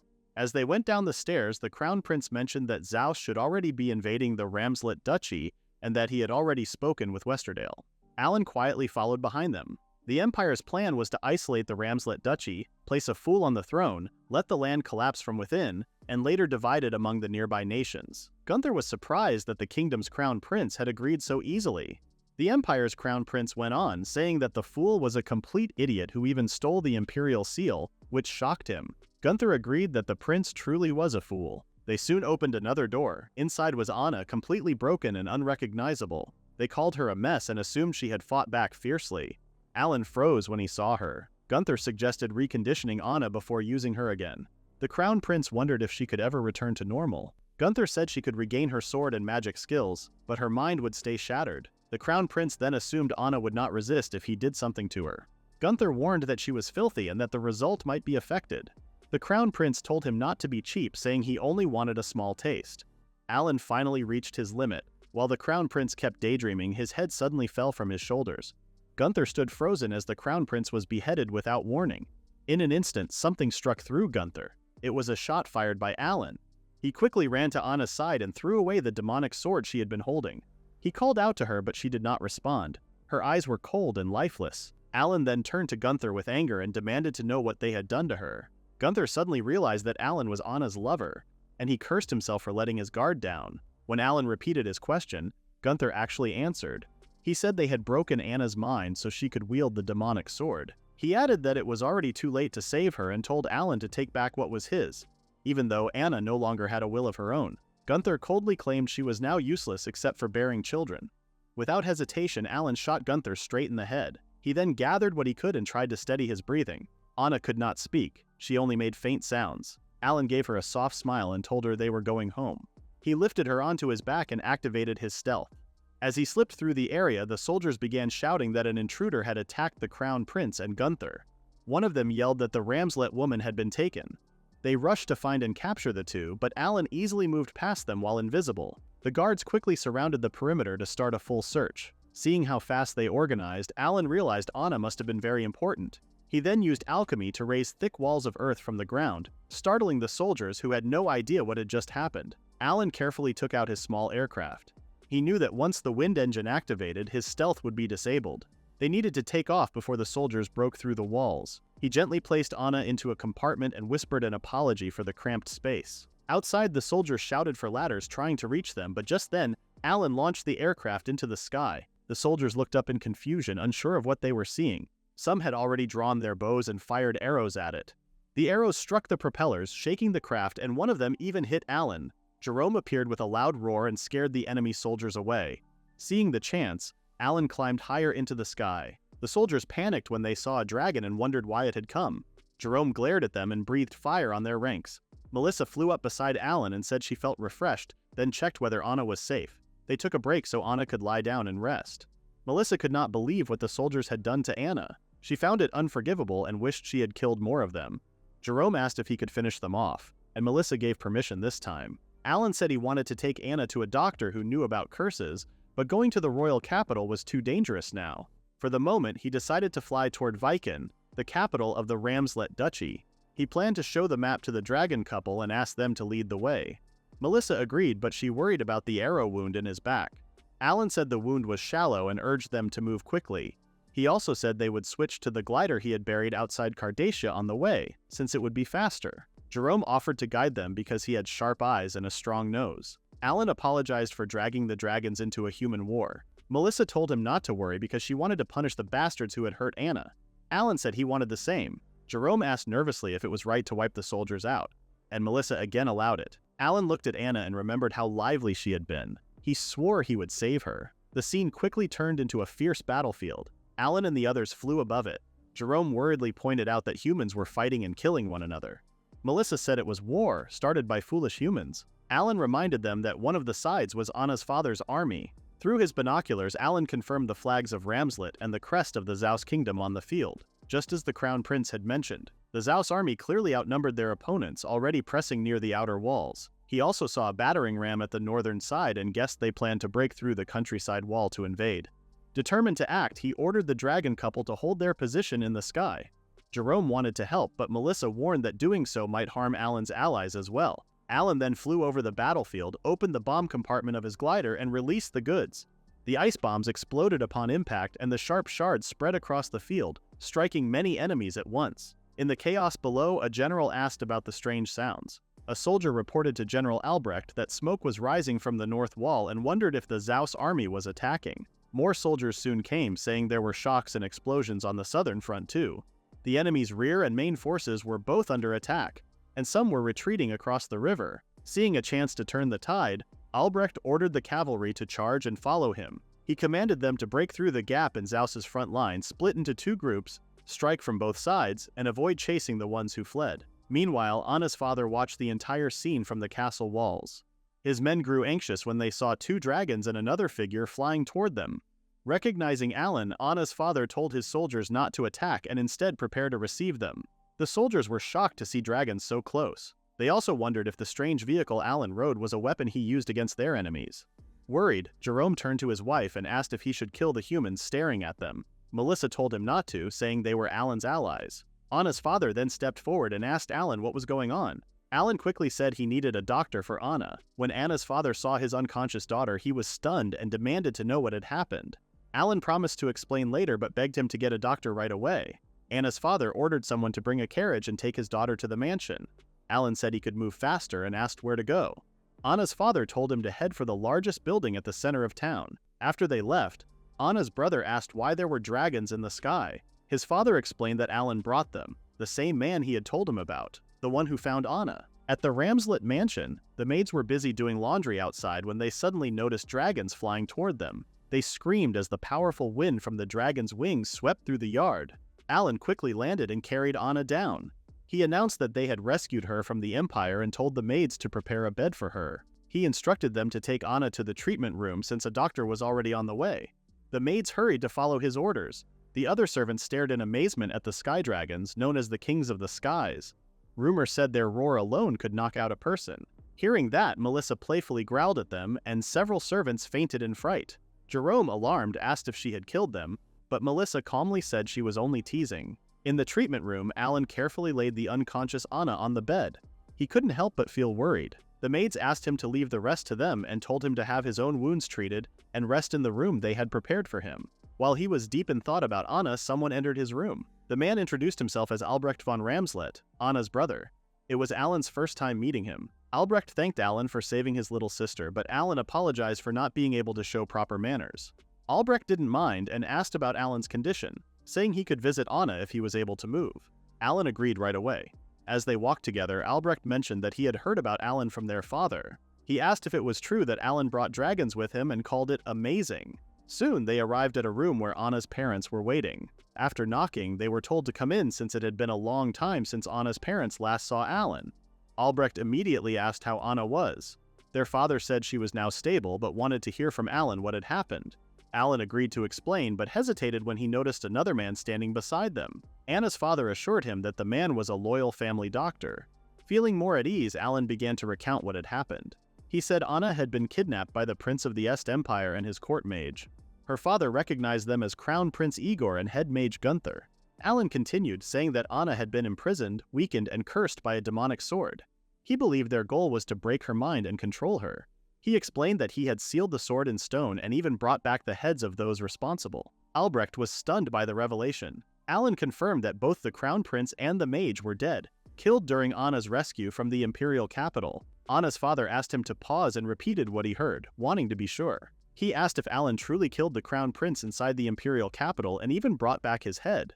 Alan plainly confirmed it. Albrecht then asked how Alan had found Anna in such a place. Alan answered that the dragons were the ones who found her. The dragon couple sat on top of the mansion, still worried about Anna. Jerome kept wondering if she was alright, but Melissa knew she wasn't. She explained that no normal human could heal such a complicated curse. Jerome couldn't believe how weak and foolish humans were. Just then, a maid came to tell Melissa that Alan wanted them to rest for the day and thank them for their help. Melissa teasingly leaned closer to the maid, who nervously added her thanks for saving the young miss from danger. Hearing that, Melissa decided to leave and told Jerome about it. The two dragons flew off together, thinking about what they should eat for dinner. Later, the doctor confirmed that Anna's body was stable. However, her mind showed no signs of responding no matter what they tried. Because a demonic sword was involved, the doctor admitted there was nothing more he could do. He said their only hope was a miracle or someone like the great sage. But that sage had already died long ago. Anna's mother quietly spoke the great sage's name, Loringa's. When Alan heard it, he realized it was the same strange old man who had turned into a fairy. Suddenly, an idea came to him. He was about to explain it when his vision grew blurry, and he collapsed to the floor. Everyone panicked and called for the doctor. When the doctor examined him, he saw blood soaking through Alan's back. His old wound had opened again and was bleeding heavily. Even while unconscious and in pain, Alan still seemed determined to save Anna. Soon after, Alan woke up and saw Anna sitting beside him. She greeted him warmly and told him not to worry since everything was fine. She asked him to let her handle the worries instead. Alan could not hold back his tears as he hugged her tightly. He felt thankful that she was safe and silently swore never to let anyone hurt her again. But at that moment, a demonic sword pierced through her back. Alan froze in shock. Gunther appeared and said the cursed sword had struck her heart and that it was already too late. He claimed that the woman Alan loved was gone. Then the heroine appeared, reminding Alan that a villainess was meant to be left behind by her fiancé and suffer at the hands of strangers. Alan crawled toward Anna, who looked weak and helpless, her eyes filled with pain. Alan suddenly woke up from the nightmare. A maid noticed it right away and called for the doctor. The doctor was surprised that Alan had survived being shot by a poisoned arrow. He said Alan could have died if the poison had been magic-based. Alan did not care about his own wounds and instead asked about Anna. The doctor explained that she was still unconscious but in a stable condition. He also found it strange that Alan's injuries had already healed. Soon a maid brought him a bowl of soup. Alan thanked her and looked at his broken substitution ring. That ring had saved his life once, but now it was useless. He survived, but he had lost his only protection. Alan soon met with Anna's family. Her father was overjoyed to see him alive. Alan admitted he was still hurt, but Anna's father said it was enough that he came back alive. Friedrich, Anna's younger brother, thanked Alan for saving his sister. Alan said he had not saved her yet, not until she woke up. Anna's mother comforted him, saying the doctor had already confirmed that Anna's life was not in danger. Albrecht also mentioned that Alan's efforts had driven away the Zaus army, allowing everyone to finally rest. With a serious look, Alan said there was a place he needed to go. Anna's father asked what he meant. Alan explained about the village of the elves and the spirit of light. He said the spirit was recently born there, the first in 800 years, and might know how to cure Anna. Her parents asked if he was certain, worried that Anna could not travel in her state. Alan promised to take care of that part himself. Still, Albrecht doubted the elven village even existed. As the family continued to talk, Alan remembered he still had one more thing to say. He hesitated but decided it was his only chance. Gathering his courage, he faced the Duke and asked for a favor. After a short pause, he asked for the Duke's permission to take his daughter's hand. Anna's family felt shocked and confused about what Alan meant. With a firm and loud voice, he asked them to allow him to marry Anna. After that, Alan left quickly in his aircraft. Even at full speed, it would take him a full day to reach the elf village. He did not know when Anna's condition might get worse, so he moved as fast as he could. He hoped Anna could hold on because he had sworn to save her no matter what. After some time, Anna's father received a royal decree from Alan. He read that Alan would be rewarded with anything he wanted if he helped capture Cardacia and take back the Bruzeni region. He had not realized it was written so clearly. Alan reported that he captured Cardacia as ordered. Albrecht felt shocked when he heard it. Alan then explained how he also took back Bruzeni and even sneaked into the imperial capital and killed the crown prince and his aide. He had proof, but his eyes slowly moved toward the youngest child in the room. Anna's father told his youngest son to step outside. Alan opened a bag and asked Anna's mother if she could handle what she was about to see. She said she could. Anna's father told him to show it. 2 heads were placed on the floor. Anna's father confirmed they were the heads of Igor, the crown prince, and Gunther, the court mage. There was no doubt about it. Alan said he achieved all of this while working as an adventurer under the name of the House of Ramslet. As a reward, he wished to receive a title from the king and hoped he could be with Anna afterward. Anna's mother said that even with the spirit of light, Anna might not wake up and hoped he would think about his own happiness first. Alan insisted that Anna would return because he planned to bring her back no matter what. He also felt he could not imagine being with anyone else. Anna's mother felt surprised by how deeply he cared for her daughter. Alan begged them again. To his surprise, Anna's father agreed and told him to save Anna. Later in the hidden elven village, the elves noticed Alan arriving. When he landed, one of them wondered why he came to their village again. Alan explained that he needed to speak with the queen. Millie ran toward him and asked to be carried, and Alan realized she still enjoyed being lifted like before. Rose soon appeared and called out to him. She said she expected his arrival. Alan asked how. Rose explained that the blessing she gave Anna kept activating, which drained her power and left her tired. She asked what was happening to Anna. Alan said that was the reason he came. He then told Rose and the Elven Queen everything that happened. The Queen thought it must have been painful for Alan and Anna's family. Rose finally understood why the reaction last time felt so strong. Even she did not expect a cursed sword to be involved. Alan asked her to come closer, then quietly asked if the Queen knew that Rose was the perverted former sage. Rose called him rude and said she never told the Queen, so she probably did not know. After that, Alan told the Queen he had a request. When she asked what it was, he explained that Rose might be able to save Anna, which was what the doctor who examined Anna mentioned. Since he could not bring Anna to the Elven village, he wanted Rose to travel with him to the capital. Rose said even she could not cure everything. Alan still begged for her help even if she was a former perverted sage. Rose reminded him that she could not leave the village because she was contracted to Millie. Alan then asked the Queen if he could bring Millie with him. To his surprise, the Queen agreed without hesitation and asked him to take care of Millie. Before Alan could give his thanks, Cheryl suddenly rushed into the room and said she had heard everything. She threw a tantrum and begged them to let her go too, because she felt it was unfair that only Millie could visit a human city. Alan asked the Queen with worry what they should do with Cheryl. The Queen asked when they were leaving. Since he could not fly at night with Millie, Alan said they would leave the next morning. The Queen smiled and said it would not be a problem. When morning came, the elves wished for Millie to stay safe outside. Alan found their exit simple to reach. Rose agreed with him. Millie held him tight from behind. At the same time, Cheryl woke up late and could not believe she had overslept. The Queen said it was expected. Alan felt surprised that Millie fell asleep after being so excited. Rose said it was normal for a child to rest. Since Rose had been protecting Anna all this time, Alan thanked her. Rose told him not to worry because they shared the same goal. Alan said he was not her comrade at all. Soon after, the estate's maid welcomed Alan back. He asked the maids to inform the Lord that he had returned.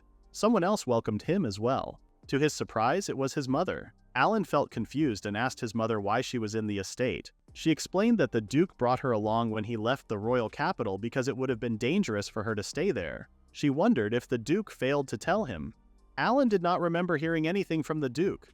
While they walked through the halls, he asked if she had been living in the city. She said that during the war she stayed in a small village a short distance away and only learned what happened to him when the Duke arrived to get her the day before. She heard he was injured and felt relieved to see him safe. Alan could not tell her that he should have been dead. Thanks to the Ring of Sacrifice, he survived. The only downside was that he lost his life insurance. His mother then asked if the girl he carried was his daughter. Alan denied it and planned to explain everything later. He said he needed to see the Duke as soon as possible. He still felt grateful to see his mother safe and told her to rest for now. Later in Anna's room, Alan found only Anna's mother beside the bed. He asked where the Duke was. Anna's mother said he was in a war council with Albrecht.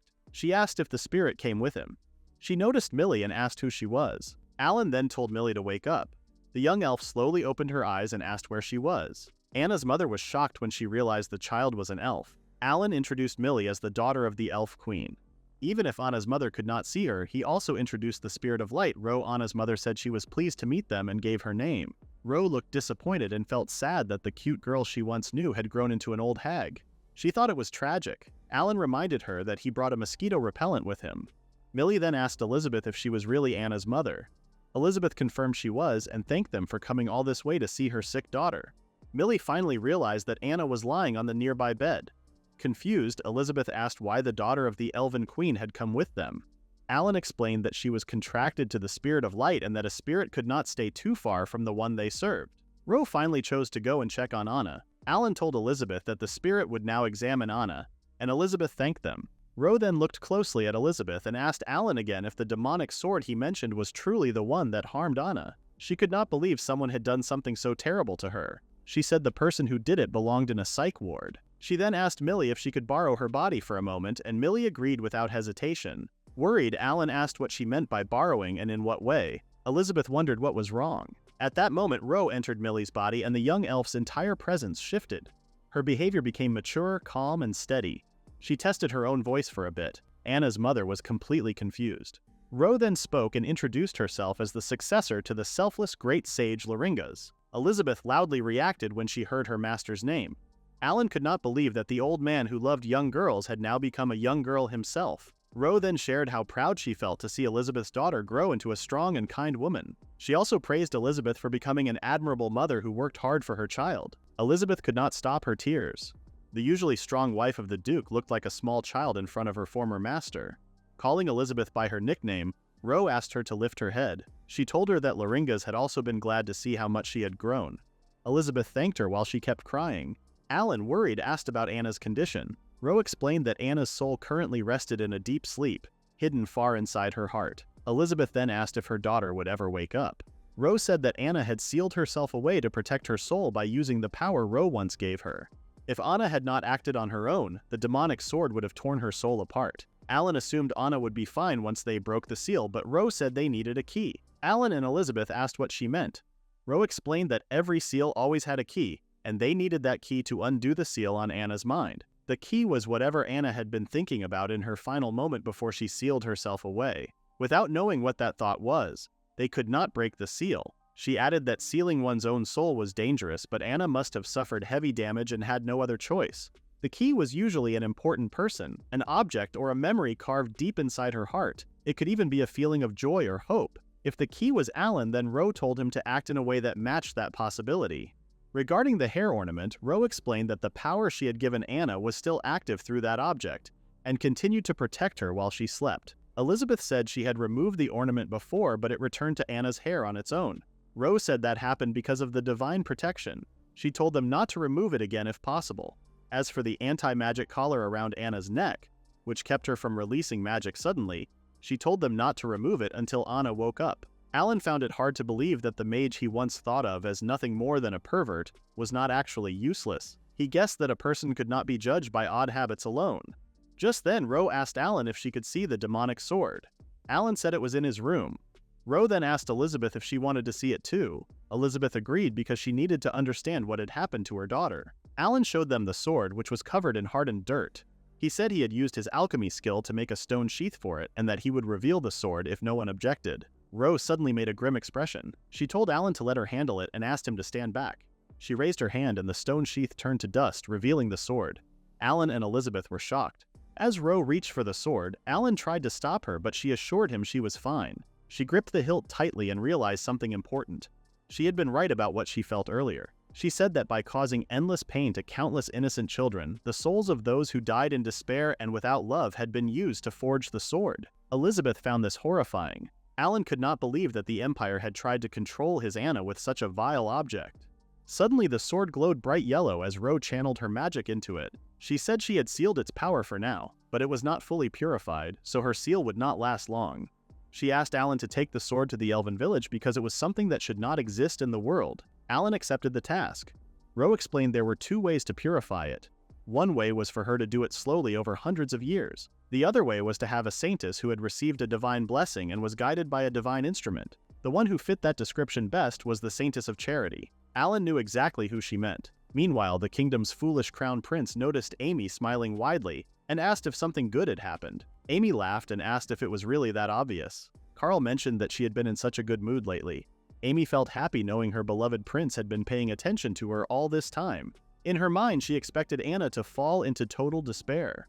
Driven by pure hatred, she planned to transform into the final boss and attack the kingdom. That meant she would need an important item she had in mind. It was the Sacred Staff of Guidance, the key item for the game show's happy ending. Normally, the event to get this item happened much later, but the current storyline was already a complete mess. Carl called her busy for being lost in her thoughts again. Amy laughed and said she felt embarrassed that he noticed.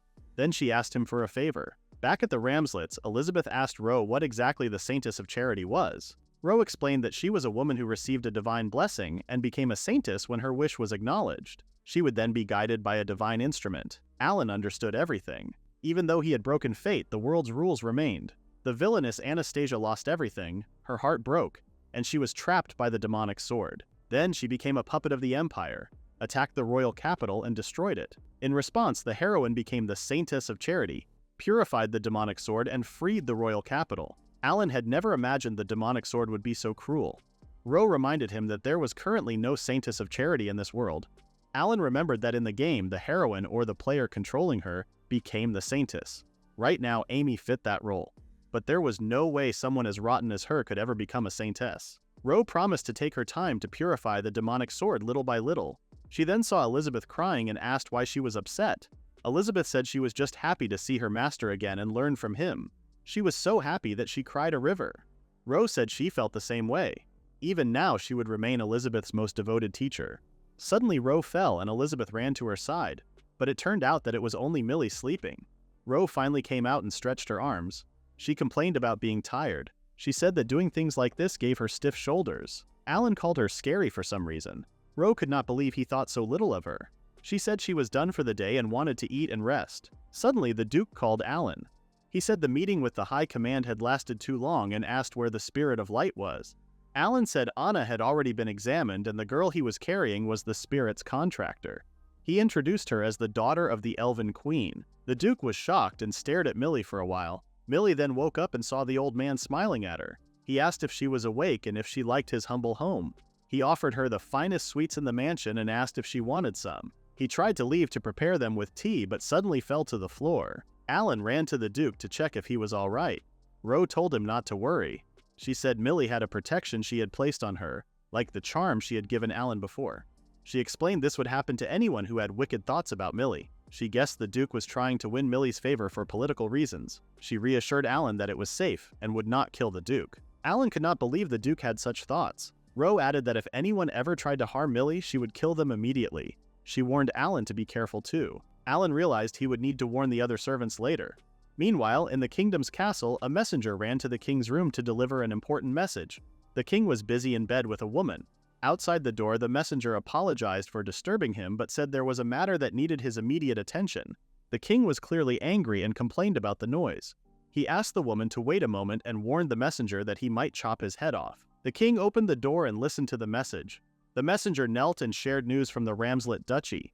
He explained that the Duke and his army had defeated Zaus Kingdom's army, which had 100,000 soldiers. The king could not believe it and immediately went to read the official report. He asked if they were sure about the numbers. The messenger confirmed it and added that an express rider from Vihan had just delivered the news. The king thought that 100,000 soldiers was almost the entire army Zaus could gather for an expedition, and defeating them seemed impossible. At most, Ramslet only had 20,000 soldiers. If they won with that number, it meant the figure of 100,000 men was probably a bluff from the start. He felt he was right to reject Duke Ramslet's request for reinforcements, and called them a bunch of beggars. The messenger asked what he meant, but the king told him not to worry about it. He instructed the messenger to let Duke Ramslet know that he had done great service for the kingdom. The messenger said there was one more matter. It concerned the adventurer the king had sent by his order, the one who had helped pacify Berzeni. The king remembered Alan and felt proud of his own judgment. The messenger agreed and praised the king's insight. However, he added that Duke Ramslet wanted to negotiate a reward for that adventurer. The king was furious. Alan was his property, and not only had the Duke taken him away, but he now demanded a reward on top of that.